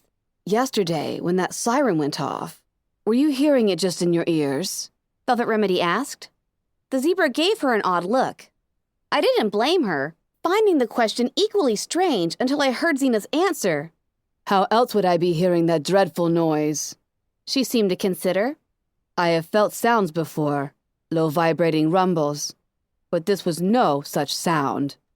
Velvet Remedy nodded and looked to the rest of us. It took me a moment, but then the realization hit me. It seemed so obvious that... I was looking down the scope of Little Macintosh as the zombie pony came into view. A slight squeeze of the trigger, and Little Macintosh roared. The creature's head exploded. I turned, checking for any more of the flesh-eating zombies, but my EFS compass was clean of red. I floated my weapon away, feeling a pang. It was tragic and terrible that these zombies were once living ponies who had become trapped, imprisoned in decaying bodies and minds, slowly tortured by the rotting insanity that turned them into mindless monsters bent on devouring other ponies. Yet, part of me remembered all too horrifically that there were even worse fates. I turned back to eating my soup. The others were settling back down to dinner as well. Twilight was fading. The ruins of the old power substation loomed about us. We had chosen it because the crumbling walls would shield the light of our cook fire. Calamity had wanted to push the rest of the way to Manhattan, but yielded to our persuasions. Zenith stirred the pot again, offering Velvet another helping. Pyrelight had flown off hunting the moment the Sky Bandit touched down, and Velvet had been anxious about her since the first zombie pony appeared. I heard hoofsteps and a clattering sound approaching, followed by heavy, ragged breathing that didn't sound like any pony. Waving to the others, I floated out the zebra rifle and brought up my EFS again, scanning the area for hostile life. No red, but there were several approaching non-hostile entities. I breathed a sigh of relief. Several minutes later, the traveling merchant moved into the light of our campfire. Upon seeing us, she froze, eyes darting to each of my, very heavily armed, I suddenly realized, party. The two-headed cattle carrying her wares mooed plaintively behind her. Calamity flew over, causing the merchant to take a step back. But he was all smiles and a hearty hoof shake. Howdy there. Been ages since I've seen any sort of caravan. I'd be much obliged if y'all would join us for soup. I promise it's mighty tasty. He leaned forward and whispered loudly, I didn't cook it. The merchant smiled, the tension in her body melting away. Thank you kindly. She hitched her cattle to a trash bin and trotted over to join us. I gasped as a large beast pushed past the cattle and lumbered in after her, growling softly. Well, what is that? Velvet Remedy stammered, wide-eyed. The merchant laughed. Oh, don't you mind Cuddles. He really is a friendly bear. Unless y'all are raiders. The pony smiled. A lady can't be wandering the wasteland without a friend, you know. There's some bad folk out there. Yao Guai. Our zebra whispered strangely to Velvet. I've never met such a beast before, Velvet Remedy said, still wide-eyed. Well, truth be told, I never met neither a Pegasus nor a zebra before, the merchant replied good-naturedly as Zenith offered her a bowl of soup. Thank you, miss. What brings you out this way? Calamity asked curiously. Doing the new run between Shattered Hoof and Manhattan, the merchant pony said with a smile. Figure I ought to get in on the new action before every pony does. Suddenly, Calamity took to the air, darting back to where the Sky Bandit was parked. We all watched as he returned with his saddlebags and started pulling out seemingly random junk. Everything from old boxes of instant mashed potatoes to small caliber firearms that were, quite frankly, beneath us. Wait, when exactly did any lethal ranged weapon become beneath us? Where did you find those? Velvet Remedy asked. When did you find them? I thought we had sold everything non-essential at Timpani Tower. Scavenging old Olney, Calamity replied as he started to pick the best things to barter with, while Velvet Remedy just shook her head. She got up and hobbled over, nudging him aside and rearranging his selection. I will now tell you a secret, said Zenith as she leaned close to the Pegasus. It is both possible and permissible to pass by a filing cabinet or garbage barrel without looking inside. I face-huffed as Calamity turned to her with wide, mock-amazed eyes. Really? How? I ain't learned that trick. Obviously. I found myself smiling at that. A thought struck me. Hey, Calamity, could we take a swing by Shattered Hoof on our way? I want to talk to God. I frowned as Velvet Remedy once more submersed herself in the original Fluttershy orb. I knew now that Steelhooves hadn't quite been right about the yellow Pegasus, but he'd still been close enough for me to worry for my friend, especially with the strain, physically and mentally, that this week had put Velvet Remedy under. She'd come chillingly close to dying, twice. And even if there were no visible scars or lasting physical damage from the loss of her leg, the psychological impact would not heal with magical ease. Her alteration under Zenith's brew showed no outward signs, but I could not imagine that it was not weighing on her as well. All this, on top of the horrors of the Stable 2 massacre? I looked away, tracing my right forehoof over the metal floor of the Sky Bandit. We were nearing Shattered Hoof. I could see the lights of it in the darkness. I pushed my thoughts in other directions, purposefully distracting myself. I thought of the orbs I had seen yesterday. For the life of me, I couldn't imagine how or why the Leaf-Fall Lane spa memory had ended up locked in that cabinet. Most of the time, the locations of memory orbs I found struck me as completely logical. This one did not. The other orb did, although it took me a while to puzzle it out. The Steel Rangers had likely been trying to make their way to the hospital roof, led by the robed unicorn mare and their party. With the information in that orb, they could have gotten a fix on the location of the central hub of the Single Pegasus project, whatever that happened to be. As for Rarity's reason to make a recording of the memory, I chose to believe that the moment Rainbow Dash asked her to design the Enclave armor was a happy moment for her. She was at heart a dressmaker. And finally her job and her beloved hobby had united. After a fashion. No pun intended. I could imagine the graceful, elderly unicorn wanting to relive that moment again and again, especially as things began to fall apart for her friends. Not unlike Velvet Remedy. Okay, Lil Pip, Calamity called out. We're heading in. The Pegasus was in a good mood. He was flying again. Velvet was going to be okay.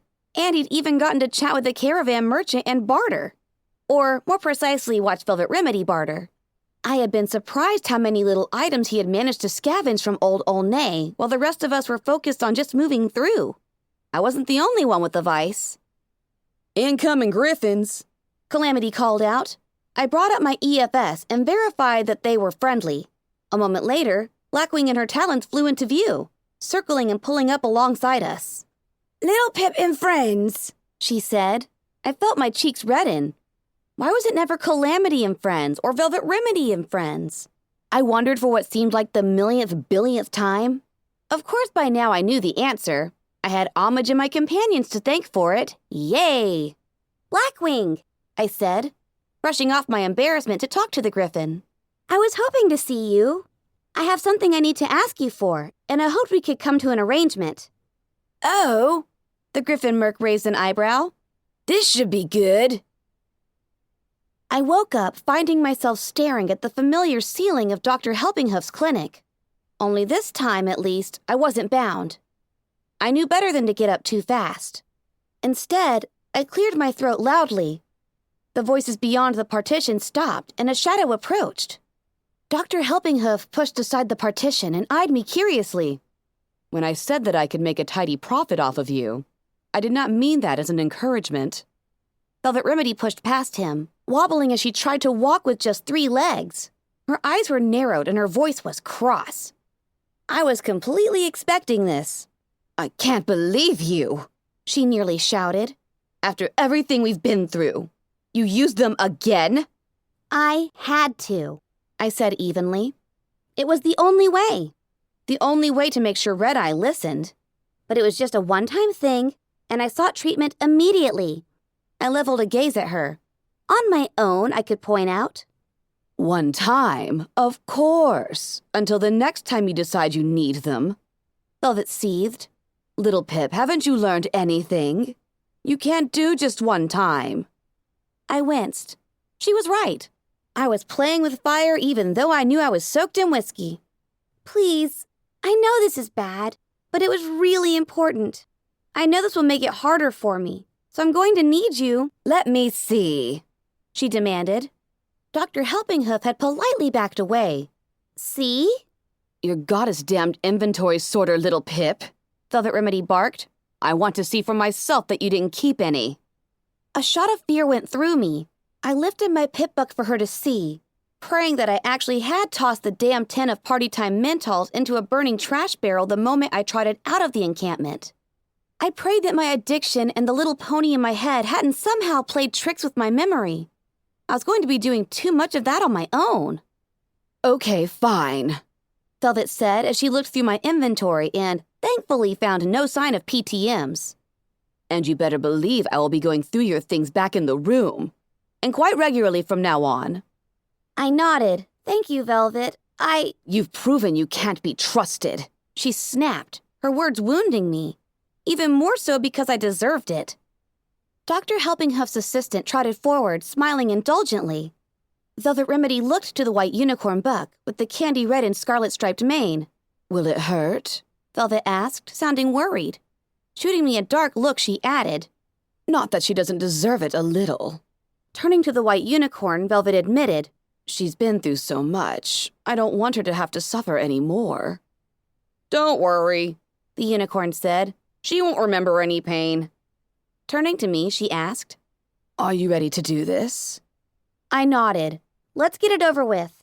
I slowly pulled myself out of bed and followed him. As we walked away, I heard Velvet Remedy moan. You're going to destroy yourself trying to save the entire wasteland, Little Pip. A piercing white light above me died, and I found myself in darkness, staring up at an unfamiliar ceiling inlaid with strangely patterned mirrors. I was laying back in a chair, a bizarre and uncomfortable position. And I had absolutely no idea how I had gotten here. The last thing I remembered was being in Helpinghoof's clinic. I seemed to recall that I had been treated for PTM use, involuntarily at that. I cringed, my mind filling with shame as I remembered taking that tin from the nurse's station. I was humiliated and disgusted with myself for the weakness I gave into every time I could have thrown it away. But for the life of me, I couldn't remember actually taking one. Or for that matter, I didn't remember volunteering for treatment. Although I could remember acting as if I had once it was over. A deep alien terror started to envelop me as I tried to retrace my actions, only to find my memories of even the flight back to be piecemeal at best. Ever since leaving Mary Pony, my sense of time had become Swiss cheese. But the scattered moments I did remember didn't leave me with the impression that I had been losing time. A familiar white unicorn buck appeared, leaning over me, his scarlet and candy red mane draping so that it almost touched my face. His mane reminded me of Pinkie Pie's at the party, after it had seemed to deflate. Don't panic. Where am I? How did I get here? Who are you? The questions tumbled out as fast as I could form them. The unicorn raised a silencing hoof, but I didn't want to be silenced. What happened to me? I felt another hoof touch my shoulder as Homage stepped around the chair. Relax, love. My eyes darted between them, my emotions in turmoil. Little Pip, Homage asked, do you trust me? The answers shot through all of my dismay and confusion. Yes, Homage whispered. Then still your thoughts, love. Relax. She helped guide me off the chair into her embrace. I pressed myself against her, breathing hard, trying to find a way to piece in the storm of panic that threatened to overwhelm me. Her scent became a life preserver tossed into my ocean of distress, and a rope with which to pull myself to safety. Slowly, I relaxed. Little Pip, this is Life Bloom, Homage said finally, introducing me formally to the white unicorn with the red and scarlet mane and tail. I'm pleased to meet you again, Life Bloom said. Velvet Remedy and Homage have told me so much about you. I nodded slowly, piecing a little together. You are Dr. Helpinghoof's assistant, right? The one that Velvet Remedy has been buying spells from? Indeed I am. Homage stroked my mane gently, as if she could brush out little shakes I was feeling. You remember what I told you about the ponies who really run Timpani Tower? Life Bloom is one of them. The unicorn buck bowed with a smile. And you are the stable dweller whom DJ Pone 3 and Homage have woven into the bringer of light. I flushed with embarrassment, looking away. And humble, the buck said with a smile. That is a good sign. Turning back to him, I asked again, this time more slowly, where am I? And what happened to me? The unicorn's horn glowed a brilliant crimson. A small box floated into view. I recognized the kind of box. It was the kind which held memory orbs. These, Little Pip, are yours. Mine? It took me a breath to grasp what he was saying. They're my memories? Of the last couple days, Homage said in agreement. I reeled. I'd lost days? Why did you remove them? Because you asked me to, Life Bloom said, and because Homage persuaded me it was for a good cause.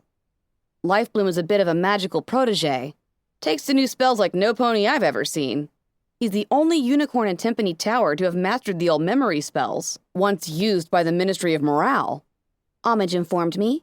He's also the one who can cast the Taint Purge. Looking at me knowingly, Homage followed that little revelation up with, So how are you feeling? I stopped, assessed myself. I felt tired, strained. The burns on my flank and side had been healed, but were still tender. The deep, unsettling itch was gone. There may be minor mutations, Life Bloom announced, but nothing life-threatening or even, I suspect, life-changing. I'm pretty certain that we purged you in time. I felt my knees give out as a sudden rush of gratefulness weakened me. Oh, thank you. The box of memory orbs came with a note in my own tooth writing. Little Pip. The memory orbs inside this box are in order. The first is pretty much a table of contents, and the others are most of my/your memories from the last few days. The three important ones that I think I will want to relive are orbs 4, 6, and 8. Everything else is just long, dull flights and routine stuff. I don't think I/you really need to spend hours trapped in a memory orb just so we can relive our bowel movements or hours of feeling itchy. Don't watch any of these until after I get the black book and take it to Mary Pony, please. I know that's going to be really hard for me/you, but it's important. Yours yourselfly, Little Pip. I read it again and again, but it still made no sense. I looked at the orbs. I wanted my memories back. I wanted to know what I did over the last 2 days. I needed to know why I had taken party time mentals again. What could possibly have been so dire as to make me do that? A bluish sheath of magic closed the lid, removing the memory orbs from my sight, and floated the box out of my hooves. Homage magically lifted it, placing it into her safe and locking it. The huge painting of Splendid Valley floated back into its place. She turned towards me, smiling. Now, how soon do you have to go? I shook my head, completely at a loss. I felt untethered, adrift. I didn't know what my plans were. What was I supposed to be doing next? All I did know was that Velvet Remedy needed time to recuperate. In reality, so did Calamity. Maybe all of us did. I hated the idea of spending another day on myself when there were ponies in the equestrian wasteland suffering and dying because I wasn't there to help them. But this wasn't time spent for me. This was for my friends.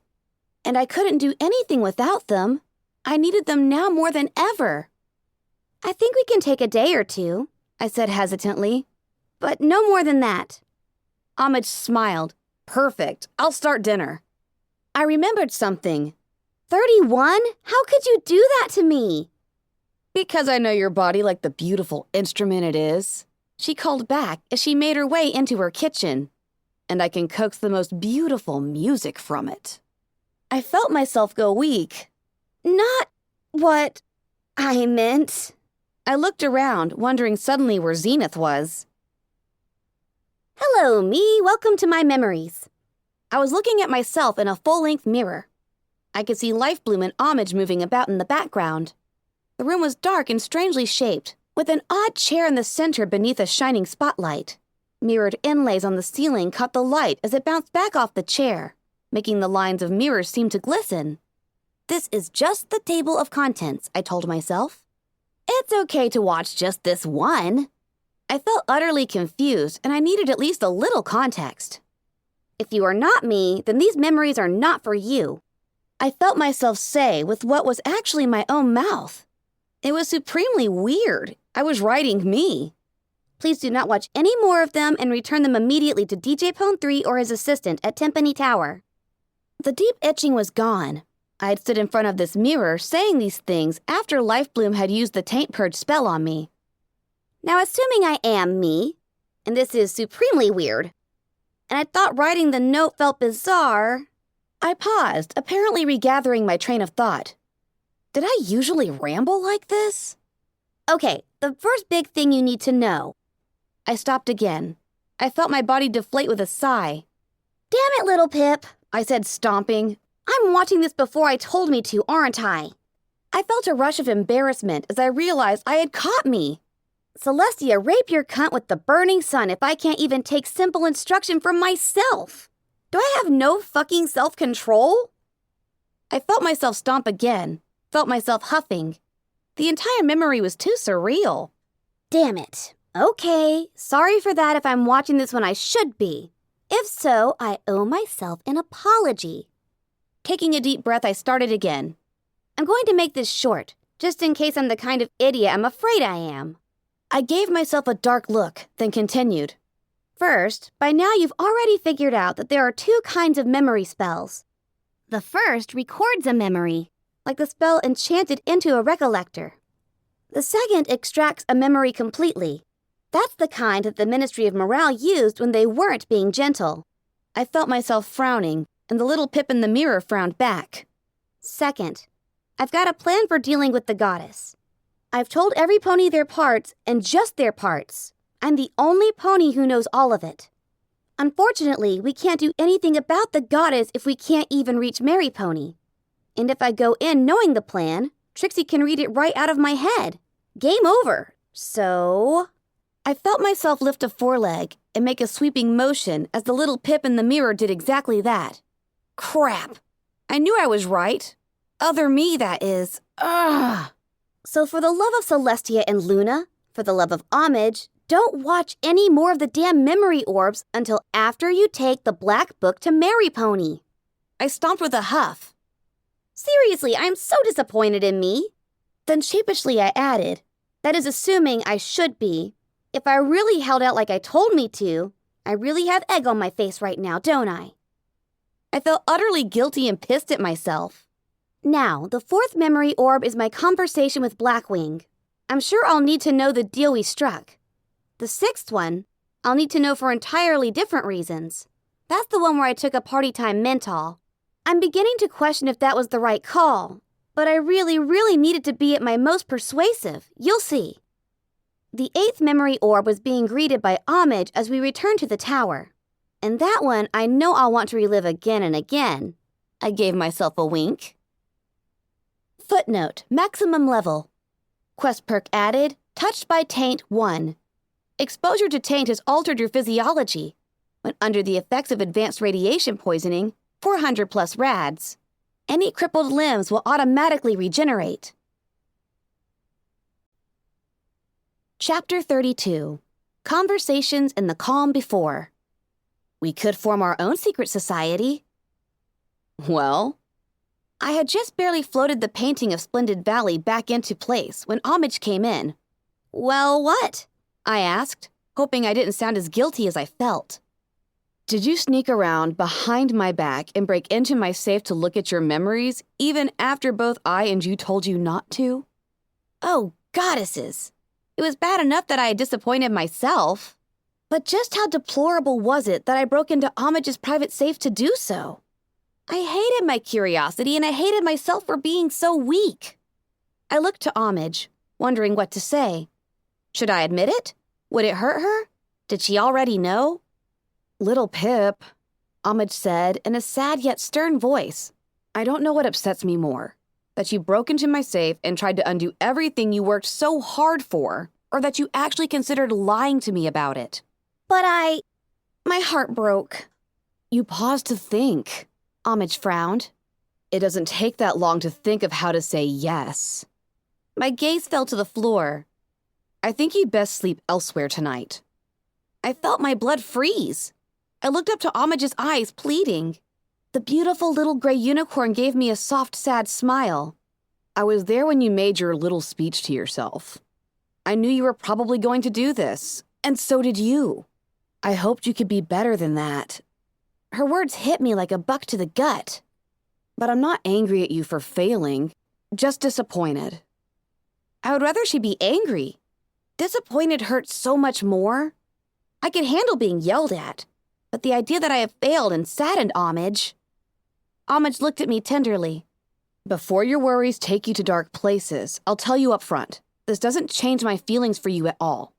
And my disappointment will be short-lived. I'm not sending you away because I don't want to see you. I'm sending you away because you've been bad and I'm punishing you. She gave me a little smile. And I think we both know you need that as much as deserve it. The smile faded. I'll see you tomorrow, little Pip. It took me most of the ride down the elevator to figure out why I needed punishment as much as I deserved it. There was no question of the latter. The pit in my stomach and the self-loathing in my heart told me that I had done wrong. I had wronged myself.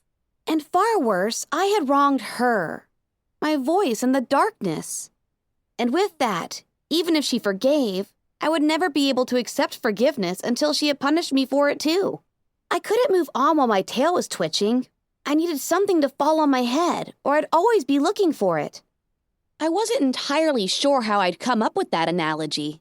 Awareness, it was under E, but I knew that it was appropriate. I walked slowly down the hall towards the door to our suite, casually unlocking it with my telekinesis. What was once unimaginable had become a feat of such ease I barely focused on it. My mind was largely elsewhere. I was determined to remain at Timpani Tower for a little while longer, not for myself, but for my companions. Each of them had nearly died in the last few days. Zenith and Calamity would both have been turned to ash by the Hellhound's attacks if it had not been for the spell that Velvet Remedy learned from Life Bloom last time we were here.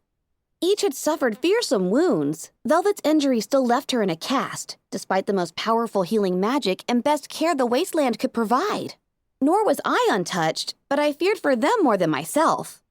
Deep down, I somehow knew that I was expendable, but they were not. I had a lot of repairing to do.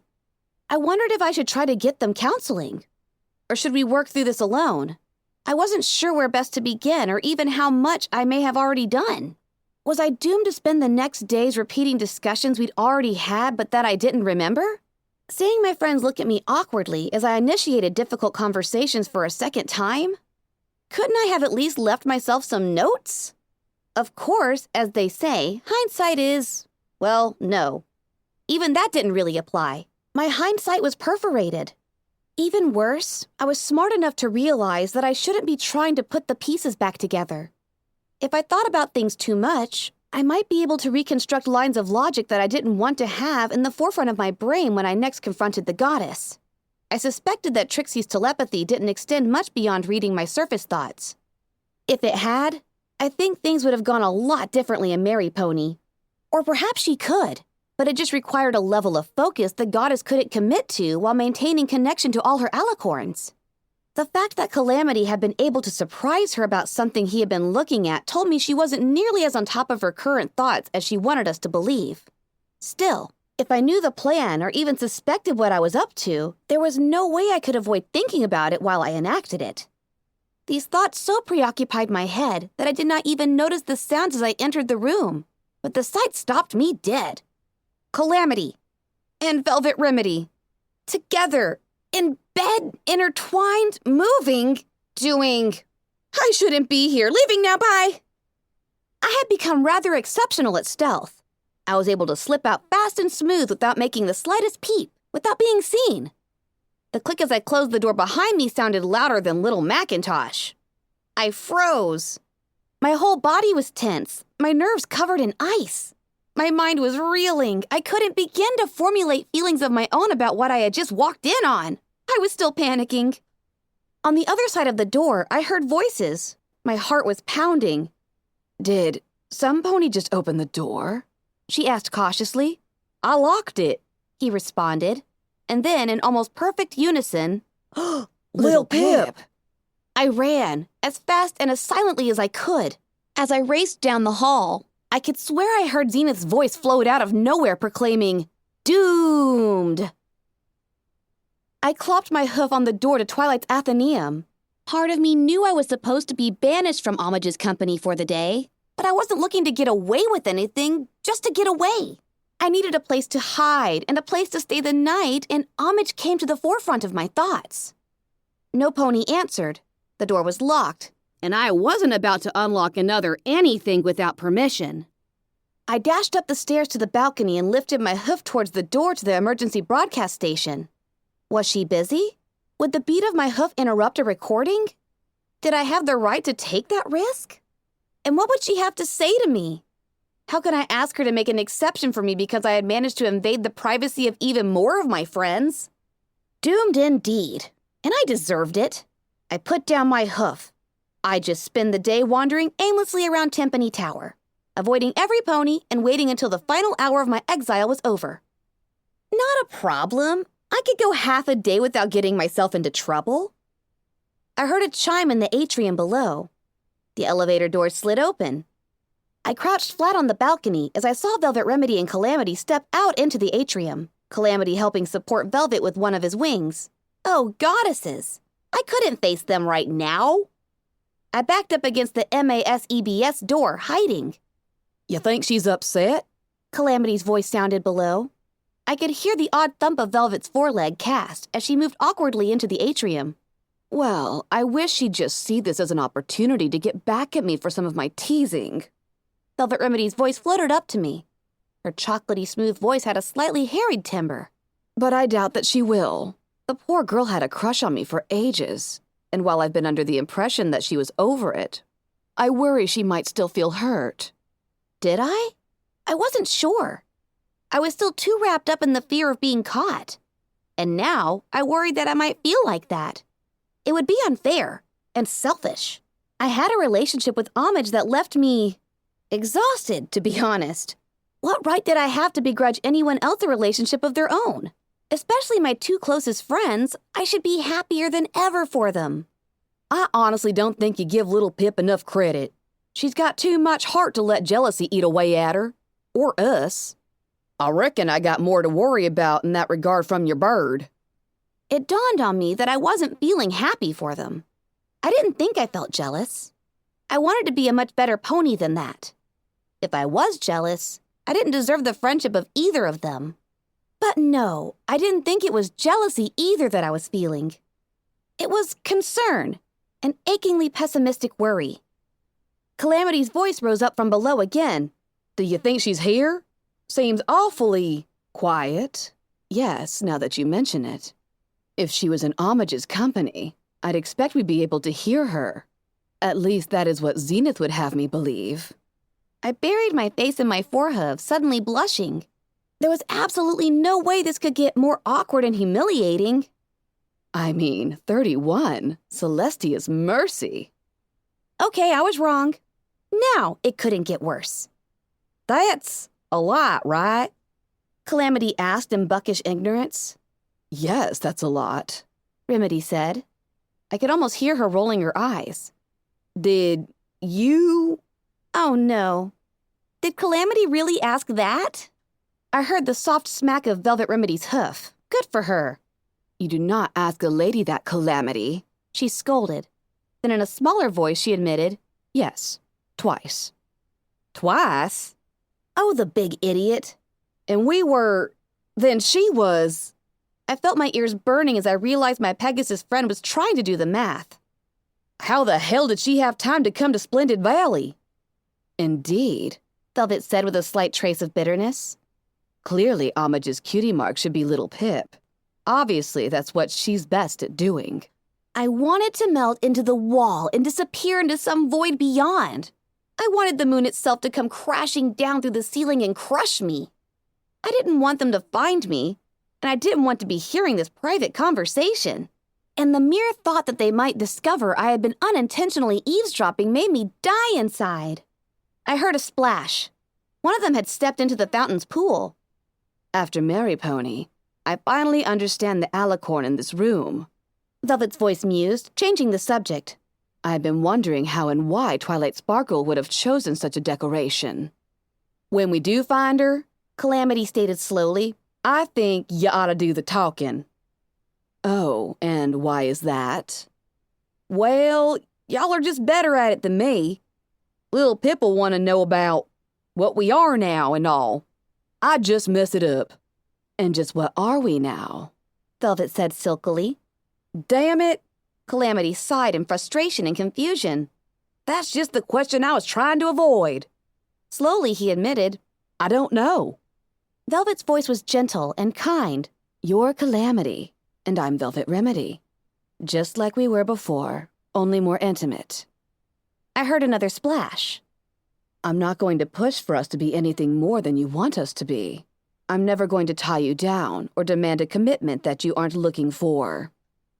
I couldn't help but feel this conversation was built upon a great many that I hadn't been privy to before, and that I had no excuse to be listening to this one. My mind began to scramble for ways to escape. You don't even need to ask, girl. I know, Velvet purred. But I need you to know that I'm not looking to change anything about you. Well, except maybe for your grammar. I just want to be with you. If I opened the door behind me, closed it, and stood up quickly, surely they would think I had just stepped out of the station behind me? Seemed like a good plan. The door was locked. Of course it was. Well, surely I couldn't get myself into any more trouble. Oh, dang it. I don't know nothing what to say. I ain't any good at this sort of thing. You don't know anything to say. Velvet tried pointlessly. Yep, wish I did. Maybe I should just hold you? The lock clicked. I slid the door open, then stood as I closed it again. Little Pip. I looked down at them, both standing in the fountain's pool, Calamity's forehoof sliding away from an interrupted embrace. My heart raced, and I blurted out the first thing I thought of. Oh, hello, I was just in there with Homage in the place doing the thing. They were giving me odd looks. I wanted to face-hoof myself into unconsciousness. Instead, I gave them a forced and probably awkward smile. They looked at each other, then back to me, their expressions melting into ones of compassion and concern. I realized that my awkwardness would be taken as discomfort over what they knew I had seen and not what they didn't know I had heard. Velvet Remedy started to call up to me. The door behind me opened and Homage peeked out. Little Pip, did you just try to come in? Her eyes narrowed at me. That's not how punishment works. Calamity and Velvet Remedy exchanged looks of quick realization. Doomed! I am not a clever pony. After 20 minutes of explaining and confessing and apologizing, with a hint of blubbering, I found myself sitting across from Velvet Remedy and Calamity at Homage's table, feeling small and guilty as Homage made everyone tea. At last, however, I had been able to put solid thoughts to my feelings. The problem now was how or even if I should voice them. What if my worries were correct? What damage would I do by shining a light on them? Or worse, what if I was wrong, but my questions led to doubts in their own minds? The silence stretched awkwardly between the three of us. Velvet looked patient but strained. Calamity fidgeted. If I said anything, it would have to be now, while they were together and could draw support from each other as they answered. But what if... Calamity rubbed a hoof on the table, absently asking Velvet, Hey, you figure they did it on here? I changed the subject quickly. And not just because the answer was yes, and I didn't want them thinking about that when Homage put tea and a plate of cakes on the table. I guess I'm just concerned. I mean, you two are my closest friends. We travel everywhere together. And with hardly any pony else. And you're worried we've grown intimate out of convenience? Velvet Remedy finished for me, tactfully. Pretty much, yeah. Calamity snorted. Now I know how y'all might think that way coming from a stable, but I've been down here for a while now. I've had plenty of other options, just never cared for 'em. He nodded upwards. Had options up there, too. But none of the mares in the service shared my feelings about helping the pony folk down here. A right turnoff, if you ask me. I had to admit, I'd never even considered the idea of Calamity having relationships available to him with any pony other than us. He just seemed like such a lone defender that I thought of him as being just as much a stranger to the rest of the world as we were. But hadn't Railright claimed that Calamity had been offered a home and place in New Appaloosa? Homage came in with tea and cakes.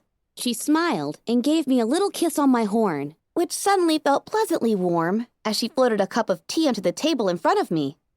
I'll admit, Velvet Remedy began, that I was worried about the same thing at first. The first thing that attracted me to Calamity was his wings. I swear, y'all got a feather fetish, Calamity nipped playfully. Velvet giggled primly. No, I had just abandoned my home and risked whatever I would find out here for freedom. And there you were. More free than I ever imagined any pony could be. Not even the ground could hold you. Aw, shucks. I ain't no different than any other Pegasi. Oh, but you are. Velvet cooed maturely. I didn't know it at the time, but you are so much more. I always wanted to be a medical pony, and I embraced the first chance I got to. But I left my home behind for selfish reasons. You cut your shackles because they were preventing you from helping other ponies. You freed yourself out of compassion and kinship. Calamity was blushing now. I realized I liked seeing him like that. It brought out a beauty in him. You truly care about ponies, she continued, her eyes roaming over Calamity. And I've seen how you are with us, especially with little Pip, she said, turning back to me. He'll stand by you, never leave you, protect you even from yourself. Always there to catch me, I found myself saying softly. Velvet Remedy smiled and nodded. I feel safe with him around because I know he will protect us. Especially you, since you seem to need it the most. But he has always been right there for me when I needed him too. I was suddenly feeling guilty again, this time for monopolizing Calamity's time. I lowered my head, breathing in the calming scent of the zebra chai tea wafting up from my cup. Scowling a little, Velvet Remedy couldn't help but add, I'm not saying we're a match made in the clouds. He does tend to jump to violence as a solution far too readily for my taste. And he's not the only one. She fixed me with a look. For a few moments, her gaze held me like steel, making me squirm. Then her expression relaxed. But I realize that, in the equestrian wasteland, violence is often the most appropriate response. Although not as often as you two take to it. And at least both of you are motivated to shed the blood you do out of justice, compassion, and a sense of responsibility for your fellow pony. All of which seems sorely lacking in far too many ponies out here. She turned to Calamity with a look that clearly said, "Your turn." Homage trotted around and sat behind me, watching unobtrusively. I felt a gentle support radiating off her despite her recent disappointment. I was supposed to be being punished, but there was no hint of that. I found myself fervently wishing at Calamity to not blow it. I wasn't happy for them because I was worried they were going to get hurt, but I wanted them to be together, I realized. I hoped for them. And Velvet's words were like a ray of real, untainted sunshine. For the first time, I really thought maybe they could last together. So long as Calamity didn't say anything stupid in the next few minutes, that was. Calamity shuffled, looking uncomfortable. I take it I can't just say ditto? I took a long sip from my cup, the slightly bitter liquid washing over my tongue. I felt the warmth of the tea spread soothingly through me. Velvet Remedy gave Calamity a shake of her head. The Pegasus reached back to brush out his mane, accidentally tipping his desperado hat into his eyes. Well, she's beautiful, he started. not just outside. Behind her outer beauty and occasional abrasive personality, she's really beautiful inside. I winced. He was going to be paying for that in a bit. I mean, From Calamity's shuffle, I guessed he knew it too. But he was being honest. I hoped Velvet took that into account. look, when we first rescued her, I didn't know what to think. She was helping slavers. And she was, well, I was expecting her to be fancy and prissy and highfalutin, like the folks in this tower here. But she weren't like that at all. She's beautiful, but she's, I don't know, down to earth? He paused, looking for a word, then smiled as he settled on. Practical. She's practical, and more importantly, she's devoted. She weren't helping slavers 'cause she sympathizes for any of what they were doing, but because she's dedicated to helping folk. And she don't let unpleasantness or discomfort get in the way. Calamity wrapped his tail around Velvet Remedy, who was holding him with rapt attention. She's faithful. She stuck by our side even as we walked into hell. Her wanting to play diplomatic-like with aggressive or evil types does wear thin, but I reckon maybe there's something to it sometimes. And she does that 'cause she really does care about folk and is committed to helping them, even if a mess of 'em don't deserve it. Ain't like her to ask if they do. He shrugged. How could I not absolutely love her for that? Looking into Velvet's eyes, Calamity finished by saying, It's like, you're just what the doctor ordered, you know? Velvet rolled her eyes at the corniness, but smiled. Part of me wanted to jump up and hug them. Part of me wanted to tell them to get a room. But then I was kind of to blame for them not being there. Okay, I'm convinced, I said with a smile. Homage wrapped her forelegs around me from behind. Our coupleness made me feel less awkward in front of theirs. Yes, Velvet Remedy said suddenly to Calamity while giving the cakes a declining look. I think they did things on this table. Homage bit one of my suddenly burning ears playfully. Far too late, I changed the subject. So, how long have you been together? Calamity laughed. You mean physically? Since what? He looked at Velvet, who was trying to keep a ladylike distance from the question. Yesterday? I blinked. Oh, come on, Lil Pip. We didn't even kiss before last week. Velvet Remedy sighed, then said smoothly, Really, Little Pip, we have you to thank that we have a relationship at all. Wait, what? Yep. If and it weren't for you acting like we was already a couple back at that stable, I don't think we would have started looking at each other that way. I blushed so hard I should have caught on fire. Calamity rolled 2 memory orbs across the table to me. You said it was okay to see these again. I caught them in a telekinetic blanket, careful not to focus directly on either of them. Are they mine? No, traded for 'em. The caravan pony claimed they were genuine memories of Rainbow Dash. He gave me a wry smirk as my heart gave a little leap. I was actually thrilled to learn anything more I could about those ponies. When had it become such a passion? Are they? I asked hopefully. From what you said last time, Calamity responded with the voice suggesting he felt snookered. not exactly. I floated them into my saddlebags for safekeeping and finished my tea. It was now barely lukewarm. The conversation had lasted a while. After Velvet and Calamity had taken their leave, I felt Homage's foreleg slip away from me.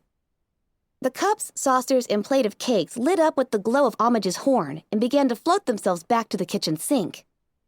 I felt like a warm blanket had been pulled from me on a chilly winter night. I guess I should go now. I'm still being punished, right? I got up and began moving, but not in any particular direction. Yes, Homage said, a touch reluctantly. I wished punishment didn't mean having to be apart from her. The thought of being alone tonight hurt more now than it did before. I stopped next to a desk littered with Homage's personal things. She had a triptych of pictures framed on the desk. Pictures of me in the wasteland, my friends nearby. The pictures were taken from someplace high above and far away, zoomed in until I nearly filled the frame, but was washed out with the odd tint of all the air between the camera and its subject. I suspected that the pictures were taken by the cameras on those spires, and I suspected the willing separation tonight hurt Homage as much as me. Couldn't you just spank me instead or something? I asked, hoping for a faster punishment. Homage laughed. No, but tomorrow night, I might, as a reward. I looked at her in confusion, one ear dipping. How would a spanking be a reward? Oh my gosh! I lost balance, my head crashing to the desktop. I backed up, stumbling, seeing stars. Homage was chuckling even as she trotted up to make sure I was okay. I think I better go now, I told her, before I hurt myself. Again. I ambled through the market sector of Timpani Tower, paying little attention to the ponies around me. The smells from the restaurants and snack shops teased my nostrils with promises that were probably too wonderful for the centuries-old packaged foods to deliver. But I let my nose drag me towards one of them anyway. Looking at the wall-mounted menu, my eyes widened at the prices, each of which was now written in pencil, with the telltale signs of several previous erasings. I lifted my pitbuck, checking how many caps I had on hoof. Velvet Remedy was the queen of barter, so we had been letting her keep most of our caps. I barely had enough for a sparkle cola or a box of stuffed apple cakes, filled with sweet candy apple filling and 5,000 times the daily recommended amount of preservatives. Yay! I plopped down my bottle caps and ordered the cola. I watched as a pony slid the caps off the counter with a hoof, then picked up a crowbar in his mouth and trotted back to a still functional sparkle cola machine, prying it open and fetching my drink. A chain and padlock on the ground told me how they kept their supply secure at night. I took my cola, floating it to my muzzle and tasting the lukewarm, deliciously carroty flatness. I was an hour into my exile and already hating it. I spotted Calamity leaving the constabulary, looking disgruntled. Highway robbery, he groused. Anywhere else, I could buy an armor-piercing round for what they were asking for a rubber one, he added. Well, if anywhere else sold 'em. I scampered over to trot at his side. How's your wing? Calamity smiled, judging my intentions. Velvet and I are doing fine. Well, not fine. She's hurting inside. What happened to both of us and old Nay scares her badly, but we're working through it together. So don't go trying to set us up with a shrink again. I blinked. I did that? I had considered it earlier. Yep. Not one of your better plans, Calamity noted. but well-intentioned. I wasn't sure I wanted to see that memory, ever. We walked in silence a while. I drank from my cola, then offered some to my friend. Calamity accepted, biting down on the bottle's rim and tilting it back for a swig. Then he passed it back. We walked on in silence some more. I'm worried, Lil Pip. I nodded. There were about 100 things for us to be worried about, plus several extra ones for Calamity as he plunged into this newly deeper relationship with Velvet Remedy. The Enclave, that experiment in old Nay, that was new. Post-Calamity new. I don't know why they would be there, why they would be doing that, or what they are all up to. He looked at me. And I'm worried. Of all the possible worries he might have, this was the one I expected the least. But I knew that I shouldn't have. These were his pony folk, his old home. They had to be weighing on him as much as concerns for Stable 2 weighed on me. The Pegasi are good pony folk, Calamity said. Whatever happens, remember that. 'Cause the Enclave, they ain't. Not so much. I was in a large foyer marbled in gray. Large vertical windows let in the gray light of a rainy day. Outside, a dozen ponies were protesting, chanting and waving signs in the rain. Inside, ponies trotted about on personal business or stood conversing in clumps. Many wore long raincoats still slick with the wet sheen. A few were hauling small wagons filled with boxes. My host was an earth pony mare sitting behind a long counter, gazing languidly at the text on a terminal. From the stirring warmth in certain parts of her body, the story she was fixated on was one of a cloppy nature and probably not safe for work. A familiar voice echoed from somewhere above, and safely distant enough that my host was able to change the screen to a memo on wartime stress disorder, without rushing suspiciously. She looked back and up. Her eyes moving to a spiraling set of wrought iron stairs that descended from a mezzanine level above. The whole lobby gave me the impression of ministry architecture. A flash of light erupted about 4 yards from my host's counter, wrenching her attention away from the stairwell before she could spot who she was looking for. Rarity stood in the lobby, wobbling slightly. Her dress, mane, and the large satchel on her side all hissed up wisps of smoke. She blinked wide-eyed, seeming disoriented. But in an eye blink, she had gathered herself together and was trotting up to my host with an urgent expression. Hello, welcome to... My host began politely, but Rarity was in too much of a hurry for niceties. Yes, I know where I am, and I know who you are, she said, waving a hoof. I need to know if Rainbow Dash is still here. Please tell me I haven't missed her. Before my host could answer, that familiar voice answered for her. Hovering about halfway down the spiral staircase, Rainbow Dash exclaimed loudly, "Whoa, Rarity! Did you just teleport here?" Standing on the steps behind Rainbow Dash, Applejack was looking equally impressed. Her orange coat and blonde mane made for a welcome splash of warm colors in the stark, cool room. Rarity paused, seeing the two of them, then smiled with a soft whinny. Yes, well, I've been trading spells with Twilight for years now. And let me tell you, it is not as easy as she makes it look. With a wince, she added, How's my mane? Rainbow Dash swooped down to greet her. It's fine. Descending the stairs, Applejack added, It's gorgeous. It looked like she'd run a few laps around a burning house. So, what's up? Rainbow Dash asked cheerfully. Rarity glanced behind her and up towards Applejack, a brief look of unease passing over her face, and then turned to Rainbow Dash. I had some things to talk to you about, but it can wait until you're alone. Rainbow Dash blinked, then her eyes opened wide. She whispered, Oh, about the new... then glanced back towards Applejack, too. Armor? Rarity nodded. That and the other thing. I've been having a lot of trouble trying to perfect that spell, and I wanted to see the device you want it embedded into. Oh! Rainbow Dash reached back and scratched at her rainbow mane with a forehoof. Well, Apple Bloom's all set to procure a life support capsule from the Ministry of Peace. We should have it by next week, but, well, she's going to be modifying it a lot. Do you need to wait until it's finished? Rarity raised an eyebrow. Apple Bloom's part of this too. Yeah, why, is that a problem? Well, Rarity said, brushing her left forehoof in circles against the marble floor. I really don't want my little sister anywhere near this research of mine. And she and Apple Bloom are best of friends. Did I hear my little sister's name? Applejack said, trotting up from the bottom of the stairs. Rainbow Dash turned and smiled. Yeah, she's helping me on a project.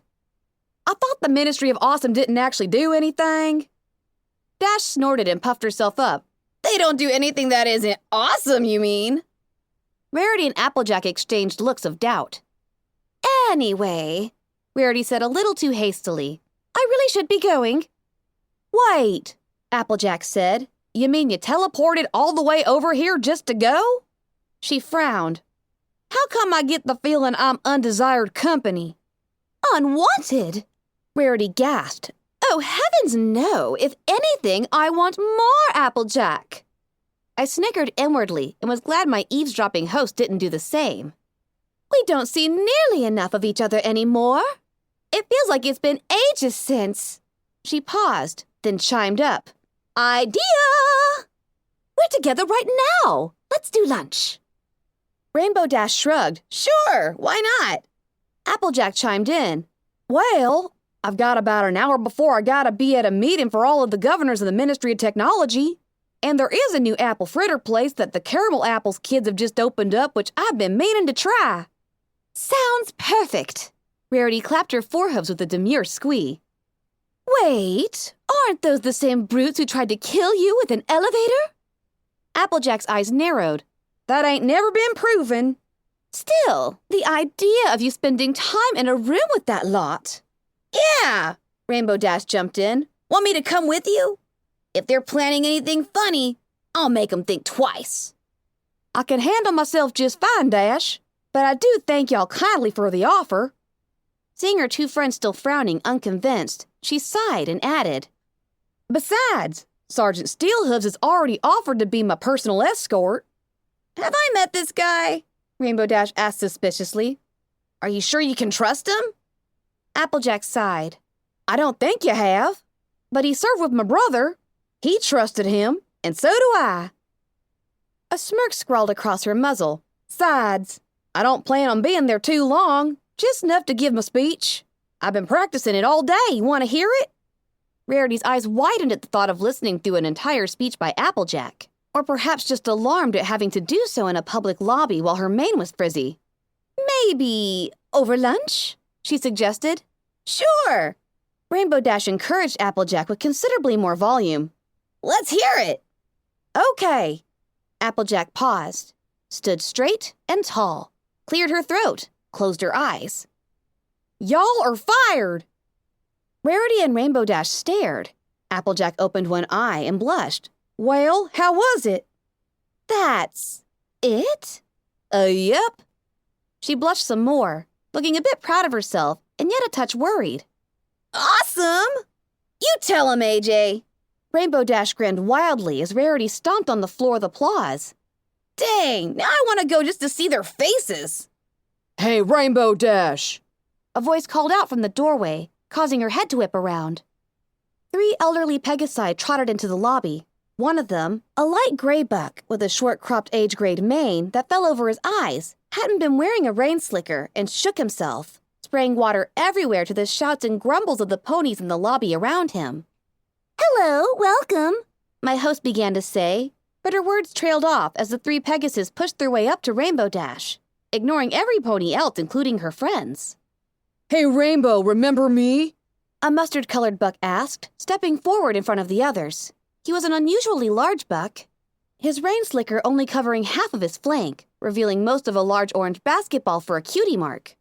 I wondered idly if he had 1 ball or 2, then immediately wanted to jab my hoof in my eye to kill the mental image that followed. Rainbow looked them over, then narrowed her eyes and shook her head. Sorry, no, I'm rather busy and only have time to remember important ponies. The 3 all scowled. The mustard one growled, shoving a hoof into Rainbow's breast. Well then, maybe you remember my little brother. He was one of the Pegasi you got killed fighting that dragon over Hoofington. Rainbow Dash's eyes went wide. Her demeanor changed immediately. Oh, I'm so sorry. Several brave ponies died valiantly that day. Yeah, said the third, a Pegasus the color of dark dust, with piercing blue eyes and a few remaining strands of a sandy mane on his bald-coated head. seems like an awful lot of Pegasi died valiantly these days. In fact, seems like we do the bulk of the dying. I don't know any pony in Cloudsdale who ain't lost family. Rainbow Dash nodded sadly. The war. The war. The dark dust pony scoffed. The war is on the ground against zebras. And dragons, Rainbow Dash reminded him. They're using dragons now in case you somehow forgot. Not to mention griffin mercs. And some of them have magic fetishes that can allow them to fly. Rarity chimed in knowingly. If you think it's impossible for an earthbound mare to fly her way into Cloudsdale with the right magic, you have tragically short memories. The mustard-colored one spat. Well, they wouldn't be bringing in dragons if the Pegasi had just stayed out of the war. Now I hear you're pushing Luna's new initiative to put even more Pegasi on the front lines. You won't be satisfied until every one of us is facing down zebra guns. If the had just... Rainbow Dash sputtered. What? And we ain't the only ones who think that neither, the balding one informed Rainbow Dash coldly. And while we might not be important, My sister's the mayor of Cloudsdale, and she— Now, just one apple bucking minute, Applejack interrupted loudly. Now, I know y'all have lost kin, and I know how much that hurts. She strode up to the mustard-colored buck. I lost my own brother in this war. His name was Big Macintosh. Y'all may have heard of him. The mustard-colored pony had the dignity to look abashed. I heard a click and a whir from above. My host turned away from the argument as the text on her screen disappeared, replaced by a flashing warning. Live grenade detected. At seemingly the same instant, Rarity gasped, "Grenade!" Ponies began to scatter, running into each other, not knowing where to go. Rarity's magic flared around her satchel, opening it. Beams of colored light shot out from the twin magical energy turrets, which had descended from the ceiling. They struck a pony in the crowd, turning her into a burning pink silhouette of whomever she had been. My host looked down, scanning the floor, her actions seeming unbearably slow. I mentally shouted for her to duck for cover, but she seemed transfixed. Her eyes fell on the metal apple not 2 yards from her desk. The dark bulk of a large, open book fell down over it, and 4 white hooves jumped on top. The book! In an instant, a flash of fire and swirling magical energy underneath the book, a crackling sound that left a buzzing silence in its wake, a rippling of explosive force that threw Rarity back. My host stumbled, disoriented, a ringing in her ears. Every pony was shouting, but their voices seemed muffled and far away. I spotted the black book. It had landed next to Rarity, smoking but undamaged.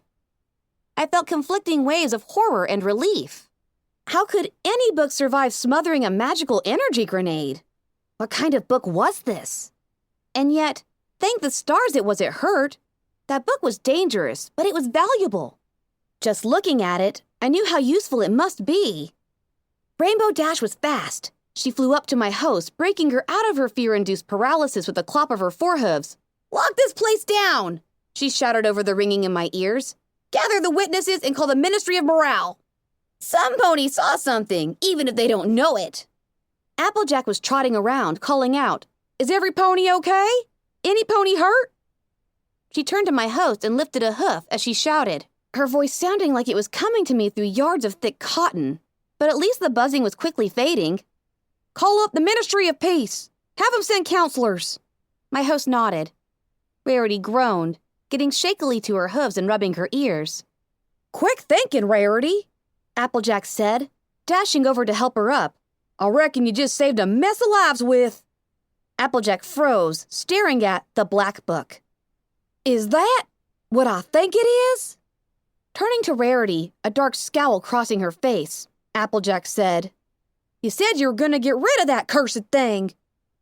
Dusting herself off, Rarity stared back. "I said I would burn it," Rarity said calmly, "and I tried. But as you can see, it doesn't burn." Lowering her voice, she whispered something to Applejack that made the Earth Pony's ears shoot up in alarm. Then raising her voice again, she added, "I even tried to have Spike burn it. All that did was send it to Princess Celestia." I winced. Even my host winced, realizing that couldn't have led to pleasant conversations. Applejack frowned, clearly wanting to believe her friend, but having doubts all the same. Rarity's guilty look wasn't helping. "Well, you still should have gotten rid of it." "How?" Rarity retorted stubbornly. "I doubt anything short of a mega spell could destroy it. And I certainly don't want to dispose of the book where it could find its way into the wrong hooves." "Damn it!" Rainbow Dash piped up, unknowingly interrupting her friends before their fierce discussion could grow into an argument. Dash had flown over to the pile of ash which had once been a pony. "Whose idea was it to use magical energy defenses in here? A pile of ash isn't going to conveniently tell you who it was or offer up its former possessions for an investigation." "Zebra sympathizers, I would suspect," intoned Rarity dourly, turning towards the very upset blue-coated Pegasus. "Shouldn't jump to that conclusion, Rarity," Applejack warned. "I don't like this blaming zebras for everything that goes wrong." "It certainly wouldn't be the first time they've taken a shot at me," Rarity bristled. She looked at Applejack with surprise. "After Zecora's betrayal, I'm surprised you still defend them." "Just 'cause Zecora turned out to be a bad apple don't mean all of them are," Applejack insisted. Even though my host was paying more attention to the earth pony and the unicorn, I was able to catch a brief guilty look cross Rainbow Dash's face. I realized suddenly that Rarity and Applejack didn't know the truth about their zebra friend. The reality behind Zecora's defection was a carefully guarded secret held by only 2 mares and probably only the tiniest fraction of ponies within their respective ministries. Ain't like there ain't other pony folk who might want to take a shot at one of us. Rarity met Applejack's statement with wide eyes. Oh dear, you're right. Well, if it was them who was behind it, they sure as sugar ain't stopped me from getting to that meeting. Hell! Rainbow Dash blurted out, flying up. For all we know, the target may have been that lot. She pointed a hindhoof towards the 3 Pegasi cowering in a corner. What they were speaking amounts pretty much to sedition. Her expression was cross and grim. I'm beginning to think Cloudsdale needs a Ministry of Morale hub. Rarity looked around desperately. Oh dear, lunch is off, I'm afraid. I need to get back to Image. We don't have much time to figure out what to tell the news ponies to say about this. 3 ministry mares. Oh, this is bad. We have to move on this now. As Rarity magically scooped up the black book and vanished in another flash, my host finally began actually doing her job. When I returned from the memory orb, I was no longer on the secluded bench outside some restrooms where I'd laid down to view it. I was someplace else, dark and cold. The black book floated in the darkness before me, just an after-image that was already fading. A spotlight flared to life above me, its beam pinning me to the ornate purple and pink marbled floor as it destroyed any adjustments my eyes were making to the dark. I brought up my eyes forward sparkle, detecting at least half a dozen figures in the shadows around me. According to my EFS compass, they were not hostile.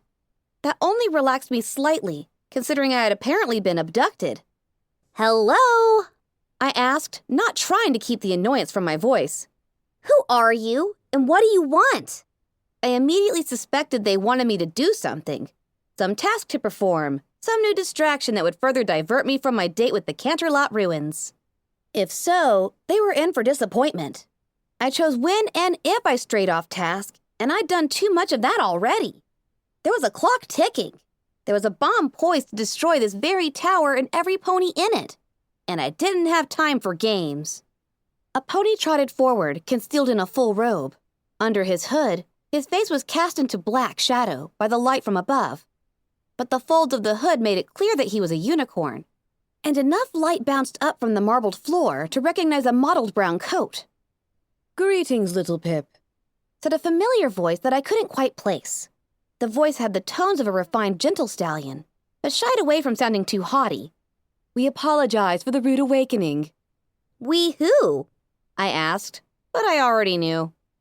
"We call ourselves the Twilight Society," the gentle stallion proclaimed. I forced myself not to ask if he was kidding. "Very enigmatic. And who are you really?" I said, biting back deeper sarcasm. "And what do you want?" The unicorn under the hood restrained a chortle. He whinnied. "Why, that is absolutely correct. You too have enigmatic titles, do you not, Stable Dweller? Wasteland Heroine. We have been told that you are the savior of the wasteland and the bringer of light." I cringed. They weren't titles I had ever wanted, nor ones I ever thought myself worthy of. And now I was under a spotlight, being judged for a reputation I couldn't control and couldn't live up to. "What we want," the gentle stallion continued, "is to know who are you really." I snorted. "And you kidnapped me to find out? You could have just asked." "These conversations are not for prying ears," another voice said from the darkness to my left. You have already been to places you were not meant to be. Shown things no pony was allowed to reveal. A third voice said, this time to my right. Suddenly, I was worried for Homage. She'd clearly broken the rules of this overly dramatic group of ponies to help me. What might they do in response? Murmurs rippled through the darkness around me. You have used for your own goals the very secrets we hold guardianship over. Oh, I know too much, right? Is that what it is? That is but half of what it is, the gentle stallion said, addressing me. We have been counseled to make available to you the full might and mystery of this place.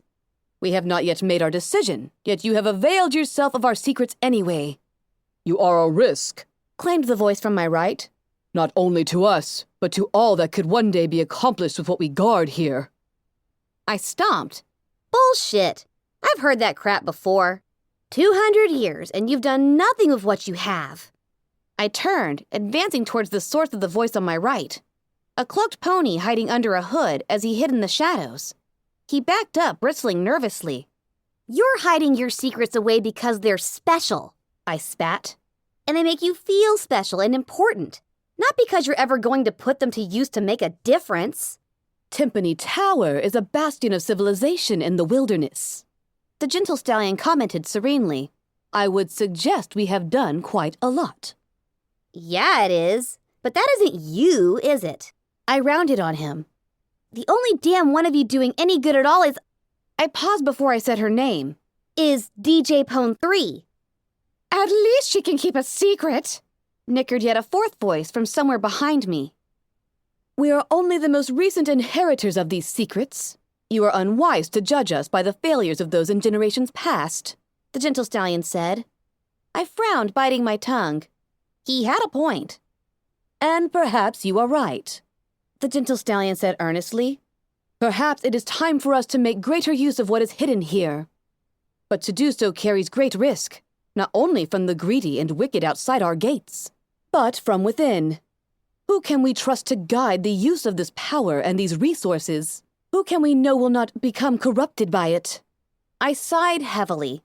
What do you want from me? I asked. How can I persuade you that I'm not going to become the next Red Eye if I'm given a little help? Your memories. I jolted with the shock. What? You had several days of memories extracted earlier today from within our secluded chambers. We require access to those memories. They wanted my memories? A chunk of my life? One that I didn't even know the contents of? No, I stomped. Those are my memories. They're private. We could ask you who you are, but you would only tell us what you want us to hear. The perceptions of others are fragments and heavily colored by their own perceptions. How better could we possibly learn who you really are? I fumed. I didn't want to trust something so precious to these strangers. I didn't trust them. I trusted homage. That was all. Plus, it felt wrong, like a violation, which I knew was hypocritical at best considering how much time I'd spent prying into the memories of others. The voice on my left intoned, "We already know that Red Eye is threatening this tower and the lives of every pony in it to motivate you. If you are playing with our lives, do you not think we at least deserve to know what the score is?" I stopped fuming considering that. Finally, I took a deep breath. Will I get them back? If the answer was no, this deal was off. And if necessary, I would fight my way out of here. Of course, the gentle stallion told me. Fine. Then yes, but on two conditions. Underneath his robe, the gentle stallion cocked his head. And what conditions would those be? 1, the memories do not leave Homage's possession. I trust her to guard them.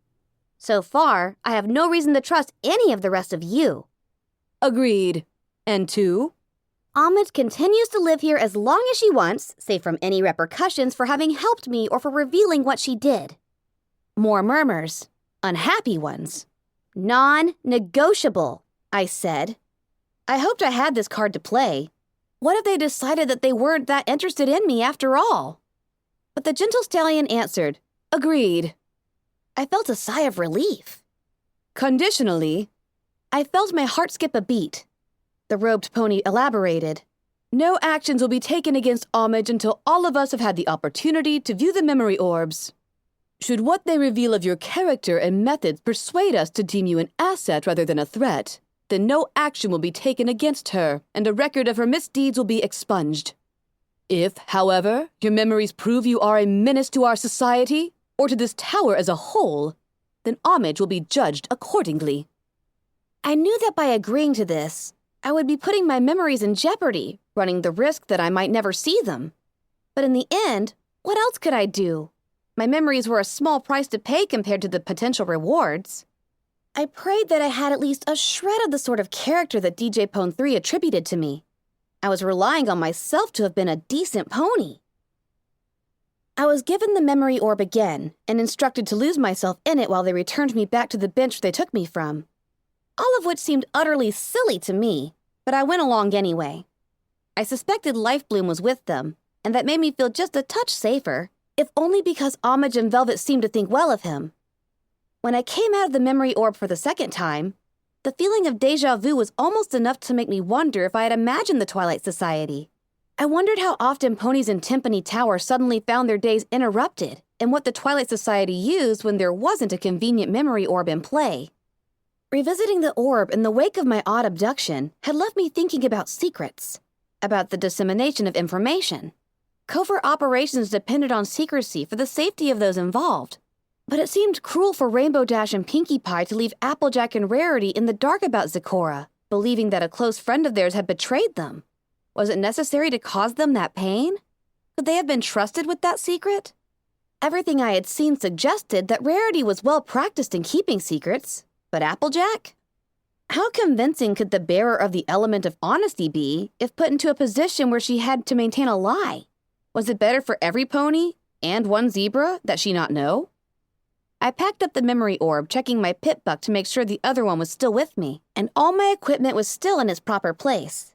Then, getting up, I started to walk down the hallway, away from the bathrooms. My mind was still engaged in contemplation.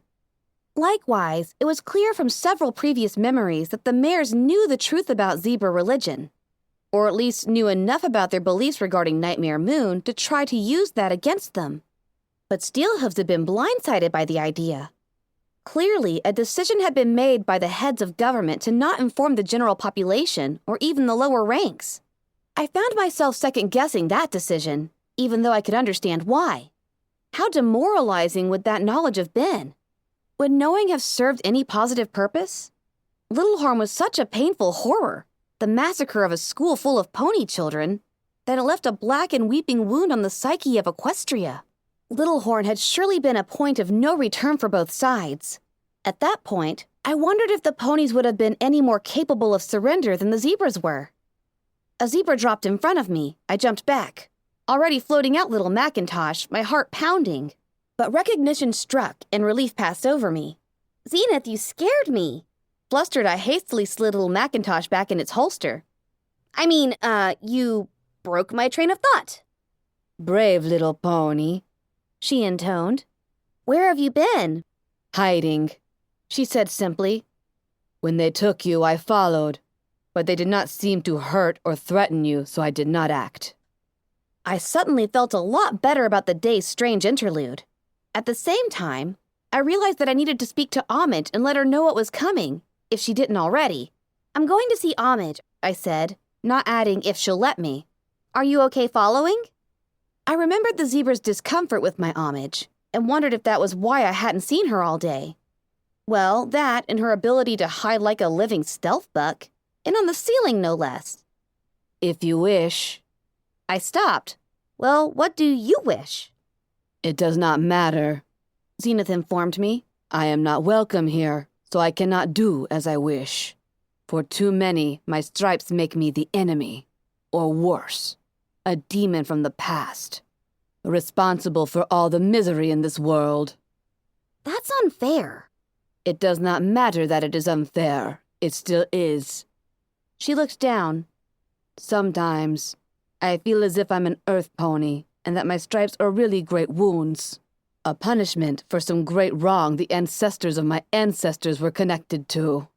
I shuddered, as much at the pain and resignation in her voice as the mental image her words conjured. There had to be something I could do. If you could do anything, What would you want to do most? I would like to go shopping. Zenith said. She smiled at my surprise. What? Everyone likes to shop. I would like to be able to stride into a store, look around, greeting the sales pony, and make purchases, all while being treated only as rudely as every other pony customer is. I felt a little rocked by the normalcy of the request. I tried to imagine how it must be not to even be able to go into a store. To buy. I couldn't, and I felt awful for it. Surely there had to be a way to fix this. We could dye her coat a new color. Homage suggested, as she floated the huge painting of Splendid Valley away from her safe. She was moving my box of memory orbs to another location, so that she would not have to reveal this safe when the Twilight Society came for them. A near black charcoal would hide her beautiful stripes enough for a modest gown and hat to obscure them completely.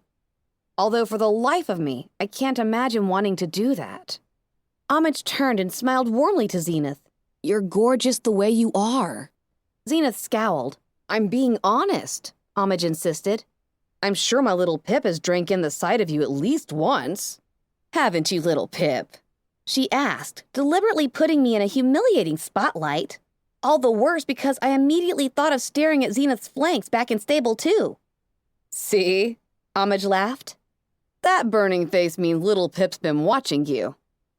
Zenith was staring at me. I sunk to the floor, putting my forehooves over my head.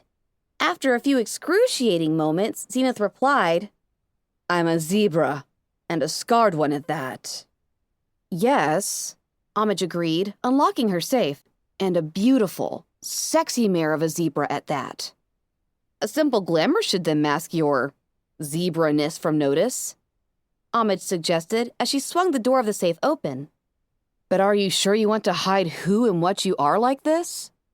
I hide all the time, Zenith said simply. This is no different. Zenith made a slight choking noise, backing up, her eyes fixed on something just beyond Homage. At her reaction, we both followed her gaze. The Star Blaster. You have it locked away like a treasured possession, Zenith intoned. Homage frowned. I have it locked up to keep it from hurting any pony. Zenith blinked. The zebra cast a look to me as she slowly asked, Then you know that it yearns to kill. Homage gave me a quick, quizzical look. I tried to return it with an expression that told her Zenith was deadly serious in the claim. Homage didn't laugh. She didn't look like she found the idea even a little funny. I'll admit, I'm a much better shot with that thing than I've ever been with any other weapon I've tried, including other magical energy weapons. But I attribute that to magical energy weapons being damn rare in most parts of the equestrian wasteland, and all the others I have tried being poorly maintained pieces of rubbish. Zenith remained silent, waiting. No, I don't think it actually wants to kill. I don't believe that thing is alive or sentient, Homage told her. But I do believe that it was made by crafters with murderous intentions. Crafters? Zenith asked. It's a complex techno-magical tool. I don't think the stars just willed it into existence. Someone or something made it. She looked at the zebra. Isn't that how the stars work? They help guide people to their own destruction? I was startled by the response. I remembered now that it was Homage who first spoke to me of the zebra's mythology, and she had spoken as one who put some credence to the notions. Then you believe as we do? Zenith asked slowly. I believe that most all religion is born of a mixture of truth and fantasy, hope and fear. How much truth is in any one mythology is hard to say. Homage pulled the box full of my memories from the safe before closing the safe up again, sealing the weapon from the stars away once more. But I believe that the amount of truth in the zebra's legend is a good bit more than 0. I don't believe that your ancient ancestors understood the stars nearly as much as they believed they did. Homage looked to me, addressing us both. But I have seen enough to be certain that the void beyond the moon holds wonders and terrors beyond our imaginations. And at least some of what is out there is malicious beyond our conception of evil, and is looking this way with hostile intentions. I've changed my mind, claimed the exotic voice of the charcoal black earth pony next to me, who was really Zenith. I like her. Zenith, the not a zebra, was peering into jars of strange things floating in stranger liquids that lined the back shelf of the secluded apothecary, which crouched around a corner from the main stores like a little colt hiding from bullies. The proprietor kept shooting us nasty looks, but I felt they were more directed at me than Zenith. She was dressed in a gown of subtle goldenrod and ivy, with a matching wide-brimmed hat. The entire ensemble made her look not only lovely, but right at home amongst the fine ladies and gentle stallions of Timpani Tower. I looked like me. Like who? I asked before I realized the obvious answer. Homage? I finally felt a little giddy. The Nada Zebra nodded with a smile. I wanted to dance around shouting, "Yes!" but I was already getting enough looks from the proprietor. Zenith had been clearly enjoying her evening, strolling openly down the streets, passing through the crowds, sitting down at the same restaurants and being served by the same snobbish waiters, paying the same unreasonable prices as every pony else, for confections made of sweet potato pudding and deep-fried applesauce. More than once, some pony had snidely suggested she take me to a dress shop and gave her sympathetic looks, as if I was a younger relative she had been burdened with, and my appearance was some sort of youthful rebellion. Sometimes I hated being small-framed. The selection here is wonderful, Zenith commented. but I had not expected such high prices. In case you haven't noticed, miss, the stallion behind the counter grumped, we're not getting any fresh product anytime soon. It's a seller's market. The prices of everything in Timpani Tower had tripled since the first time I had been here. Red Eye's blockade was killing commerce with the caravans and scavengers. I could feel an undercurrent of worry in the marketplace. Earlier, a mare had snorted, exclaiming, "The mere thought of the wines meant from my cellar being sold instead in one of those dirty little places like Gutterville or Arbu gives me the vapors." I had remembered how much I really didn't like the company of these ponies. Shouts from outside drew our attention. Zenith smiled politely to the stallion, glowering from behind the counter, saying, We'll be right back. He didn't look like he believed it and scowled at me as if I had been intentionally wasting his time. Backing away from him, I turned to follow Zenith out of the shop. Ladies and gentle stallions gathered by the nearest outside windows in small crowds. Prim and proper young fillies and colts squirmed about and climbed on their parents, momentarily forgetting proper decorum as they tried to get a peek. Zenith, reveling in her ability to talk to these strangers, asked, What is the commotion? It surprised me not for the first time how easily she blended in now that the perceived stigma of her race had been obfuscated. "The slavers," a colt replied as he quickly trotted past us, heading towards a window. "They're leaving." "I don't like this," I told Zenith as we stood at one of the windows, looking down through the darkness of early night. The burning lights of torches drifted away from the base of Timpani Tower like rivulets of lava. Over half of Red Eye's forces were pulling out. The only reason I can think of for Red Eye to withdraw before I fulfilled my end of the bargain is if he decided to blow the tower away, now. But then, would he not remove all of his men? Zenith asked cautiously. Not if he wanted to make sure we weren't able to evacuate, I suggested, although I realized it didn't make much sense. I couldn't think of another reason for his behavior. Perhaps it is part of your cunning plan, Zenith suggested hopefully. Doesn't feel like it. Aren't I supposed to be being punished? I asked, sitting on Homage's bed inside Twilight Sparkle's Athenaeum, staring out the huge windows at the retreating forces. I was tense and worried. I wanted to know what Red Eye was up to. He was making a move. And while I had nothing but a gut instinct to base my opinions on, it didn't feel like this was something I'd predicted. Throughout the tower, ponies were cautiously optimistic. I gave up, Homage admitted, as she sat down behind me and began to massage my shoulders, working to relieve my tension. Zenith had convinced me not to assume the worst, but that didn't keep me from contemplating all the other avenues of bad. Homage's gentle hooves worked in slow circles over my shoulders and down my spine, moving towards my flanks. I couldn't hold back a sigh. My eyes flew open as a dark thought struck into my brain like a dagger. Homage, you know I've been tainted, right? The goddesses only know what that vile stuff did to me. I might be abnormal now.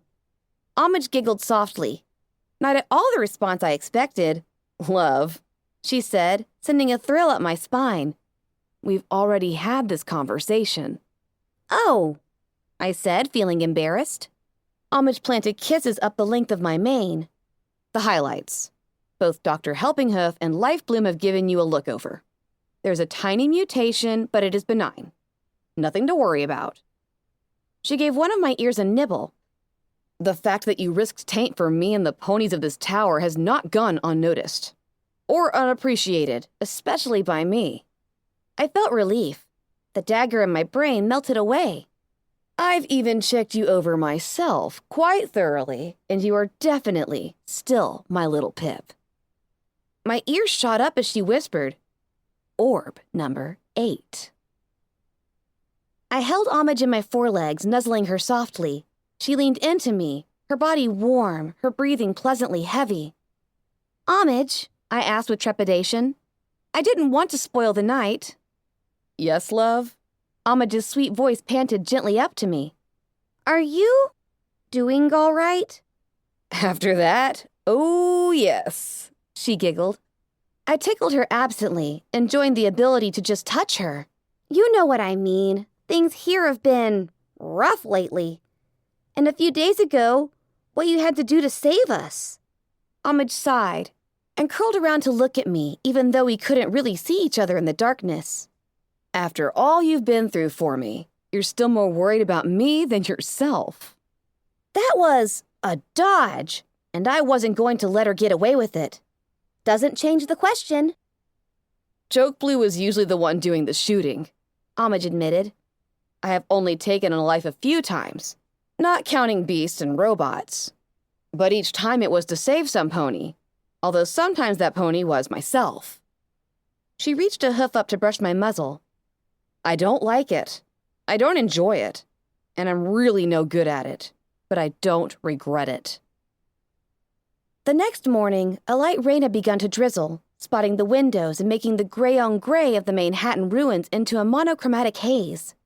I had to use my binoculars to search the ground below, startled to find that only a third of Red Eye's forces remained, but they looked like they were camped out permanently. My heart felt heavy, and my head was foggy from a lack of sleep, the latter being entirely Homage's fault. Not that I minded, not even slightly, but I was beginning to feel guilty for the amount of attention she lavished on me compared to the other way around. I couldn't do anywhere near the things to her that she could do to me, and I was beginning to feel inadequate in comparison. I'd reached the point where I was going to have to start asking her for instructions. A request that, no matter how I tried to phrase it in my head, always sounded pathetic rather than romantic. The little red wagon squeaked along behind me. I stopped as I reached the door to our suite. This time I raised a hoof and knocked. Twice. Calamity opened the door, smiling. Howdy, little Pip. Morning. Good morning to you too, Calamity. I see you're in a good mood. Yup. Are we ready to do this? Calamity grinned. I reckon she's been ready for a few days now. He flapped his wings, scooting out of the way. Velvet Remedy lay on the edge of her bed, and Calamity's now, as I was willing to bet. Her plaster-bound legs stretched out uncomfortably in front of her. Her eyes widened as she caught sight of the wagon, then narrowed.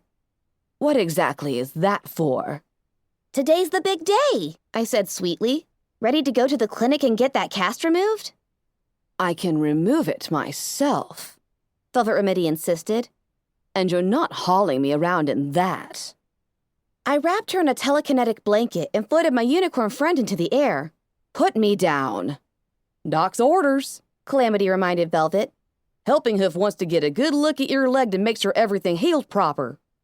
We're your friends, I chimed in as she waved her legs helplessly in the air. We insist you get the best treatment and won't let you skimp out on it.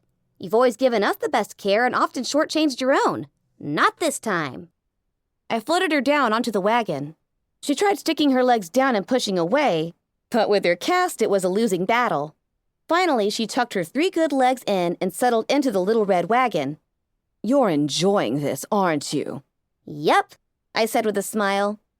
I turned and strode out the door, pulling her slowly through the hall towards the elevator. in the very same wagon she had once hauled me to the very same place in. You were right, I told Velvet as Dr. Helpinghoof did one final examination of my friend's foreleg. There was a slim scar that encircled her leg. It wouldn't even be visible when her coat had grown back. Velvet Remedy looked up at me as she flexed her foreleg in every possible way at the doctor's insistence. Life Bloom was standing nearby, his horn glowing as a spell allowed Helpinghoof to examine the inner workings of Velvet's leg. You said that I can't be trusted, I reminded her. She sighed heavily and started to say something that would surely have been comforting, but I didn't let her. I needed to say this. And where party time mentals are concerned, you were right. I can't be trusted. I frowned, trying to push the words out of my muzzle, knowing I had to. I don't know if I really needed them. There's a chance I never will. She didn't know the context of that. Only Homage and Zenith knew that my memories were now being reviewed by the Twilight Society. But I do know that when confronted with the chance to slip some into my saddlebags, I wasn't strong enough. Velvet Remedy was looking at me sadly. So, from now on, I need you to do what you said you would. Go through my things. Check my pit buck. Maybe Life Bloom can teach you a PTM detection spell. Whatever it takes. I trembled a little, hearing the tone of begging creep into my voice. Please? I want your help. I need it. Slowly, Velvet nodded. Of course, little Pip. Well, Dr. Helpinghoof announced, I'd say you've made a miraculous recovery, young lady. You're fit to go. He looked to Calamity. You can settle up the bill with Life Bloom on your way out. Calamity nodded, wrapping his recently wounded wing around Velvet in a snug. Looking to me, he asked, So where to next? I pressed my lips together, thinking. The Canterlot ruins are our goal now, but we have a few places to visit along the way. The village that Zenith believes her daughter lives in is on our way. But first, we need to arm ourselves with all the information we can on surviving in the Pink Cloud. And that means our next trip has to be back to Stable 29. The others nodded in agreement.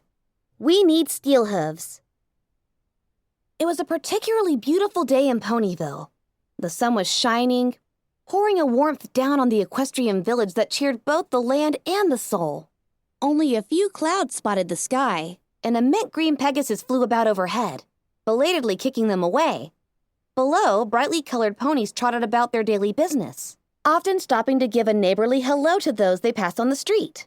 A trio of bunnies darted between bushes, carrying radishes pilfered from some pony's garden.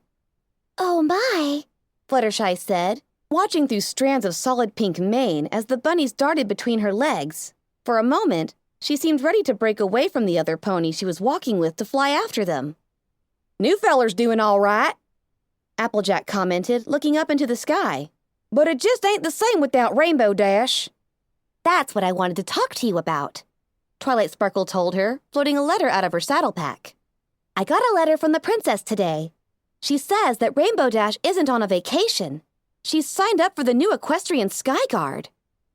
Poor dear took what happened to the Wonderbolts really hard, Rarity commented, adjusting her newest hat creation so the feathers all flowed with the gentle summer breeze. I can't say that I blame her. Yes, well, the princess doesn't want to see her get put in harm's way. But it wouldn't be right for her to tell Dash no, so... Twilight opened the letter as the others gathered around her, listening intently. Princess Celestia has given us a mission. We're to travel to the Buffalo and try to strengthen diplomatic ties with them. Given Rainbow Dash's previous experience with them, the princess feels that she would be an ideal envoy. Oh, goody! Pinkie Pie bounced. I've been working on my song and I think... Oh, hey no, moaned Applejack. Oh dear, winced Rarity. Ummed Fluttershy. No singing, Twilight Sparkle said sternly. But... No singing, she repeated. Princess's orders. Aww. Twilight, darling, Rarity asked, concerned. Did Princess Celestia say why exactly we are strengthening diplomatic ties with the Buffalo? I mean, other than to keep Rainbow Dash occupied. Twilight shook her head. A heavy silence fell over the group of friends that was distinctly at odds with the cheery brightness of the day. Applejack was the one who broke it. I heard talk from some of the folk at the Farmers' Expo last week. They're saying... She paused, as if scared of the words she was thinking and what would happen if she said them out loud. We might be heading to war. Fluttershy gasped and disappeared behind a stump. That's impossible, Applejack. Equestria has never had a real war in... Twilight Sparkle paused, clearly running through her vast studies of equestrian history, and finding nothing. I don't think Equestria has ever had a war. At least not in over 1,000 years.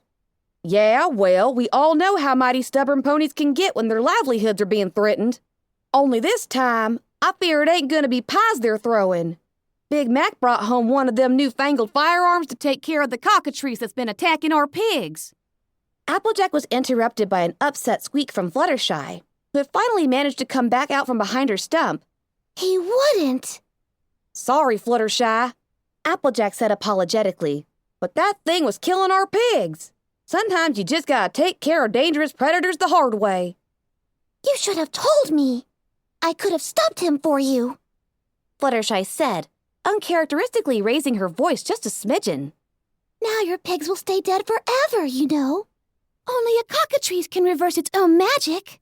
And he would have if I'd had the chance to tell him to. What? Applejack moaned. Nuts and shrews. Fluttershy turned meekly to Twilight Sparkle. There's not really going to be a... Her voice faltered on the word war, becoming barely a squeak. Well, there? I hope not, Twilight said. I don't know what we'd do if there was. But people would get hurt. And animals. Fluttershy was trembling just at the thought. We can't let that happen. We just can't. I think that's why the princess wants us to start talking to the buffalo, Twilight said unsurely. Well, whatever the reason, we'll do this together, Rarity asserted. Give me a few days to close up my shop and I'll be ready for the trip. The others nodded. You're right, ain't nothing we can't handle together, Applejack said, smiling at Rarity. Right, Twilight Sparkle said, back on firmer ground. Whatever the cause, Princess Celestia has given us a mission, and we will not fail. This was familiar to her. She'd done this before, and she could do it again. Every pony, make whatever arrangements you need to. We may be gone from Ponyville for a while. I'm going to go get Rainbow Dash. Let's meet back here in less than 2 days. The faith she had in her friends virtually radiated from her. All her friends nodded, Fluttershy looking both exceptionally nervous and particularly determined. Then every pony galloped off, leaving the yellow Pegasus standing on the path alone. Oh, so much to do.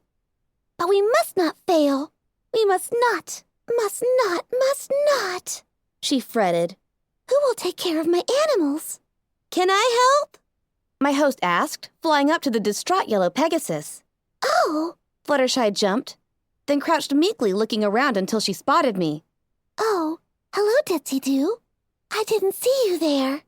She looked away shyly. Sure, if you would like. I felt my host smile happily. Today was a good day.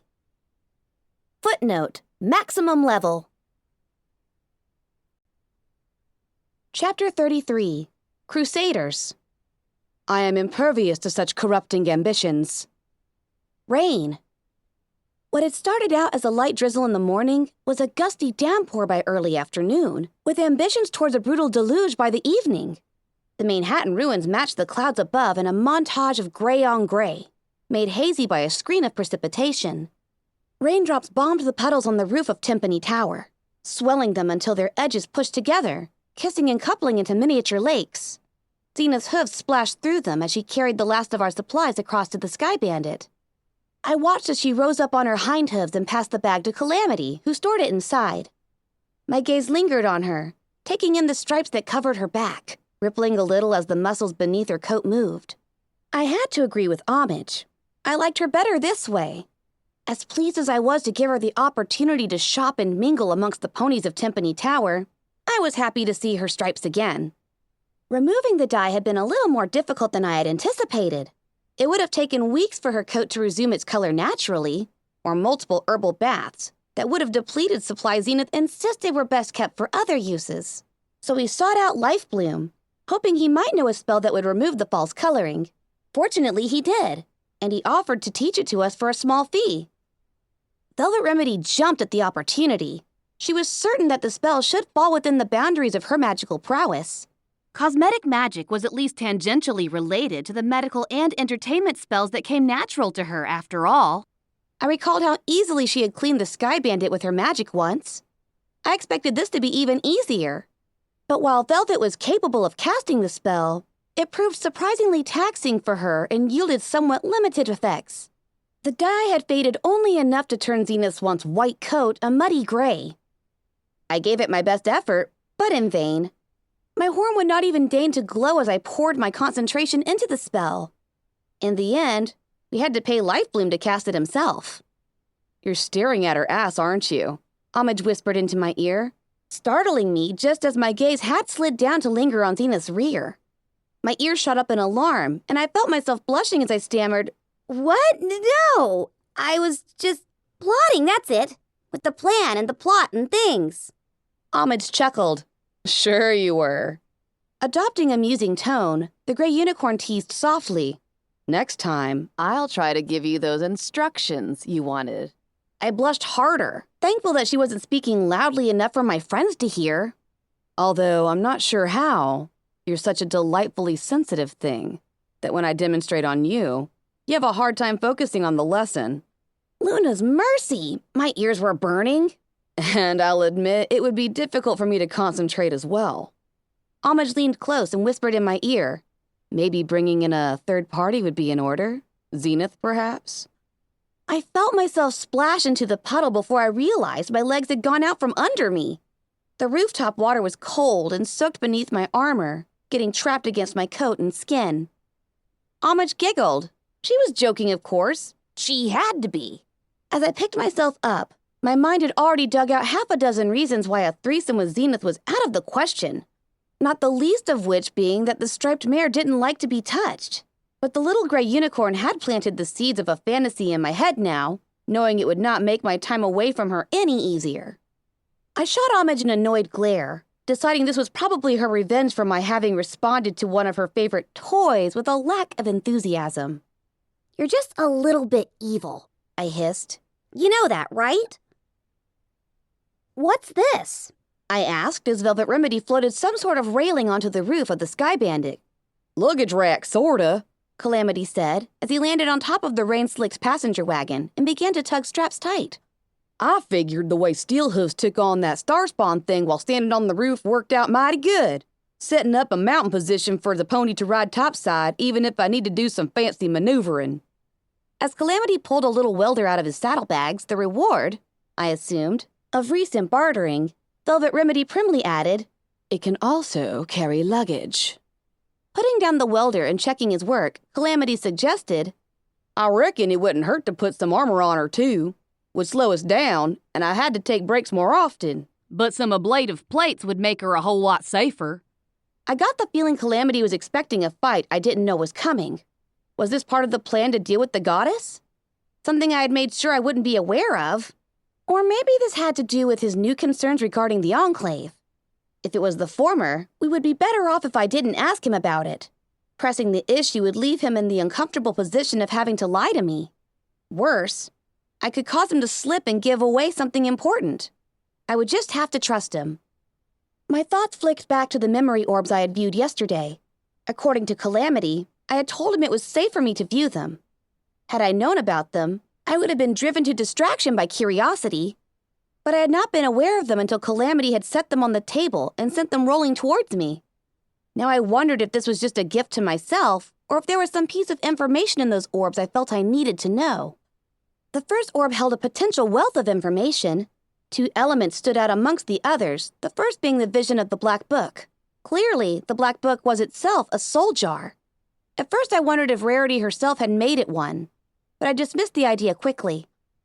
Far more likely, it had been infused with the soul of the mad zebra alchemist who had written it. If the zebras feared and loathed everything they associated with the stars, and the Black Book was supposedly dictated to that mad zebra in dreams, this explained how the book could have survived destruction for generations in zebra lands before finding its way here, and it would certainly have enhanced and given credence to the darkest legends that formed around it. Furthermore, I recalled that soul jars could have other magic hung onto them. Who knew what mystical effects the Black Book might be asserting over any pony in its vicinity? The other aspect of the orb which stood out to me was the conversation between Rainbow Dash and those 3 bucks. In that argument, I had witnessed the beginnings of the Enclave. The orb spoke to a spreading sentiment amongst the Pegasus ponies, a resentment of their sacrifices in a war that they believed themselves literally above, that had even reached the heart of at least one Pegasus in a position of power. One who would be killed as the first zebra megaspell annihilated Cloudsdale. And with it, an acknowledgement that Rainbow Dash, heroine of the war, leader of the Shadow Bolts, had become a driving force behind the Pegasi's escalating involvement in the fighting. I recalled a news article in the Philadelphia Ministry of Image Hub. In response to the zebra's recruitment of dragons, Luna intended to strengthen Equestria's Pegasi forces. Rainbow Dash's new magically powered armor, I suspected, was at least one part of that. Rainbow Dash had become an icon of Pegasi participation, both to those who supported it and those who had grown to despise it. The Dashites were an almost foregone conclusion. The isolationist core of the Enclave was at odds with Calamity's worries. Unless they threatened the gardens of Equestria. Icy fear shot through my body at the idea. But if that was true, surely that wasn't something I'd want to forget. I would need to act on it immediately. No pony would keep me from joining Spike in his defense of that cave, least of all myself. The second orb had been a deeply bittersweet experience. I felt such happiness and sadness at seeing 5 of the mares I had grown to know and love in a warmer and happier time. A spring before the summer of war that would bring such heartache and horror to all of them. They had stood on the precipice of something terrible, and they had loved and laughed and danced. The memory, to the best I could see, was of no strategic value. This was not the first I had heard of their mission to the buffalo, although now I had much more context. Instead, this was a vision into the beauty of the past, a reminder of what ponies had been, and what I prayed would one day be again. Prayer alone is not enough, I murmured to myself. No, for our world to change, there had to be action. There had to be ponies who would stand up to the darkness and stare it down. I would be such a pony. Homage said, standing next to me again. I was so soaked by the rain now that the discomfort of the puddle earlier had been forgotten. You look lost in thought so deep you could be in a memory orb. I grimaced. I reached into my saddlebags and floated out the Ditzy-Doo orb, passing it to Homage. I want you to have this, I told her. You've been my voice in the darkness more than once. If things ever get too bleak for you to find your way to hope, watch this. Let her be your guide back. Homage cocked her head curiously. With half-lidded eyes, she whispered, I won't need it. You are my guide. But she slipped a telekinetic blanket of her own around the gift, taking it anyway. I would fight to make that bright and innocent past our future once again, I said, turning to her. Even if it means dashing myself against the evil and cruelty of this wasteland until there is nothing left of me. Like the ponies who cracked and shattered their hooves pounding at the sealed door of Stable 2, I would persevere, making Equestria a better place one battle at a time, until there was nothing left for me to give. And then, when I'm too broken to go on, I will float my dying body right down the throat of the darkness and make it choke on me. Homage gave me a sad, knowing look, then leaned forward and nuzzled my cheek softly. Forcing a smile, I chuckled, Or this could all end in sunshine and rainbows. No need to get pessimistic. Homage laughed, despite the tears that had begun to well in her eyes. Or maybe that was just the rain. Speaking of orbs, I said, changing the subject. Homage blinked in the rain and smiled wanly. Got it. If they want to see your memories in order to get to know you, then they need to have as much context as possible. So anyone viewing them is required to watch them in order, starting with the first. Perfect, I replied, now wearing a more genuine smile. Although I'd prefer we kept orb number 8 to ourselves, Homage added, and for the first time I saw her blush. So would I admitted dourly. But at the time I figured that denying them one of the orbs would undermine the notion that I have nothing to hide from them. Sadly, I still think so. Homage nodded. Indeed it would. Her gaze shifted off to the side. Maybe I can persuade them it isn't necessary. At least after the first pony sees it. Knowing what she could do to me, I doubted any pony would pass up the opportunity to experience that. The thought of people enjoying Homage's attentions meant only for me, as me, felt slimy. It was a violation that made me sick inside. This was not a sacrifice I wanted to make. But knowing how much good the secrets locked away inside the hidden chambers of Timpani Tower could do for all of Equestria, the pony in my heart demanded it. Can I ask why? Homage questioned. I blinked. She had to know why I was willing to let the Twilight Society into my memories. Seeing my confusion, she clarified. I caught that smile. You're planning something. Why the instructions if it's not just about context? Oh, I bit back a snicker. Well, it's just those memories cover, 2 days? And it takes as long to view a memory as the events themselves, and unlike when I lived them, those ponies will have to take breaks. Stop, eat, sleep, do whatever work those ponies do. I shrugged. I figure if we're lucky, by the time they get to the more telling orbs, everything will be over.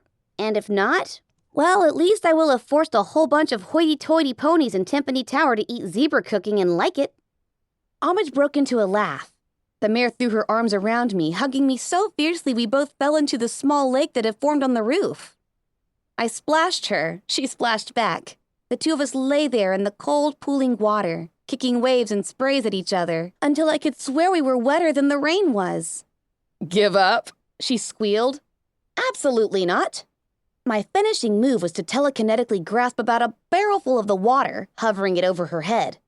I pointed up with the hoof and got a most delightful squeak out of her before dropping the deluge onto my homage. Okay, I give up, she cried out. Slowly we both got to our hooves. Homage was shivering, dripping, her blue hair hanging straight down like a wet curtain. She was impossibly beautiful.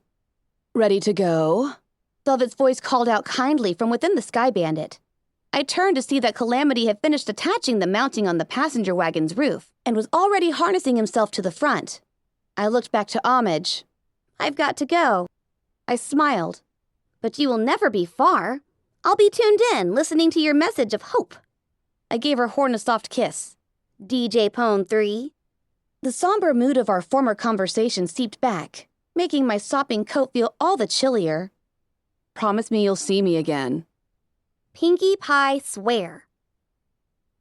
The Sky Bandit cut through the heavy mid-afternoon downpour. Calamity was getting a miserable drenching. Yet Hoof waved off Velvet Remedy's offer of a protective shield, claiming he was already as wet as he was going to get after attaching the new roof mounting. The claim was half bravado and half being just plain wrong. Now, while he said nothing, I could tell he was regretting it. Not that any of the rest of us weren't dripping wet. The passenger wagon, with its broken windows, provided only cursory protection from the elements. Soon, all the benches were soaked, and the metal floor ran with rivulets of water. The tarps covering our gear kept our supplies partially dry, but water was seeping underneath to soak the bottoms of packs and bags. Firelight kept giving us miserable mewling hoots. Velvet Remedy had tried using her cleaning spell to dry us over and over, but it had been an uphill battle, and after an hour she gave up. Velvet and I were huddled together on some benches in the back of the passenger wagon. Velvet Remedy's horn glowed, a soft melody seeming to pour out of it. More like that? She asked me. All I could do was nod, feeling a little stunned. Did you just come up with that now? I asked timidly, amazed once again by how easily she could create entirely new music and have it be utterly beautiful. Well, yes, but I've had years of practice, Velvet Remedy admitted. And it is one of my natural talents.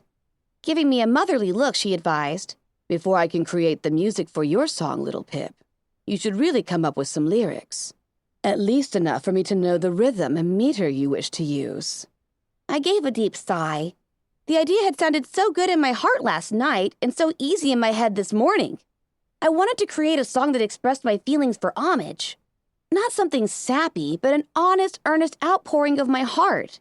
Something that I could have Velvet Remedy perform next time we went to Timpani Tower as a special gift for the disc jockey pony who had let me fall in love with her.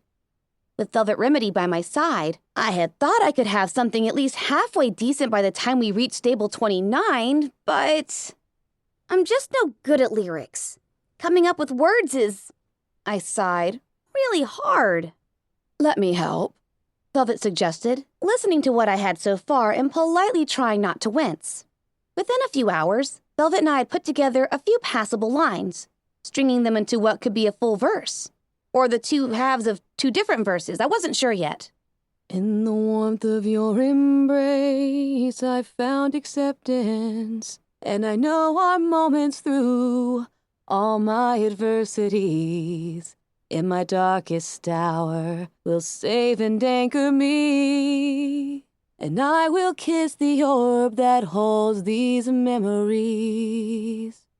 Velvet Remedy sang my lyrics experimentally, smiling at how they came off her tongue this time. Much better, although I still think some of your other phrases are a little too specific. I shook my head. This is from me to her. It's personal. It should be specific. I was being stubborn in the face of wisdom, but it was my song, and I rather liked the line, "I've been crushed under the train car of loneliness." Velvet Remedy gave me a patient and charmingly understanding smile, and I knew she would manage to talk me into changing the line before the night was over. The storm continued to escalate, the winds blowing the rain sideways and tearing at Calamity hard enough that we were stopping every hour to give him rest. Even flying, our progress had become achingly slow as Calamity continuously fought to correct our course as the wind blew us off our path. I hated seeing him work so hard for us. The third time we landed, we were able to take shelter in the overhang of the remnants of a recharging station somewhere in the Holocaust-blasted remains of a small business community, which had once sprawled between Manhattan and Fetlock. I spotted a mostly intact storeroom in the otherwise collapsed building. On the door was a faded and stained poster of a genial twilight sparkle. "Knowledge is magic," insisted the words above her friendly smile.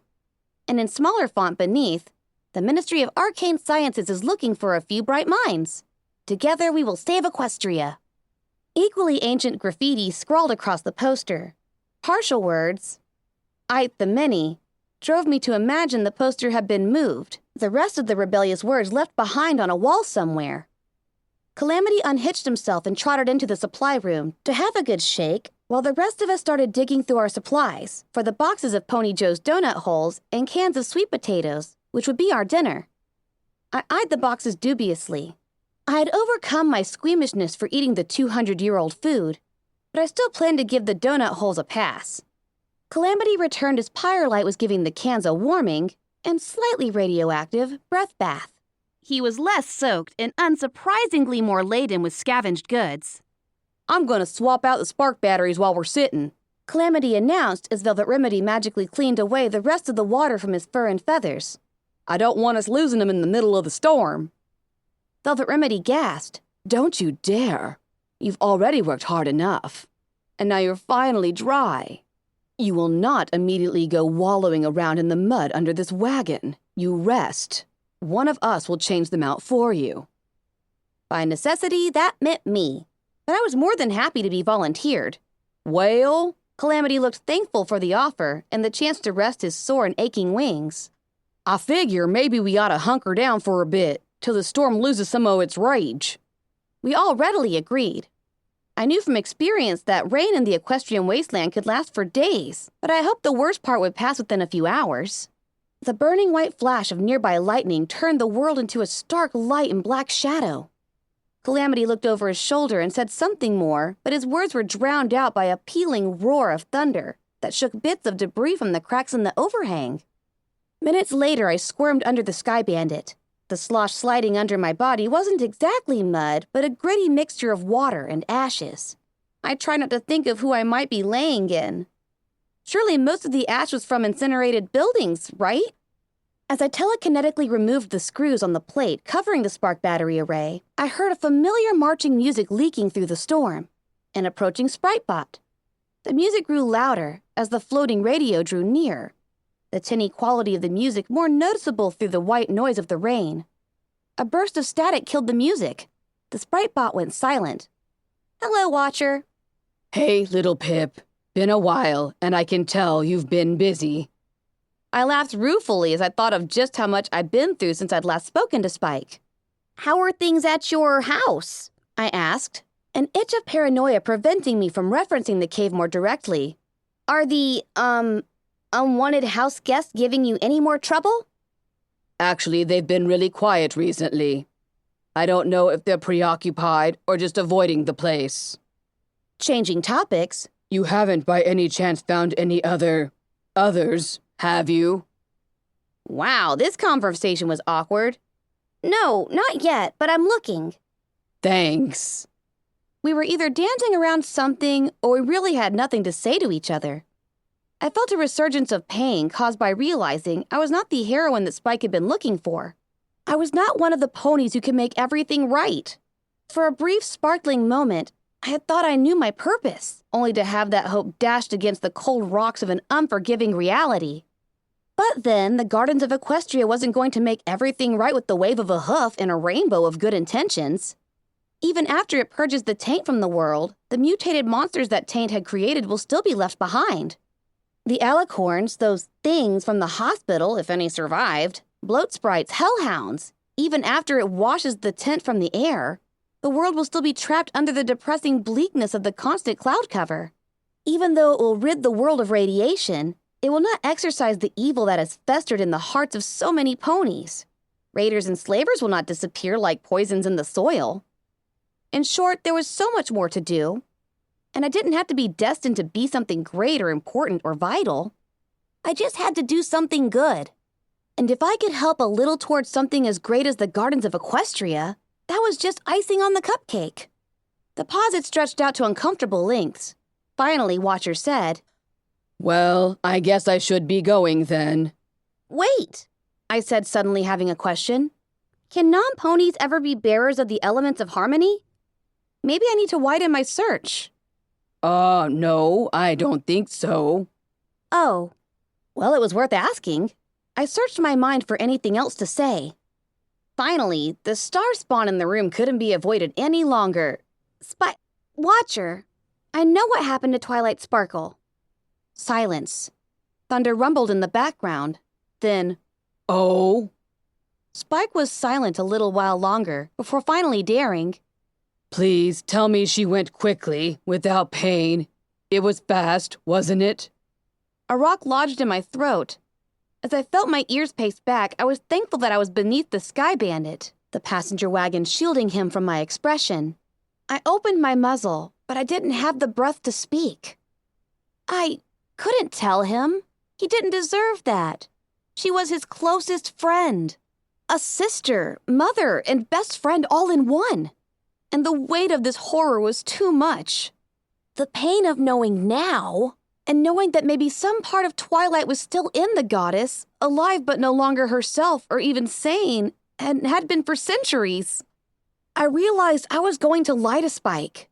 Corrupted kindness, a pony's voice hissed in my mind. But it wasn't the voice of my little pony. It was the voice of the goddess. She died trying to save other ponies, Spike. It was a noble death. She died crying out a name. Was it his? And I believe she was thinking about you fondly as she passed. I think she was happy you weren't there, that you survived. It was an utter bold-faced lie. Except my face was not bold, and no pony would have believed me if they had been able to see me. No dragon either, no matter how much he needed to. Another long pause. Thank you, little Pip. The mechanical voice of the sprite bot couldn't convey emotion, but I could still tell that hidden in his cave, the mighty dragon Spike was crying. Did you find her body? Is she buried? I felt a hard pang try to tear apart my heart. After a moment of panic, I let out a shuddering breath. No, Spike. I saw her death on a recording, but after she was dead, the goddess ate her body. Utter quiet from the sprite bot, from Watcher, from Spike. I'm going to end the goddess, I said, and this time truth flowed in every word. And if by a miracle there is anything left of Twilight, I will put her to rest. The fury of the storm beat upon the wasteland for most of the night, finally exhausting its rage and slipping back into an almost peaceful drizzle. Like a snoring yokwai, we reached Stable 29 in that foreboding hour of darkness, whose name I could not remember.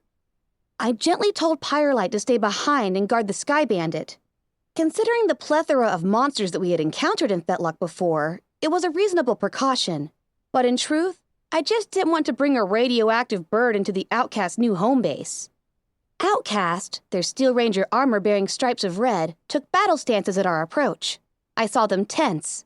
A moment later, soft light erupted around us, and Velvet Remedy's satin voice rang out through the darkness. Hail, followers of Applejack. Little Pip and her entourage bid you welcome, and request an audience with Steelhooves. Hearing Velvet Remedy refer to us like that was uncomfortable. I didn't deserve that sort of credit or attention. But more, I didn't want my friends thinking of themselves that way.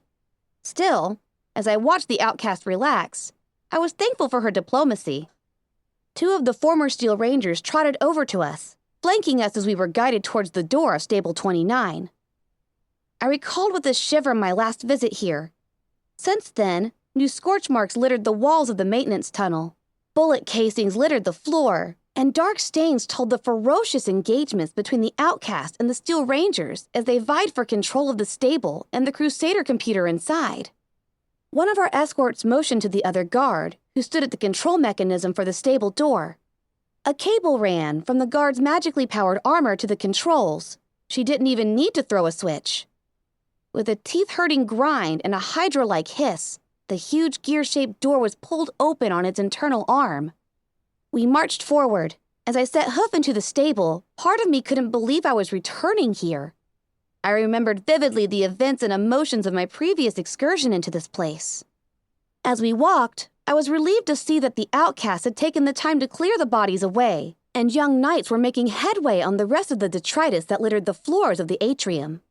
My first time here, I was bothered by the wrongness of the stable's layout. It did not conform to Stable 2, to the way a stable should be. Now, after my final visit to Stable 2, there was no such feeling. Seeing the death and destruction visited upon Stable 2 had stained its memory for me. There no longer was a proper stable. There had been fighting inside as well as out. One of the columns in the atrium, previously whole, was now smashed. The floor showed the sort of damage only a grenade machine gun would cause.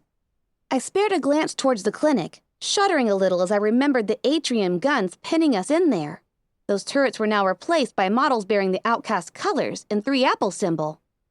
I wondered what Applejack would have thought of her cutie mark on turrets facing into a stable. My gaze traveled to the gray-tiled roof and down the catwalks that hugged plain gray walls. Morosely, I thought, this room needs a mural.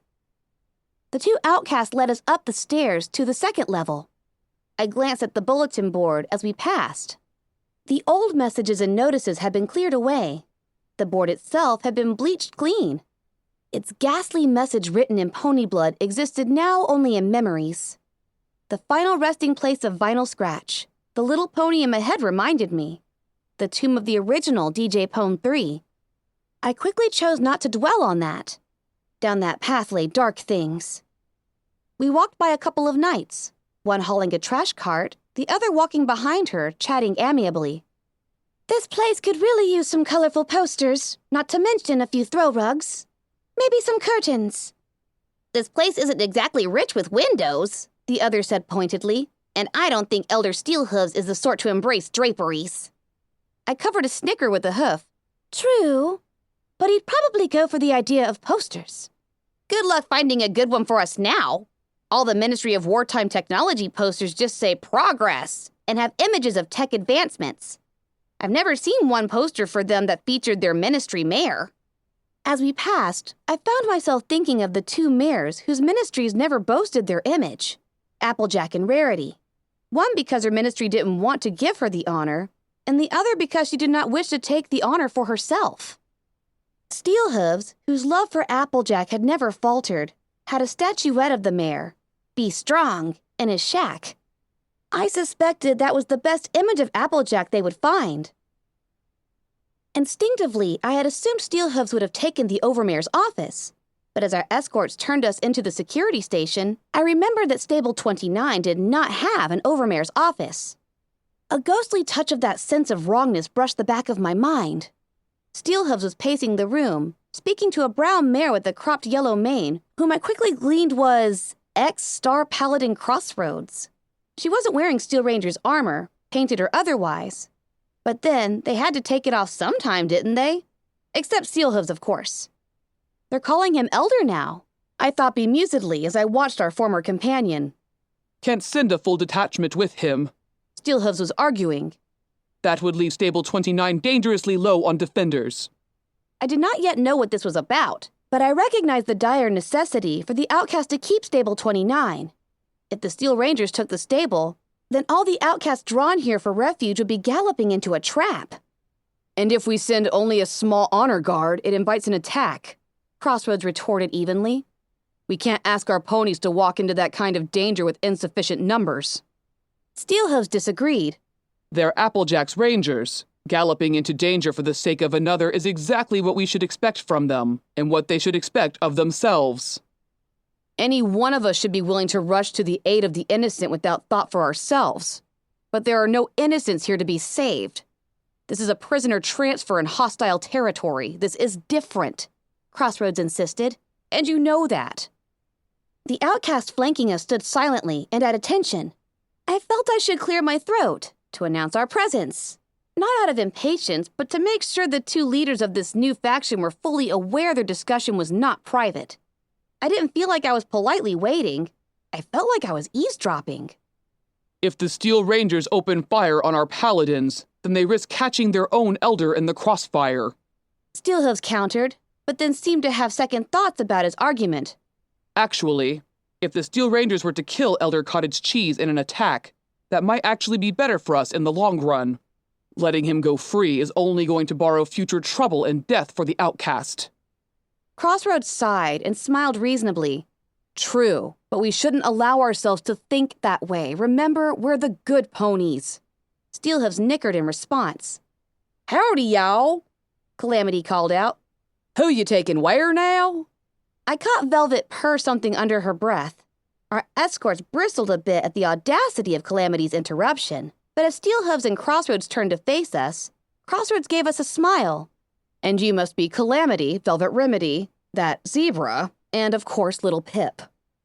For a moment, I glowered at Steelhooves. That zebra? Really?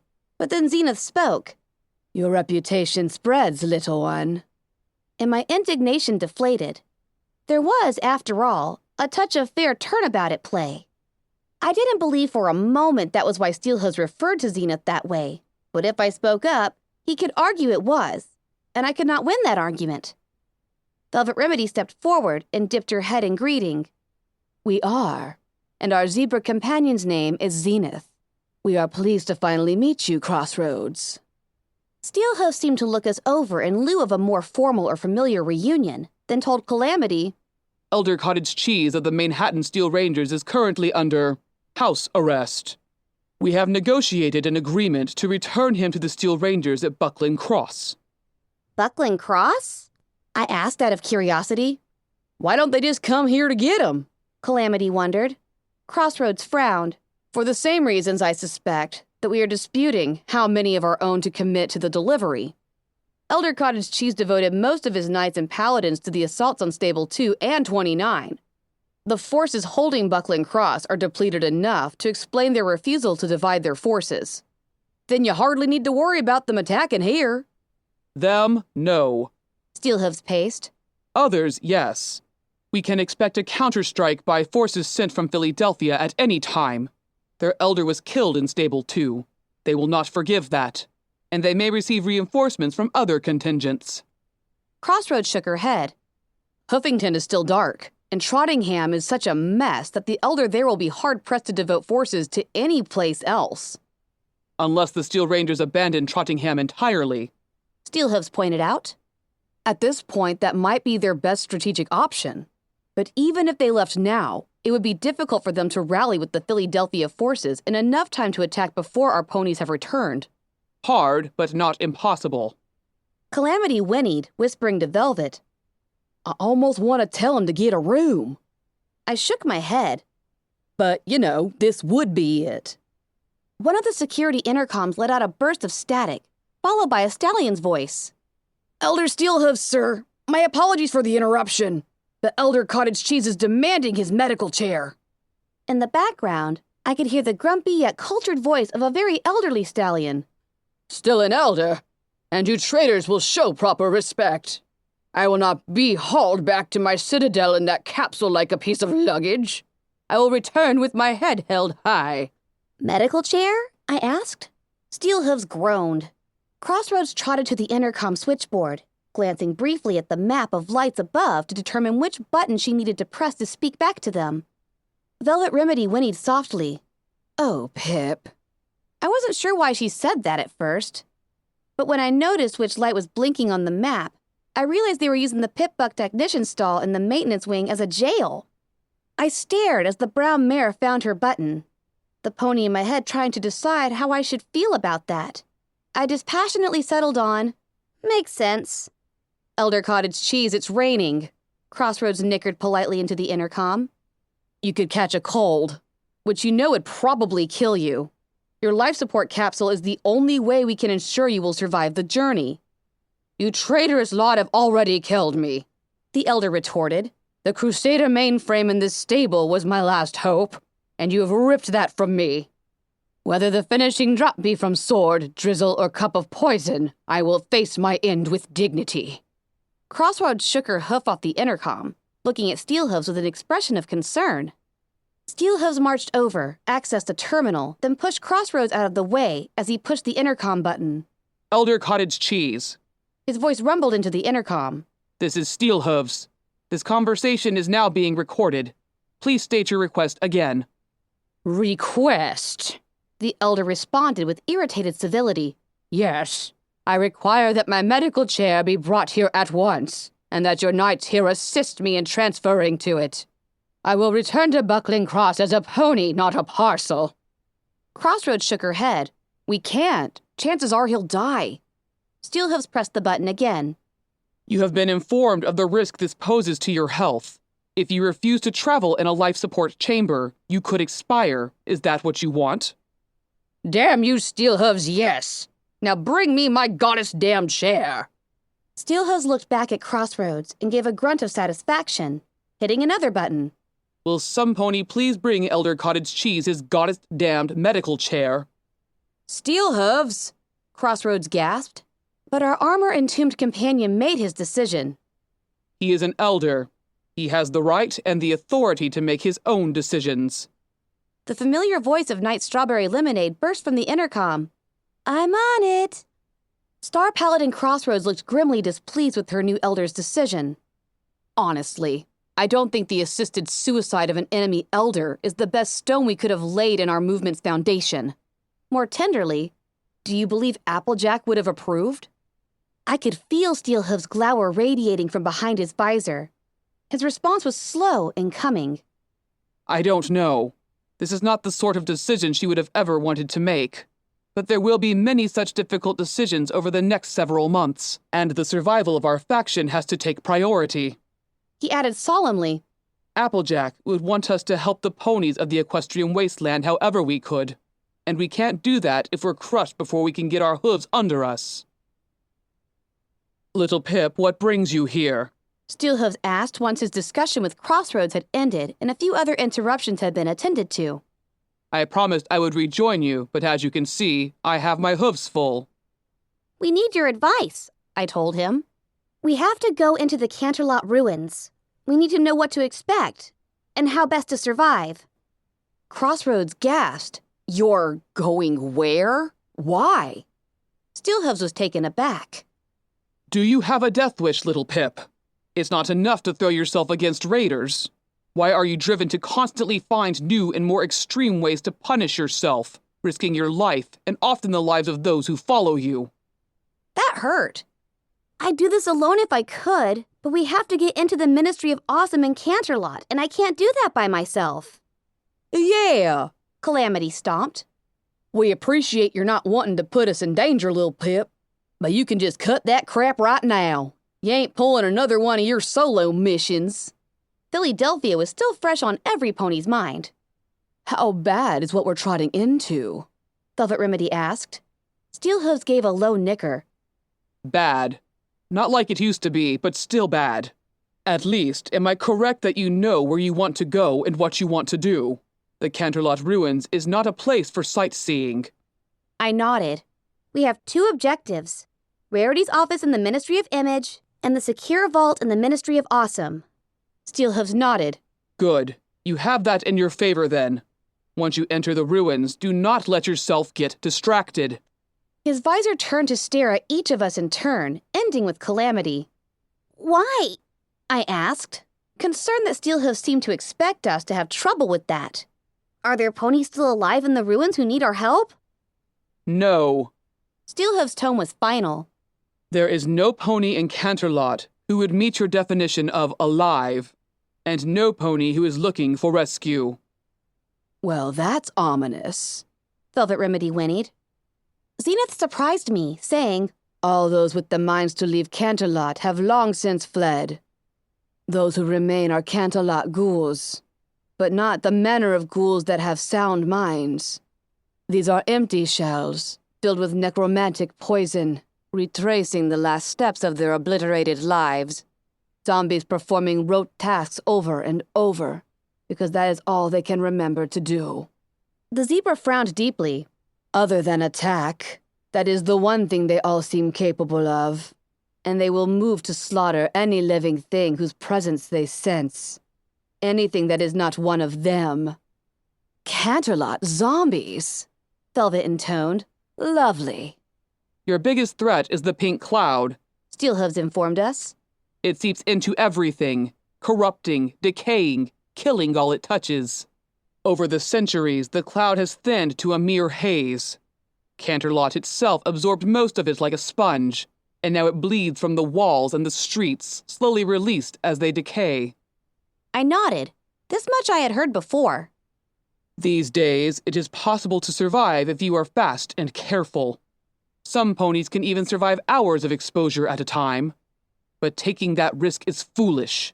Do not fall asleep. You will never wake up. Limit your exposure. Every second you remain outside, the cloud is seeping into your lungs and your skin. Interiors are safer, intact buildings and tunnels, but only where the pink cloud has yet to penetrate. You will want to bring every healing potion you can lay your hooves on and drink them regularly. Their healing magic can reverse the effects of the cloud before it causes permanent damage. Do not use healing bandages. They can cause other problems. There will be pockets where the pink cloud has settled and pooled. Avoid them if you can. Dash through them with all haste if you cannot. While still only a fraction of the potency of the original cloud, such pockets will kill you in seconds. Velvet Remedy raised a hoof. Other problems? Steelhoof sighed. I have told you why I cannot leave my armor. You do not want to be wearing anything when you go into the Canterlot ruins. No protective gear is a guard against the pink cloud, and there is a chance that anything touching your coat may fuse to your skin under prolonged or extreme exposure. Little Pip, you will want to carry every pony's weapons telekinetically. The rest of you, take hold of those weapons only when you are using them. Pack lightly, save for medical potions, as Little Pip will be floating your saddlebags. I was tempted to tell him that weight didn't matter, but realized that there might be wisdom in having less objects floating about me to keep track of. If and there ain't ponies there to save, why you so worried about us getting distracted? Canterlot don't seem like the sort of place to poke around in. Because Little Pip is fatally curious. Steelhoof said flatly. And you are a kleptomaniac. Scavenger! Calamity corrected with a flap of his wings. Steelhooves ignored him. The Canterlot ruins suffered only a single strike. I heard rumors in the days after the apocalypse that after the shield fell, the zebra launched megaspells to finally obliterate the city. But if that is true, then those missiles never reached their destination. Canterlot is surprisingly well preserved, at least within those places the pink cloud has not touched. The city contains a wealth of treasures from the world before. Is it even possible for you two not to get distracted? Zenith turned to Velvet Remedy. It would seem the task falls to us to keep our two companions safe from themselves. There is more. Steelhooves warned. The pink cloud has seeped into everything it touched, and the decay has transformed once benign objects into lethal traps. The most noteworthy of these are the broadcasters and the sprite bots. Broadcasters? I asked. You mean the pit-bug peripherals like the one Blackwing gave me? The magically armored ghoul nodded. They were all the rage amongst Canterlot's elite just before the end. Pit-bucks have become the latest fashion accessory, and the broadcasters were rare enough that having one was prestigious. Steelhooves gave a dry, humorless laugh. Now the pink cloud has both weakened and decayed their signals. I cannot explain how, but the static they now emit has a necromantic component. If you find yourself within the range of their effect, you must either destroy them or flee immediately. You do not wish to know how you will die if you do not. You've got to be kidding, I gasped. The dangers of the Canterlot ruins had galloped past deadly into outright insane. How was I going to get every pony through this alive? I wish that I was. Steelhooves grumbled. If you are going there, then I should accompany you. You will need more than advice. You will need a guide. Some pony who knows the streets and can get you where you need to be swiftly. I breathed a heavy sigh of relief. That means a lot. Thank you. We really need you. We miss you, too. Velvet Remedy purred. Steelhoof stomped and nickered. And maybe we can help you in return, I offered. You don't need to commit any of your outcasts to delivering Elder Cottage cheese to... where was it? Buckling Cross, Calamity answered with a grin. Lil Pip's right. We got me and we got the Sky Bandit. We can make the trip ourselves in half a day.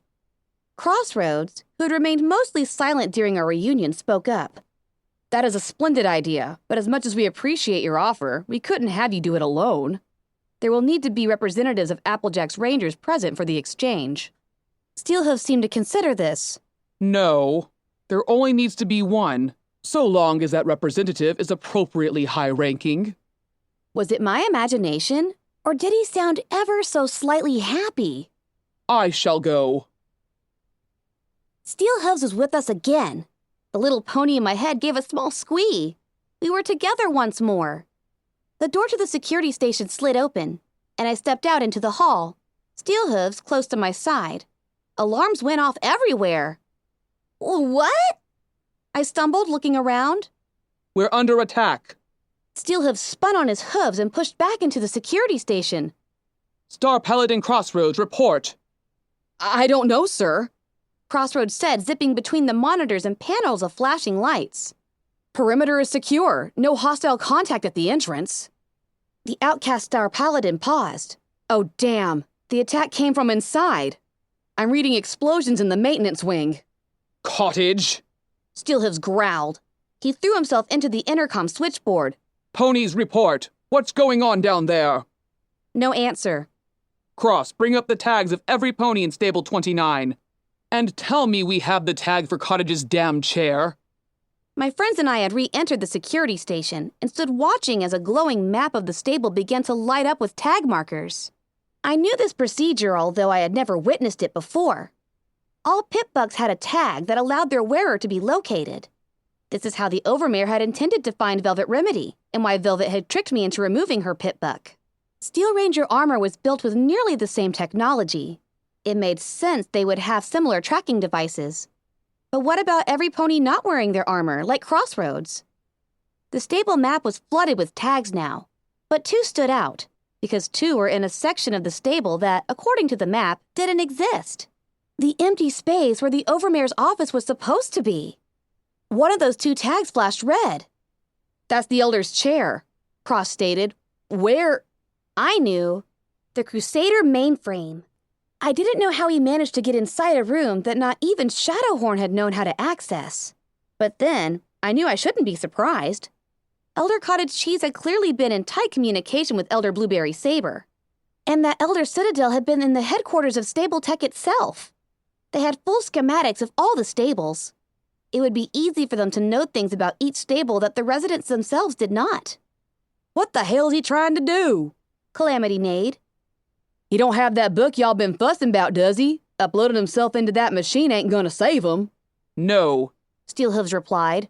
Cottage keeps sending rangers into the Canterlot ruins after that thing, but none of them have ever returned. However, I'm not sure he cares at this point. Even if it won't be him, Crossroads suggested. He may still view it as a sort of living legacy. The intercom burst with static. Elder Steelhooves, A pony's voice breathed. Elder Cottage has escaped. I can see that. Steelhooves retorted. How? His chair. Lockbox held. Matrix disruption grenades. Steelhooves stomped. Didn't any pony check the chair for weapons before giving it to the damn enemy? Sir, it was an Elder's private lockbox, came the reply. And it was locked. Crossroads whinnied. You can't expect them to just abandon the respect that had been ingrained in them for decades. I would have had a hard time breaking into the Elder's private possessions. The world needs more little pips. Steelhooves groused. Velvet Remedy piped up, looking at the map. Who's in there with him? Star Paladin Crossroads turned to a terminal and scanned it. Looking back to us, the brown-coated mare replied, Night Strawberry Lemonade. Steelhooves reared. Crossroads continued to scan the terminal. Her armor's spell matrix is crashed. She's paralyzed. He has a hostage. I crouched against the wall between the security station and the 2 VIP rooms, once belonging to Shadowhorn and Vinyl Scratch, I recalled. A security panel lay next to my hooves. I had my pip-buck plugged into the junction terminal hidden behind it. On my pip-buck, I could see into the room from a camera whose visuals were only available to some pony connected to this junction. Not even the security station had access to it. I saw the Crusader mainframe, a giant pillar with arms that reached out to smaller mainframes along the walls like spokes from a wheel. I could see Night Strawberry Lemonade lying immobilized in her dead armor. Her helmet was off, revealing a very cute youthful mare. Her coat was pink, her mane a gentle yellow. Her palette struck me as a reversal of Fluttershy's, although her mane was cropped very short, better for one who constantly wears a metal helmet. She was glowering at the ancient wrinkled pony with a sickly oatmeal coat sitting in a high-tech wheelchair. According to Steelhooves, the chair had been reclaimed by the elder from a crumbling Ministry of Peace hospital, along with several egg-shaped life support chambers and a variety of other advanced medical gear. Tubes continuously fed the decrepit body of the elder, a body kept alive only by extremes of medical science and a tenacious force of will. The elder was fussing with a helmet covered in gems and lights attached to what I could safely assume was the Crusader mainframe's brain transfer mapping unit. The unit was meant to be worn on the head of a pony resting in a gel tank beneath it. Cottage was being delayed by an inability to physically move himself from the chair to the tank, so he was unfastening the helmet. As I watched, he floated it free. The helmet levitated through the air towards his head, then stopped as it reached the length of several vital cables that still bound it to the rest of the machine. The elder started jockeying his chair, trying to move close enough for his head to reach the helmet. It occurred to me suddenly that Elder Cottage Cheese was the second unicorn I had seen amongst the Steel Rangers. Their helmets weren't exactly designed for horns. I wondered if he had cut his horn off to wear their armor. It would have certainly been a sign of dedication to the Steel Rangers. But if so, then the horn had regrown, and I hadn't thought that could happen. If so, it was a bright spot of news for Silverbell's future. Or, I realized, he may have just moved up through the ranks of non-armored Steel Rangers. They did, after all, have unicorns like the one whose body I found in Old Olney. Scribes, I think they were called. Researchers. I knew Steelhooves was working to find a way into the room. Cottage would certainly try to use Strawberry Lemonade as a hostage. But knowing Steelhooves, that wouldn't stop him. Fortunately, I had another idea. "Hello, Elder Cottage Cheese," I said, speaking into the terminal. "I'm Little Pip. I've hacked into the room to beg you not to do this." The elder frowned but ignored me, trying to nudge his chair into a better position next to the tank. Stop him! Strawberry Lemonade cried out. Do whatever you have to do! Gas the room! Shut up, The elder said almost amiably. Then addressing me, he announced, Any attempts to interfere will cost this young traitor her life. I am not a damsel in distress. The young knight bit back. I am a knight of Applejack's Rangers, and I won't be your leverage. I'd self-destruct if I could stop you. First, I felt a warm pride stretching out towards Strawberry Lemonade. You tell him, girl. Then I blinked. Nothing I'd seen had ever suggested that Steel Ranger armor could do that. But then I supposed it would depend on the payload in their battle saddles. But you can do nothing, the elder replied coolly. So cease your prattling. This won't save you, I told Cottage through the terminal, trying to be reasonable. You have to know that. The mind you create inside the Crusader won't actually be you. I am well aware of that, the elder replied. I'm not an ignorant tribal. He tilted and strained his neck, attempting to get the helmet to reach. He was getting close, but there were several inches of space between the helmet and the few remaining wisps of his mane. Then why? I asked plaintively as my pitbuck scanned the junction terminal. My body and soul may not survive, but my mind will go on. This rebellion will fail, and when the Steel Rangers reclaim this place, my intellect will be here to guide them into the future. What future? I countered. All you ponies do is raid and hoard technology. While other ponies are building a new world, you're hiding in your citadels. How much guidance does that take? You are an ignorant insect, He grunted in annoyance as he shifted painfully in his chair. You cannot be expected to understand. Then educate me, I offered, my voice a little more curt than I would have liked. Educate yourself, He replied. Look around you. If you have the eyes and the wits to comprehend your surroundings, these tribals have no future. What you see as progress is just brief distraction along their march to destruction. More ponies choose to be raiders and bandits and slavers than seem to flock to the dying embers of civilization. Only Red Eye has any real ambition towards creating a new world, and you've seen the depths of depravity he has fallen to in his attempts to manifest his vision. At least Red Eye is actually doing something. All he is doing is stabbing a poisoned dagger through the heart of pony kind. Cottage shifted further, straining his neck in a way that caused him to quiver and grit his teeth in pain. But he managed to get the helmet onto his head. Do you really think any society that evolves from the pits of misery he has created can be anything other than a degenerate and vicious abomination? I cringed, fearing he might be right. But what about the Steel Rangers? What possible good could come out of these murderous thugs you have cultured? We do not pretend that we are building a society now, Elder Cottage Cheese informed me. We are just gathering what is necessary for those who will. The Steel Rangers will wait out this plague, and when you debased creatures who have no right to call yourself ponies have finally extinguished each other, generations from now, the Steel Rangers will emerge into a world clean of you.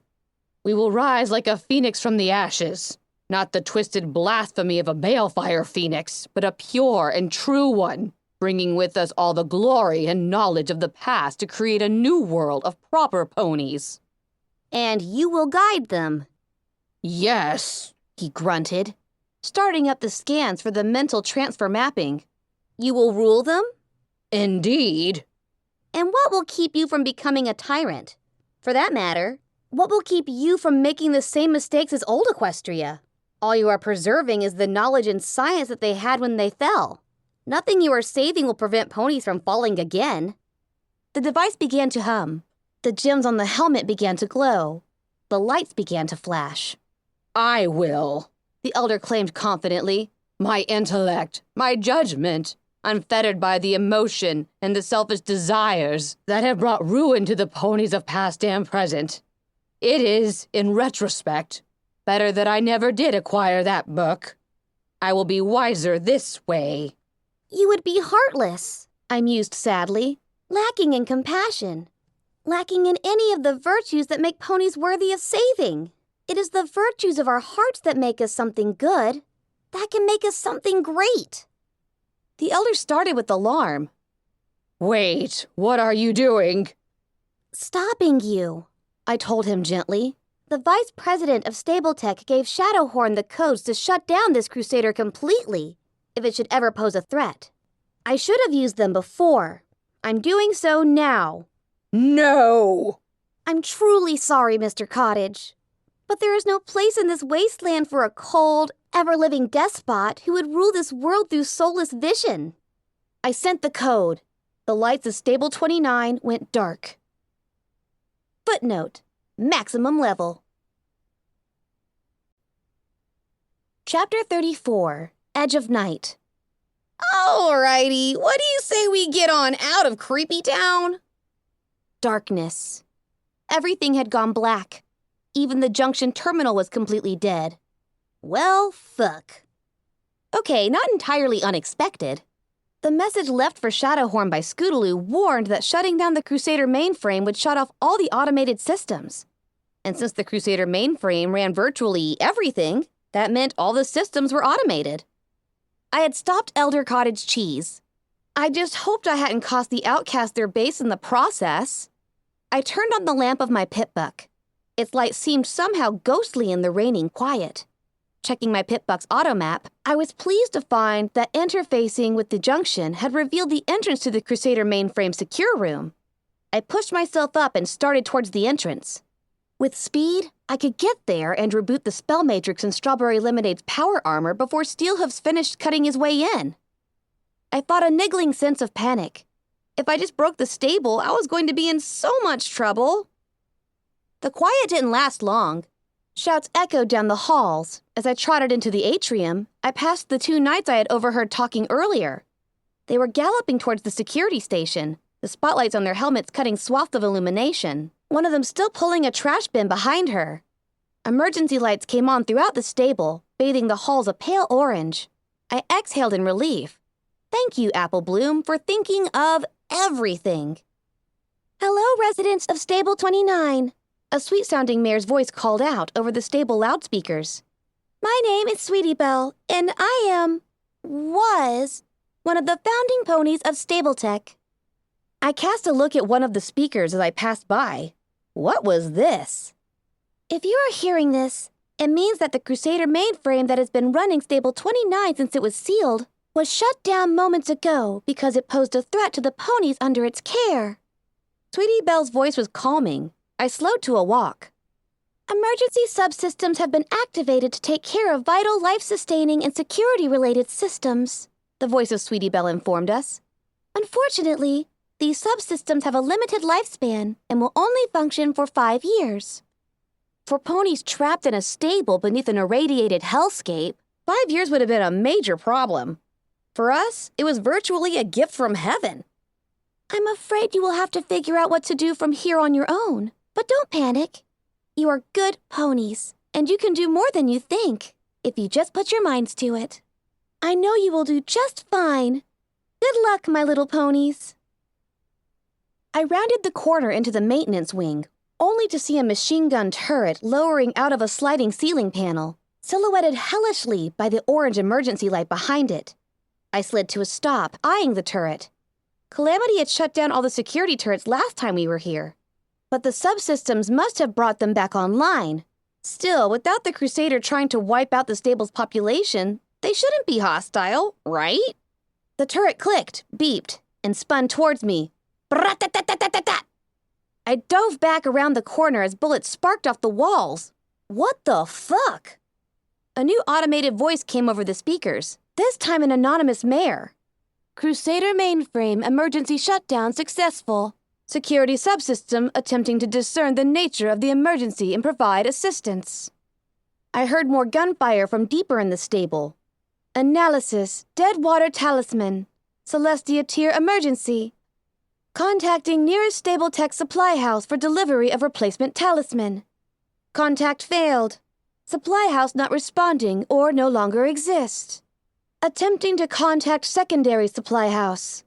Contact failed. Secondary supply house unreachable. I floated out little Macintosh and checked the load. Analysis, hostile takeover, Lunateer emergency. Anti-intruder measures have been engaged. All residents of stable should retreat to one of the safe rooms until threat has passed. I slid into SATS as I jumped back into the hall. My targeting spell locked onto the turret, and I fired 4 shots into its hull. The turret exploded in a shower of sparks with the 3rd hit. I broke into a gallop, sure that the Crusader mainframe was a safe room. I wanted to get there and get Strawberry Lemonade back up on her hooves before the room sealed off. Fortunately, the secret entrance that Cottage had used was on the maintenance level, just around the next... I skidded to a halt as I turned the next corner and found myself facing 2 more sentry guns. I scrambled back the way I came as bullets tore at the air behind me. Identifying resident locations via pip-buck tags. Number of Stable 29 residents, 0. The voice said dispassionately. Number of Stable 29 residents still outside of safe rooms, 0. Safe room sealing now. Crap! I didn't have time to reload little Macintosh. Instead, I drew out both the zebra rifle and the sniper rifle. I hoped my skills in marksmanship had improved enough to target multiple stationary targets on my own. SATS was not designed to aid with multi-weapon telekinesis, especially with such different weapons. I spun around the corner, aiming as swiftly as I could. The hall filled with bullets flying in each direction. I felt the impacts as several shots hit my armor but did not penetrate. I felt a burning graze on my left cheek, and a much more serious pain as a bullet punctured my right hind leg. The sniper rifle fired twice, punching holes through the hull, plating the first turret. The zebra rifle tore at the second one as it set the turret on fire.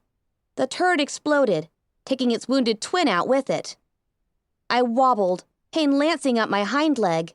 I wasn't going to make it now, not when I couldn't run. Safe room sealed, the mayor's voice announced, informing me that it wouldn't have mattered anyway. There had never been enough time. Deploying neurotoxin gas. Wait, what? I remembered Night Strawberry Lemonade calling for me to take out Cottage by gassing the room, but I didn't realize that was actually possible. But stables tend to be dangerous. Stern had warned us in Philadelphia. They often have their own security or their own unique dangers. I turned frantically, looking around. I needed to get out of the hall. But where could I go that I would be safe? The safe rooms were already sealed. I suddenly felt very tired. Having no better choice, I started hobbling back down the maintenance wing. I wanted to get to the Pip-Buck technician's stall. There was no logic behind the choice. It just felt like the best place for me to be. I probably wasn't thinking straight. I felt so tired. Tired and heavy. I wondered what kind of gas was going to be released. Would I hear it? Would I be able to smell it? Would it burn my eyes and lungs? So far, there was nothing, not even a haziness to the air. A flutter of hope moved in my heart. Maybe, after 200 years, the intruder countermeasures no longer worked. Maybe there was no gas. The idea made me feel better, but also a little dizzy.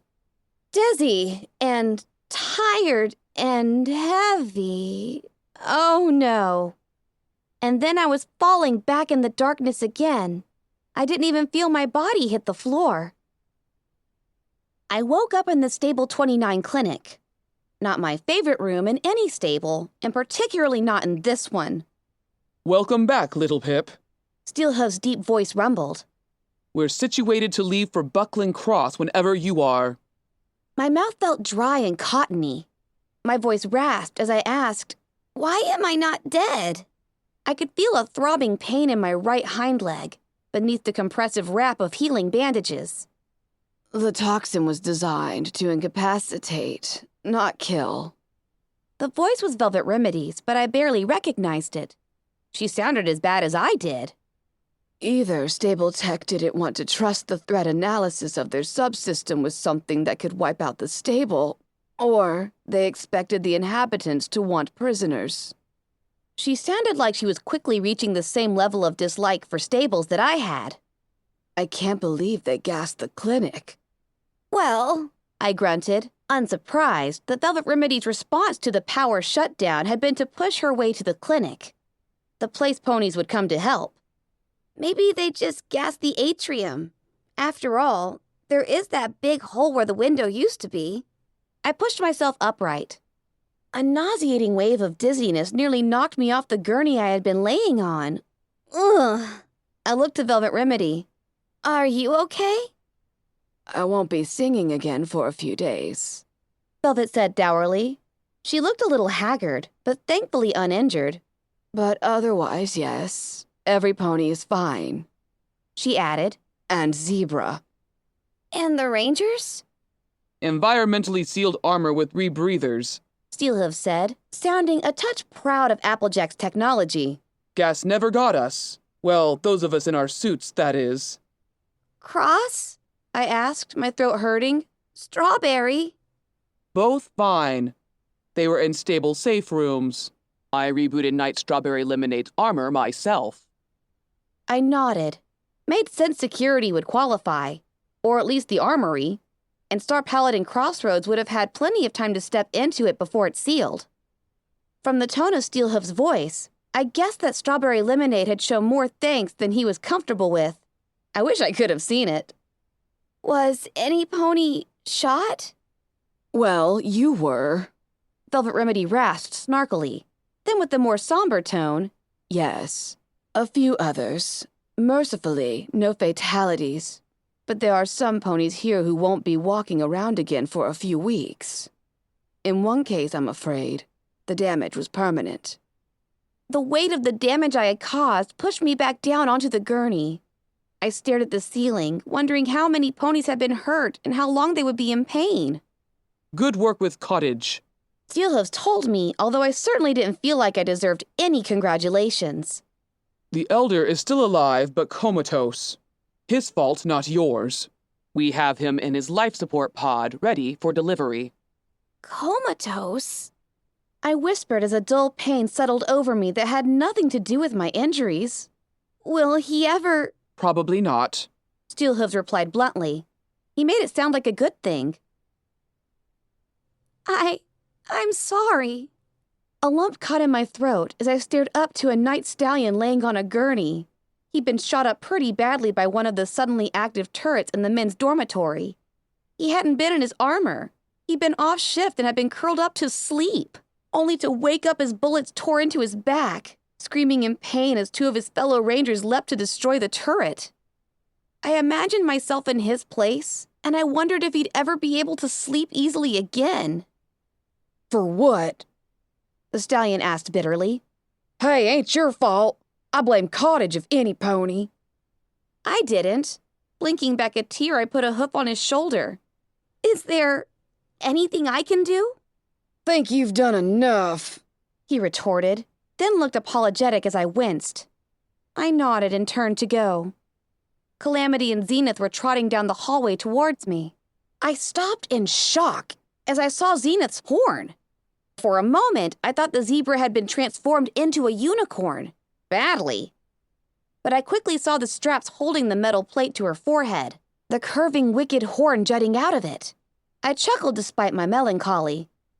So, you finally got a chance to build the Hellhound helmet, I see. I said to Calamity as the rust-coated Pegasus paused to tip open a trash bin with a wing. I recognized now the product of the schematics we had discovered at Hippocampus Energy Plant number 12. Several Hellhound claws were wonder-glued together to form the exceptionally lethal horn. Yep, Calamity said proudly as he fished an old pack of cigarettes out of the trash. Zenith looked mildly less thrilled. Using such a weapon is not proper fallen Caesar style, she commented, her exotic voice taking a dour tone. But the Pegasus has argued well that hooves alone are no match for an alicorn shield. I blinked. Are we expecting more trouble with the alicorns? I asked hesitantly. I seemed to remember a warning about alicorns in the Canterlot ruins. I thought we were on a mission from the goddess? Surely they'd let us pass. Slipping the cigarette pack into his saddlebags, Calamity frowned with a look of grim discomfort. Well, let's just say we ain't taking any chances. The storm from the night before had given way to a light drizzle as Calamity wove the Sky Bandit between the dark skeletal husks that had once been Manhattan's skyscrapers. We were heading to Buckland Cross in a part of the city that I had not yet seen. Velvet Remedy stirred, coming out of the Fluttershy orb for what was the second time since we left Stable 29 this morning. I looked away, not meeting the gaze coming from Steelhoof's helmet. Every pony deserved their little retreats. There's something I don't understand, Velvet Remedy admitted, looking to me as she put the memory orb away. Her voice was raspy, but not as bad as it was a few hours ago. I wasn't in the mood for conversation. At my insistence, I had been led around to all the outcasts who had been hurt when the security systems activated. I apologized to each one. Most were polite, and some even thanked me for dealing with Cottage and possibly revealing 2 locations for backup water talismans to boot. Only one of them snapped at me over it. More should have. Little Pip, you said that Red Eye had talked about controlling the sun, the moon, and the weather. But not even the goddess Celestia was able to control the weather all across Equestria. Does he really expect that mimicking what Trixie has become will make him more powerful than Celestia? I shrugged, not feeling like speaking. And honestly, I really had no idea. Velvet Remedy shook her head. For that matter, why focus on the sun and the moon? Either Celestia and Luna are up there somewhere guiding them like they always have. Velvet glanced towards Calamity, her eyes meeting with his as he looked back over his shoulder at the conversation. Or Calamity is right. The goddesses are simply dead. The sun and moon are doing just fine on their own. Which would mean the goddesses were never really needed in the first place. Sure, being their guide would be a status symbol, Velvet said. But Red Eye seems practical. Why turn himself into something like her to do something that doesn't need to be done? Calamity veered away from the blackened husk of a building, as dozens of pigeons burst out. I slipped off my bench as the passenger wagon tilted, thumping my right hind leg hard enough to bring tears to my eyes. Firelight leapt from Velvet's side, soaring out of one of the windows into the open air, giving chase. Blinking, I considered crawling back onto the bench. The bench was more comfortable, but laying on it risked another spill. I decided to just stay on the floor. Is it not obvious? Zenith said. He wishes to be worshipped like a god. How better to become one than to take on the role of your goddesses? I shook my head. I don't think that's it. Red-Eye had talked as if he was removing himself from the equation. Like doing this was akin to dying. He was many things, but not a megalomaniac. Y'all are making an assumption that just ain't so, Calamity called back. We all turned towards him. And what would that assumption be? Velvet asked in a voice that would have been a purr if not for the after effects of the gas. Y'all talk like the sun and the moon are doing what they're supposed to, Calamity replied, swooping beneath the crumbling and dangerously canted walkway that stretched between two tilting towers. Several bloodwings were nesting underneath. Way I heard it, Celestia would raise the sun at the beginning of the day, then lower it at night. Luna would bring out the moon, then put it away at dawn. That was supposed to be the order of things, right? Well, yes, Velvet Remedy replied. Of course, but clearly that's still happening. It was night before, it is day now, and it will be night again, just like clockwork. Oh, it's happening, but it ain't nothing like clockwork. I can't tell you how many times when I was going up that I saw the sun and the moon in the sky at the same time. Velvet and Zenith gasped. I reeled. The very notion was like something out of a doomsday prophecy. The sun and the moon never shared the sky. It was unnatural, blasphemous. Usually, it was in the early morning, like they couldn't decide which was supposed to be out. They've gone wild. I reckon like the weather. Calamity began a graceful turn that tilted the Sky Bandit, giving us all a view of the slate blue expanse of the ocean beyond Manhattan's harbor. I could see a few lights shining from the Pony of Friendship on her little island out in the bay. The storm clouds darkened as they stretched out across the sea, and the horizon was obscured by the heavy gray of rain. Don't happen that often, but happens enough that no Pegasus ever forgets that there ain't no pony guiding 'em anymore. Calamity snorted. And it ain't always in the morning. Once, middle of the day, about a generation after the war, the sun and the moon weren't only both in the sky at the same time, they were in the same spot. It was like they collided or something. I was in shock, horrified by what Calamity was describing. The pony in my head tried to come up with an epitaph, but no lewd reference to the goddesses could match the profanity of that event. I wasn't there, of course, Calamity told us, but I've seen pictures. Sun turned into a big black disk, pouring out reddish light, like it was the end of the world. Plenty of Pegasus folk thought it was. There was rioting. Ponies got killed. Enclave stepped in, restored peace. I think that was when they really took control. It was late evening when I first laid eyes on Buckland Cross. The skyscrapers had fallen behind us, and the Manhattan ruins had become a gray maze of crumbling structures and flattened buildings, radiating out from the Manhattan blast zone. We could clearly see where the balefire bomb had gone off. What had once been Manhattan City Center had been scoured to the foundations in a huge radius. The blast zone was almost uniformly smooth, save for odd lines where the underground tunnels had channeled the blast. It glistened like glass. Beyond the Manhattan blast zone, beyond miles of shattered city, a murky river cut through the land. Its shores marked the boundary between Manhattan and Buckland, one of Manhattan's largest suburbs. The Buckland Bridge had once spanned the river. It has been one of Manhattan's crowning landmarks. A massive, multi-tiered suspension bridge with huge brickwork piers that included rentable living spaces. The Buckland Bridge had collapsed from both ends, leaving only a single freestanding pier in the middle of the river, a stretch of roadway hanging out over the water in each direction. When viewed from the right angle, it did indeed look like a giant cross. Little rivulets of rainwater were pouring off each end. The wind caught the water in misty sprays. The meeting point for our exchange with the Steel Rangers was on this side of the river, so I was alarmed when Calamity flew past it, swooping out over the water. Hang on! What? I asked, crawling up onto a bench and floating up my binoculars. I looked first downwards towards the cracked remains of a wagon hitching lot I believed was our destination. And indeed, there were several paladins looking back up through the rain at me with upturned visors. And more waiting in the ruins beyond. I spotted at least a dozen. Were they planning to ambush us, or were they protecting themselves should we try to double-cross them? I pointed out what I'd spotted to Steelhooves. Make sure your guns are loaded, He replied, then turned to Calamity. Where are you going?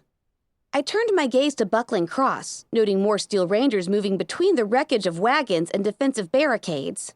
There were multiple turrets, including several mounted on the bottom of the bridge, which clearly kept it free of bloodwings, and I noted a few tank-light sentinel bots rolling about on patrol. Structures had been built between the tiers and between the columns of the pier, supplementing the living spaces already inside the pier. A line of cranes held several small boats over the edge of the bridge railing.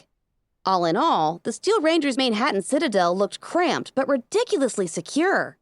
It would take them considerable time to send reinforcements.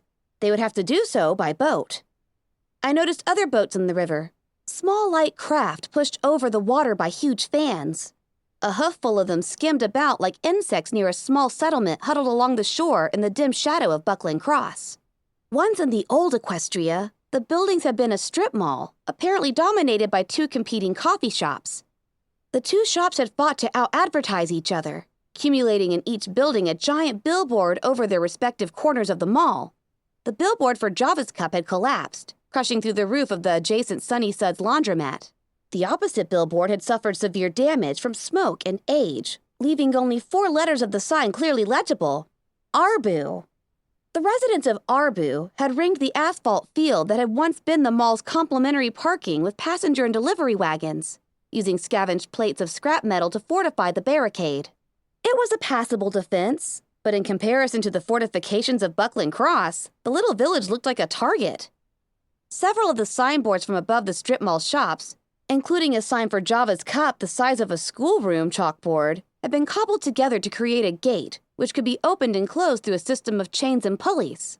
Above, the ponies had fashioned a sign, Arbu, friendliest town in the wasteland. The gate was being slowly drawn upward to allow a merchant caravan to exit from the town. I knew it had drawn Calamity's attention even before I saw them. The rain-soaked ponies I saw moving between the rubble, setting an ambush for the caravan, didn't look like raider ponies. They lacked the fucked-up scourges of pony kind motif. No necklaces of pony bones or cutie marks of bloodied weapons. They just looked like bandits. Calamity? Maybe we should just scare them off? So they can just attack the next caravan instead? Calamity asked gruffly, kicking the reload bar of his battle saddle. Plan to go around apologizing to every pony they kill after we let them go? That stung. I shut up. There were 9 of them. I watched several taking aim down rifles pointed towards Arbu. One, a slate blue unicorn mare, floated a heavy assault rifle into position. If we didn't intervene, this would be a slaughter. Calamity lined up on the first of the bandits and opened fire. One double shot from his battle saddle and the pony fell, missing part of his head. The bandits all turned about, looking for where the shot had come from. Only one of them thought to look up into the sky. Calamity fired again, just as the pony pointed upwards and cried out a warning to her companions. One of Calamity's bullets tore into the bottom of her pointing hoof, wrecking her foreleg. The other hit her thick leather armor. She fell back, badly wounded. Firelight swooped in front of us, diving down towards the bandit. The magnificent huntress let out a blast of green flame, setting the wounded bandit ablaze. I could hear her screams as she burned to death. The remaining bandits, 7 of them, dove for better cover, turning their weapons skyward. One black-coated earth pony with a sawed-off shotgun swung his weapon towards Firelight. Blam! The beautiful balefire phoenix let out a squawk of pain and fell from the sky, bouncing off a freestanding wall and landing in a trash bin. Velvet Remedy cried out in dismay. Calamity, get us down there now! She screamed. Dozens of bullets sparked off the sky bandit, echoing metallically. I floated up the zebra rifle and peered down the scope. The other ponies were shooting back at us, but the black stallion's shotgun didn't have the range. Instead, he was crouching behind a mailbox looking for better cover. I brought up my targeting spell and took aim. His cover was good. It would be a tricky shot to get him. I paused and slipped away the zebra rifle, bringing out the sniper rifle instead. I reasoned that an armor-piercing shot would go right through the mailbox. But the real reason is that I didn't want to set these ponies on fire. It felt wrong to kill them like that. But I was going to kill them. Did that make me corrupted kindness after all? Calamity banked, firing again. One of the bandit ponies learned the hard way that her cover was just not quite good enough. She screamed as one of the bullets clipped her in the flank, the other pinging off the concrete she was hiding behind with a shower of white dust. Damn it, move where I can see ya! Steelhoof's deep voice wryly commented. I don't think she's looking to oblige. He moved up to one of the passenger wagon's broken windows, warning us to get back. The missile launcher built onto his battle saddle opened up. 2 rockets whooshed out, the backwash of their launch filling the wagon with choking smoke. I threw myself to a window, more to breathe than the sea, and watched as the missile struck home on the bandit mare's concrete shield, blasting it apart. The mare's body was bloodily torn by chunks of blast-propelled concrete. More shots. This time neither from the bandits nor from us. Several armed ponies were charging out of Arbu, firing pistols and rifles at the bandits. Others were moving to protect the merchant. The remaining bandits were forced to split their attention. The slate blue unicorn bandit turned her assault rifle towards the incoming ponies of Arbu and opened fire, spraying wildly. The town's ponies dived for cover amongst the hulks of old chariots and crumbled walls of what had once been a dentistry office. At the gate, one of the ponies knocked the merchant out of the line of fire, taking several bullets in the side. More hit the merchant's heavily laden, 2-headed cattle who mooed in fright and pain. That broke my battle stupor. I floated the sniper rifle in front of me, peering down the scope, and sent 3 armor-piercing bullets through the mailbox. The black stallion toppled, laying on his sides heaving with each breath as he slowly bled out. Calamity had maneuvered us close enough in his efforts to land for Velvet Remedy that I could hear the cry of the colt who suddenly galloped out from under a pile of metal boxes. Daddy! Oh no! No! Celestia raped me with a solar flare? No! The colt ran right up to the fallen stallion, throwing himself on his dying father, and right into the line of fire. What had I done? Velvet Remedy's shield spell flashed up over the colt and his fallen father. I slipped my weapon away, feeling an icy numbness pass through me. They are bandits, I tried to tell myself. But I was not ready for bandits with family. Please, I prayed to Celestia, don't let the father die. The father... I put 3 bullets through. Below, a rifle shot from one of the bandits caught an Arbu mare square in the chest. She fell, coughing up blood once, twice, then never coughed again. Steelhoof's grenade machine gun tore at my eardrums as a swath of explosions ripped through the bandits' defenses, killing 2 of them and sending the others scattering. Another twin shot from Calamity felled one of the bandits as he ran, blood painting the broken wall beside him. Another took several shots from the Arbu townsponies. Most of the bullets impacted the bandit's armor, with little effect, but a lucky shot pierced her eye. The shot knocked her head back, and the black socket of her eye ringed with blood, stared vacantly upwards towards us. Unbidden, the nightmarish vision of the sun and the moon sharing the sky, becoming a black disk ringed with fire, blossomed in my mind. I shuddered uncontrollably. As the mare fell, the last bandit turned and fled into the ruins. 2 of the Arbu ponies gave chase. I could tell Calamity wanted to as well, but Velvet was desperate to get to Pyrelight. The passenger wagon wobbled in the air as Calamity made his decision. Then we turned, dropping down in the nearest stretch of road. Velvet Remedy leapt out through one of the windows before we had touched down. She too had a decision to make. Both the father and Pyrelight might already be dead, but if either lived, it was unlikely they would live long enough for her to care for the other first. She paused, looking in the direction of one, then the other. I could see the tremble pass through her legs. With a tormented cry, she made her decision and galloped towards Pyrelight as fast as she could. As she ran, her horn glowed, opening one of her medical boxes. Healing bandages and potions and drugs spilled out. Zenith, little Pip, please help him. She begged us at the top of her voice as she left us behind. Telekinetically scooping up the dropped medical supplies, I ran towards the father and his colt, Zenith galloping at my side. You can't have my son. The black stallion rasped weakly as two of the Arbu townsponies pulled the colt off of him. The boy's wet mane hung in front of his eyes, the water dripping from it mixed with his tears as he struggled to be reunited with the stallion. We'll take good care of him, one of the Arbu mares promised kindly. Treat him as one of our own. Zenith and I were doing what we could, but the two of us did not equal one Velvet Remedy. And seeing the extent of the damage made me think that not even she could save him without the aid of a full clinic. Instead, the painkiller was at least dulling his pain. His last breaths were shallow, his eyes glazed and not truly seeing.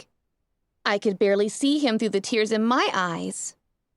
I won't let... The rest of the sentence was lost in a final exhalation. The stallion was dead. I stumbled away, breathing heavily, tears falling from my eyes. I'd killed him. I'd killed a colt's father. I was having a hard time breathing. I tried to think of anything I could do to make this right. But you couldn't fix dead. There was no way I could make this up to either the father or his cult. I knew it, and it felt like it was killing me. I deserved it. My ears caught the sound of creaking wheels and hooves clopping through puddles. I turned as a pony approached from Arbu, hitched to a wagon. She was a stout apricot unicorn, with a wagon for a cutie mark and a scar just underneath it. Her coat showed signs of radiation poisoning. She waved a friendly hello that I half returned. Her horn glowed with a soft brown light that enveloped the father and floated his body upwards and into the cart, placing the black-coated corpse on top of several other pony bodies. Arbu was collecting the dead, their own and bandits alike. "What?" I asked weakly. Well, some ponies gotta bury 'em, replied a green-coated Arbu mare with shockingly orange hair. I felt another shot of pain as I realized the good ponies of Arbu treated the dead of their enemies better than I tended to treat the bodies of ponies I had grown to care about. The images of Pinkie Pie's skeleton and Apple Bloom's both floated in front of my mind's eye. I realized how utterly unworthy I was of Homage's affections. I didn't deserve the friends I had found. I couldn't keep going like this. I couldn't keep doing this. I needed to do better. I needed to be better. Velvet Remedy appeared, tears in her eyes. Oh, goddesses, no. Not Pyrelite, too. But this time my worries were in vain.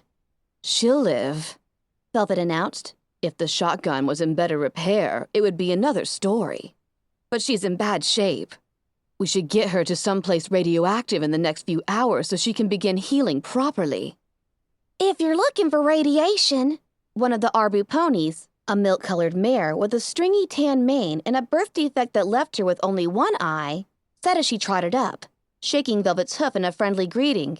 You can look to the grass breeding facility just up the river. Mind the radigators and don't go killing any of them. Grass? I wondered quizzically, only to be answered with a sharp nod. My eyes strayed to her flank. Her cutie mark looked like several sharp teeth, radigator teeth perhaps. She too had a little scar beneath her cutie mark. A small brand, it looked like, reminding me of the brand that had obliterated Calamity's cutie mark. Breeding facility? Velvet Remedy asked. Breeding what? Why, radigators, of course. Weren't you listening? The mare replied. Oh, replied Velvet politely. Little Pip, we should go. I nodded numbly, ambling towards the Sky Bandit. Steelhooves was still there, keeping an eye on the life support cocoon strapped to the roof. The status of Elder Cottage Cheese had not changed. Calamity was pulling an old suitcase out of the rusty husk of a chariot. My little scavenger. Come back now, you hear? The green mare with the orange mane called out. We'll have dinner. Third time this month I've had to break up a yelling match between Mr. Beans and Jamocha Joe. Ever since Joe opened that new Starbucks across from Mr. Bean's Java Cup. First it was just the two of them trying to undercut each other's prices. Then that shipment of coffee beans went missing, and Jamocha Joe started throwing some nasty accusations. Totally groundless, as it turned out. Shipment got rerouted to Philadelphia because of some glitch in the Starbucks terminal system. Can't stand those things. They seem downright unpony. Yesterday, though, Jamocha Joe unveiled a new ad for Starbucks steamy coffee. And ooh-wee! Never felt more like buying a cup of coffee in my life, just to show my appreciation. Now, I don't know what makes steamed coffee so different from any other type, but Mr. Beans was sure steamed about the ads. Call it blatant use of sex to sell coffee, and I reckon he was pretty on the nose about that. Mr. Beans rallied together a flock of local ponies to stand in front of Joe's place, decrying the poor guy as immoral and degenerate. The whole think of the children routine and harassing customers. When I arrived to break it up, one of the old mares hit me with her protest sign. Jamocha Joe came out to help, and before I knew it, Mr. Beans and Jamocha Joe were in each other's muzzles, and it looked like it was going to come to bucks. Didn't help that Mrs. Weathers' stupid yappy poodle got loose and was adding its own head-splitting noise to the ruckus. Got 'em settled and went right to quick care for some stitches. I can't believe I quit my job in Manhattan for this crap. Calamity's suitcase had been locked. Opening it, I found an old security guard uniform, a cattle prod, a 4 stars month's pass on the Luna line, and a comic book. Sword Mares. The cover featuring a mare who was rendered to be ridiculously hot to the point of deformed, wearing equally ridiculous flank-bearing armor and holding a sword in her muzzle as she faced down a monster that looked like a cross between a giant Yogwai and Nightmare Moon, a wide-eyed buck cowering behind her. In addition, there were a whole mess of audio logs. Most of the logs had deteriorated beyond salvation, but I was able to download 8 of them into my PipBuck. My PipBuck was clicking at me with a chiding voice. Calamity circled the Sky Bandit around the ruins of the garish pink and green hatchery building with the cartoonish smiling alligator statue out front. The hatchery sat between the Manhattan edge of the gloomy river and a set of train tracks which crossed the street leading up to it. All about were strewn tank cars, most of which were leaking a glowing toxic sludge. When the Bellfire bomb had detonated, the train had derailed, spilling its shipment of radioactive waste across several blocks. The hatchery had gotten the worst of it. Several train cars had been flung into the building in its water pens, smashing them apart. Gummy's Retirement Hostel and Alligator Sanctuary. I spotted at least a dozen giant radigators milling about in the water pens and along the shore. Through a shattered wall of the hatchery building, I saw the shadowy movement of a legendary radigator, easily the size of one of the train cars. We're not going inside, I announced. The mayor from Arbu had asked us not to harm the local wildlife. I wasn't sure why, as the radigators posed a clear threat to the town just downstream. I suspected the bridge undercurrents along Buckland Cross regularly had more to shoot at than just bloodwings. There's a big one in there that looks like he could swallow me whole. Velvet Remedy nickered. We shouldn't need to. Just set us down on the roof, Calamity. I'll put Firelight somewhere cozy to rest. She looked down sorrowfully at the wounded bird wrapped in blankets.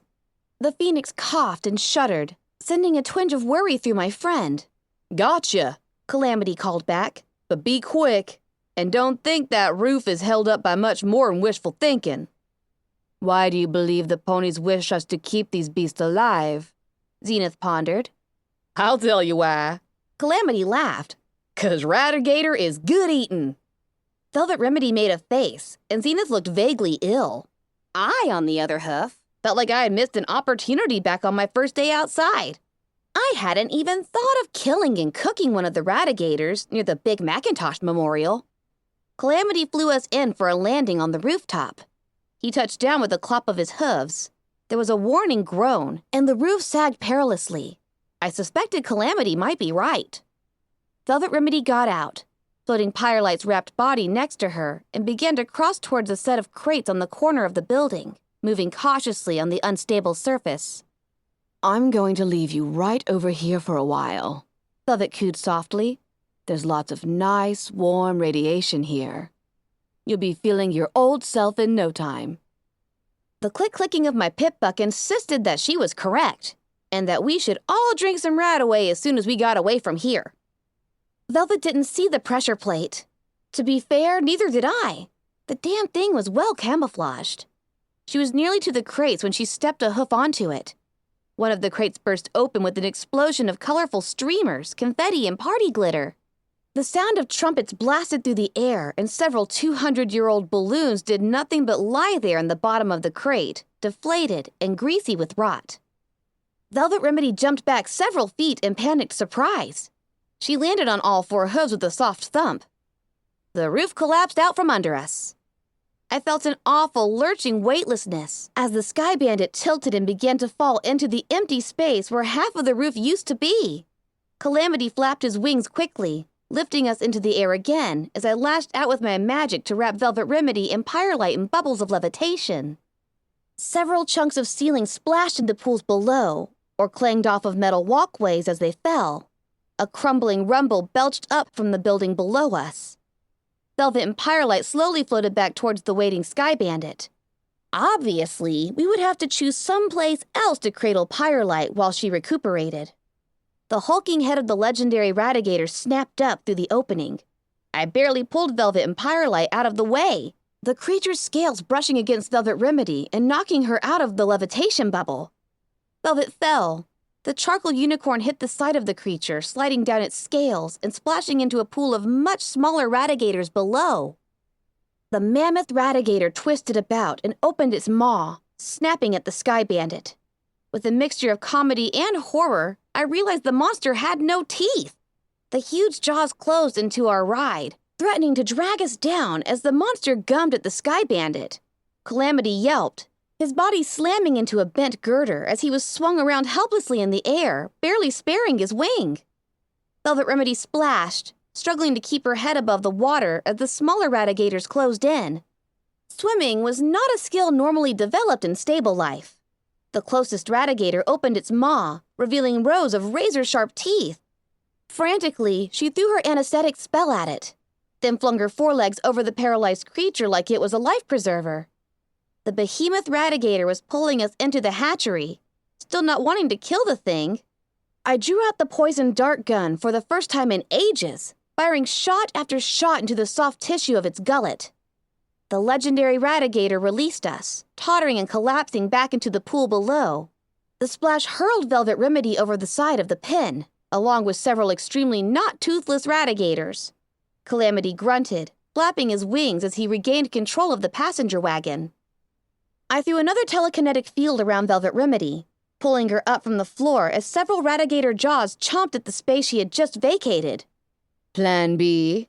Zenith asked, not missing a beat.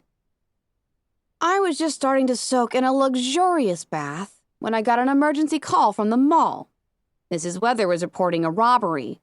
I get there, soaking wet, my uniform clinging to my coat, only to hear that the thief was the Sunny Suds new Sparkle Cola machine, and the theft was a single bit.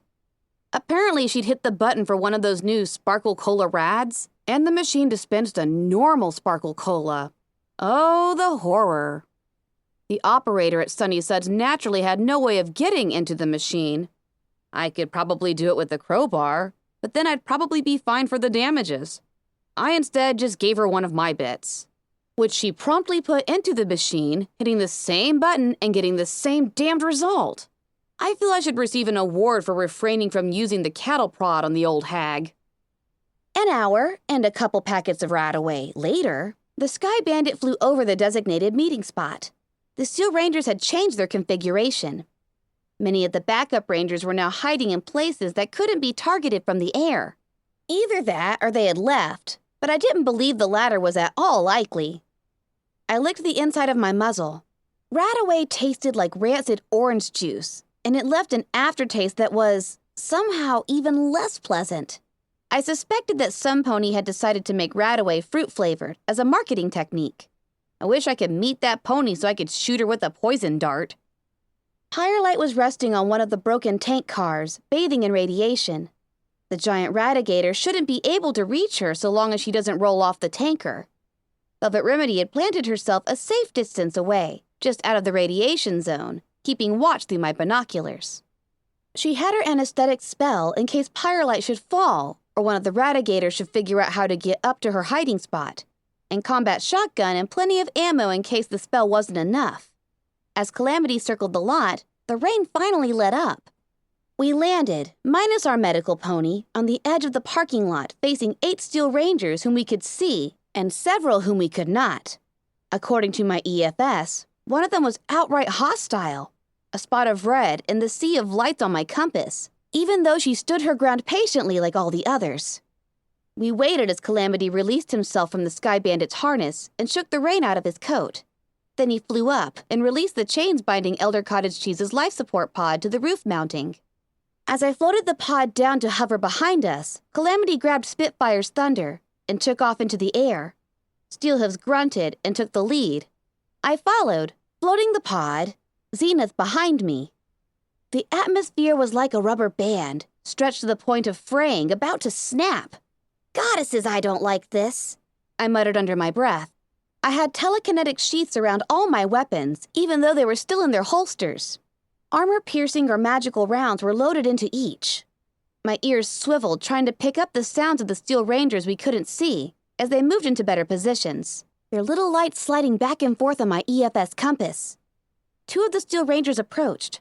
One of them was a unicorn scribe wearing robes of pre-war armored mesh. The other was the red light on my compass, a paladin whose battle saddle held what looked like 2 anti-tank guns. The others stood at the ready, weapon ports open on their battle saddles. We were expecting Steel Ranger traitors, not one traitor and a bunch of tribals. Miss Hostility growled. Then her head bobbled as she took in Steelhooves. But it seems they did grace us with Steelhooves himself. So tell me, Hoovy, are they actually calling you Elder now? Hoovy? I have accepted the position, Steelhooves said shortly. I believe you have some pony who wish to join us in exchange. Send her out now, take your elder, and go in peace. Oh, knight and meat, the unicorn said, with a note of regret that didn't touch her eyes. I'm afraid she won't be joining us after all. Took a gallop off the short end of a bridge while trying to evade incarceration. I felt my skin tighten around the hairs of my mane. Steelhooves' stance didn't change. His voice seemed unmoved by the news, although I suspected he had to be enraged inside. Were they trying to provoke something? More is the pity, Steelhooves replied evenly, standing very still. The elder had a bit of an accident of his own before we could depart. He is unconscious but alive. A few of the Steel Rangers bristled and stomped, but no pony made a foolish move, and the 2 addressing us seemed to shrug off the news as inconsequential. Paladin Amaranth, the unicorn scribe said in a tone that only pretended to ask, would you please check Elder Cottage's pod and make sure all is in order? The armored paladin with the anti-tank weapons trotted forward a step, stopped, then took several steps back. Paladin Amaranth, the unicorn questioned. This is a problem, Amaranth intoned. These aren't just any group of tribals. These are the Stable 2 tribals. That's the stable dweller. She nodded towards me. Yes, I realize that, the unicorn said impatiently, but I don't see how it matters. It matters, Amaranth growled. Because DJ Pone 3 has a boner for her. I cringed at that, the mental image being all manner of wrong. And he's got the whole wasteland believing whatever she says. If it was just the outcast, anything that went down here would be our words against theirs. But with her... The unicorn scowled. And what, pray tell, do you think is going to happen here when the truth wouldn't favor us? Paladin Amaranth took 2 more steps back. This is blown. Kill 'em all. The moment she spoke, every spot on my EFS compass changed to red, except for the unicorn. What? The unicorn shouted, spinning around to face the others. Belay that order! It was too late. Steelhooves had been standing still, targeting Steel Rangers with his armor's targeting spell even as he talked. Before any of the Steel Rangers could react to the words of either Paladin Amaranth or the unicorn, our Applejack's Ranger was firing loads of high-explosive grenades at them. 3 of the Steel Rangers were blown into armored giblets before the unicorn had finished saying order, the word drowned out from the host of detonations. Paladin Amaranth fired at Steelhooves almost point blank, the rounds from her twin anti-tank guns punching through his armor and flesh and exiting the other side in perfect holes. Steelhooves fell to the ground with a metallic thump. His light on my compass winked out. Amaranth turned back towards me with a swift canter, only to find herself looking down the barrels of a sniper rifle, a zebra rifle, and little Macintosh. I pulled every trigger. From the way blue sparks erupted from the holes I blew in her armor, the magically enhanced bullets in little Macintosh were probably the ones which killed her. The world around me erupted as 3 remaining Steel Rangers launched grenades and missiles at us, neglecting the safety of Elder and the Unicorn alike. Mercifully, most of the first volley missed. They had been targeting Steel Hooves, and the moment he went down, their targeting spells lost their lock. I felt shrapnel and fire slash at me as I was knocked to the ground, my ears ringing. The magical grip I had on my weapons evaporated. Even through the near deafness caused by the explosions, I could still hear Spitfire's thunder echoing across the Manhattan shoreline. 2 of the Steel Rangers dropped, dead before they hit the ground. The third fired 2 rockets. I watched as Zenith galloped past me, dodging between them, and planted herself on her forehooves, swinging about to buck the knight's helmet with such force that it broke his neck. As she looked at me, I saw she had a vial clenched between her teeth. She dropped it. The vial shattered against the ground, and the lot began to fill with fireless smoke. I pushed myself to my hooves, pain lancing through multiple parts of my body. My pip-buck was sending me medical warnings. Some of my cuts were pretty deep, and I was bleeding badly. My inventory sorter immediately placed within reach the remaining medical supplies I had taken from Velvet Remedy earlier.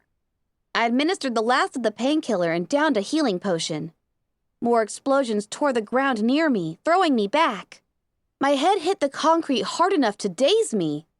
The Steel Rangers who had remained hidden before had now moved into positions that gave them clear lines of fire. My ears were ringing and my vision blurred, but I could still tell the sound of machine gun fire. The smoke and dust were obscuring my vision as much as anything else, but my EFS was still picking out targets. I had no idea what happened to Zenith. I looked around, blinking concrete dust out of my eyes, but I couldn't see her. Not even the friendly light that should be her on my compass. Another light flared up, a friendly one, as a terrible sound warped the air. Steelhooves got back to his hooves in a vortex of unseen necromantic energy. Canterlot ghouls don't stay dead. You have to turn them to ash or dismember them to keep them down. I was at once thankful and horrified, fearing even more our trip into the Canterlot ruins. Some pony was crawling towards me, a friendly light on my compass. I turned, expecting to see Zenith. It was the Unicorn Scribe. She was dragging herself across the broken asphalt, a swath of red smearing out behind a tattered flank. An explosion had torn off one of her legs. She said weakly, focusing on me as if her life depended on it. Don't understand. Her life didn't depend on me. It was already over. For the second time that day, I administered painkiller, all that I had left, to a pony who should have been my enemy.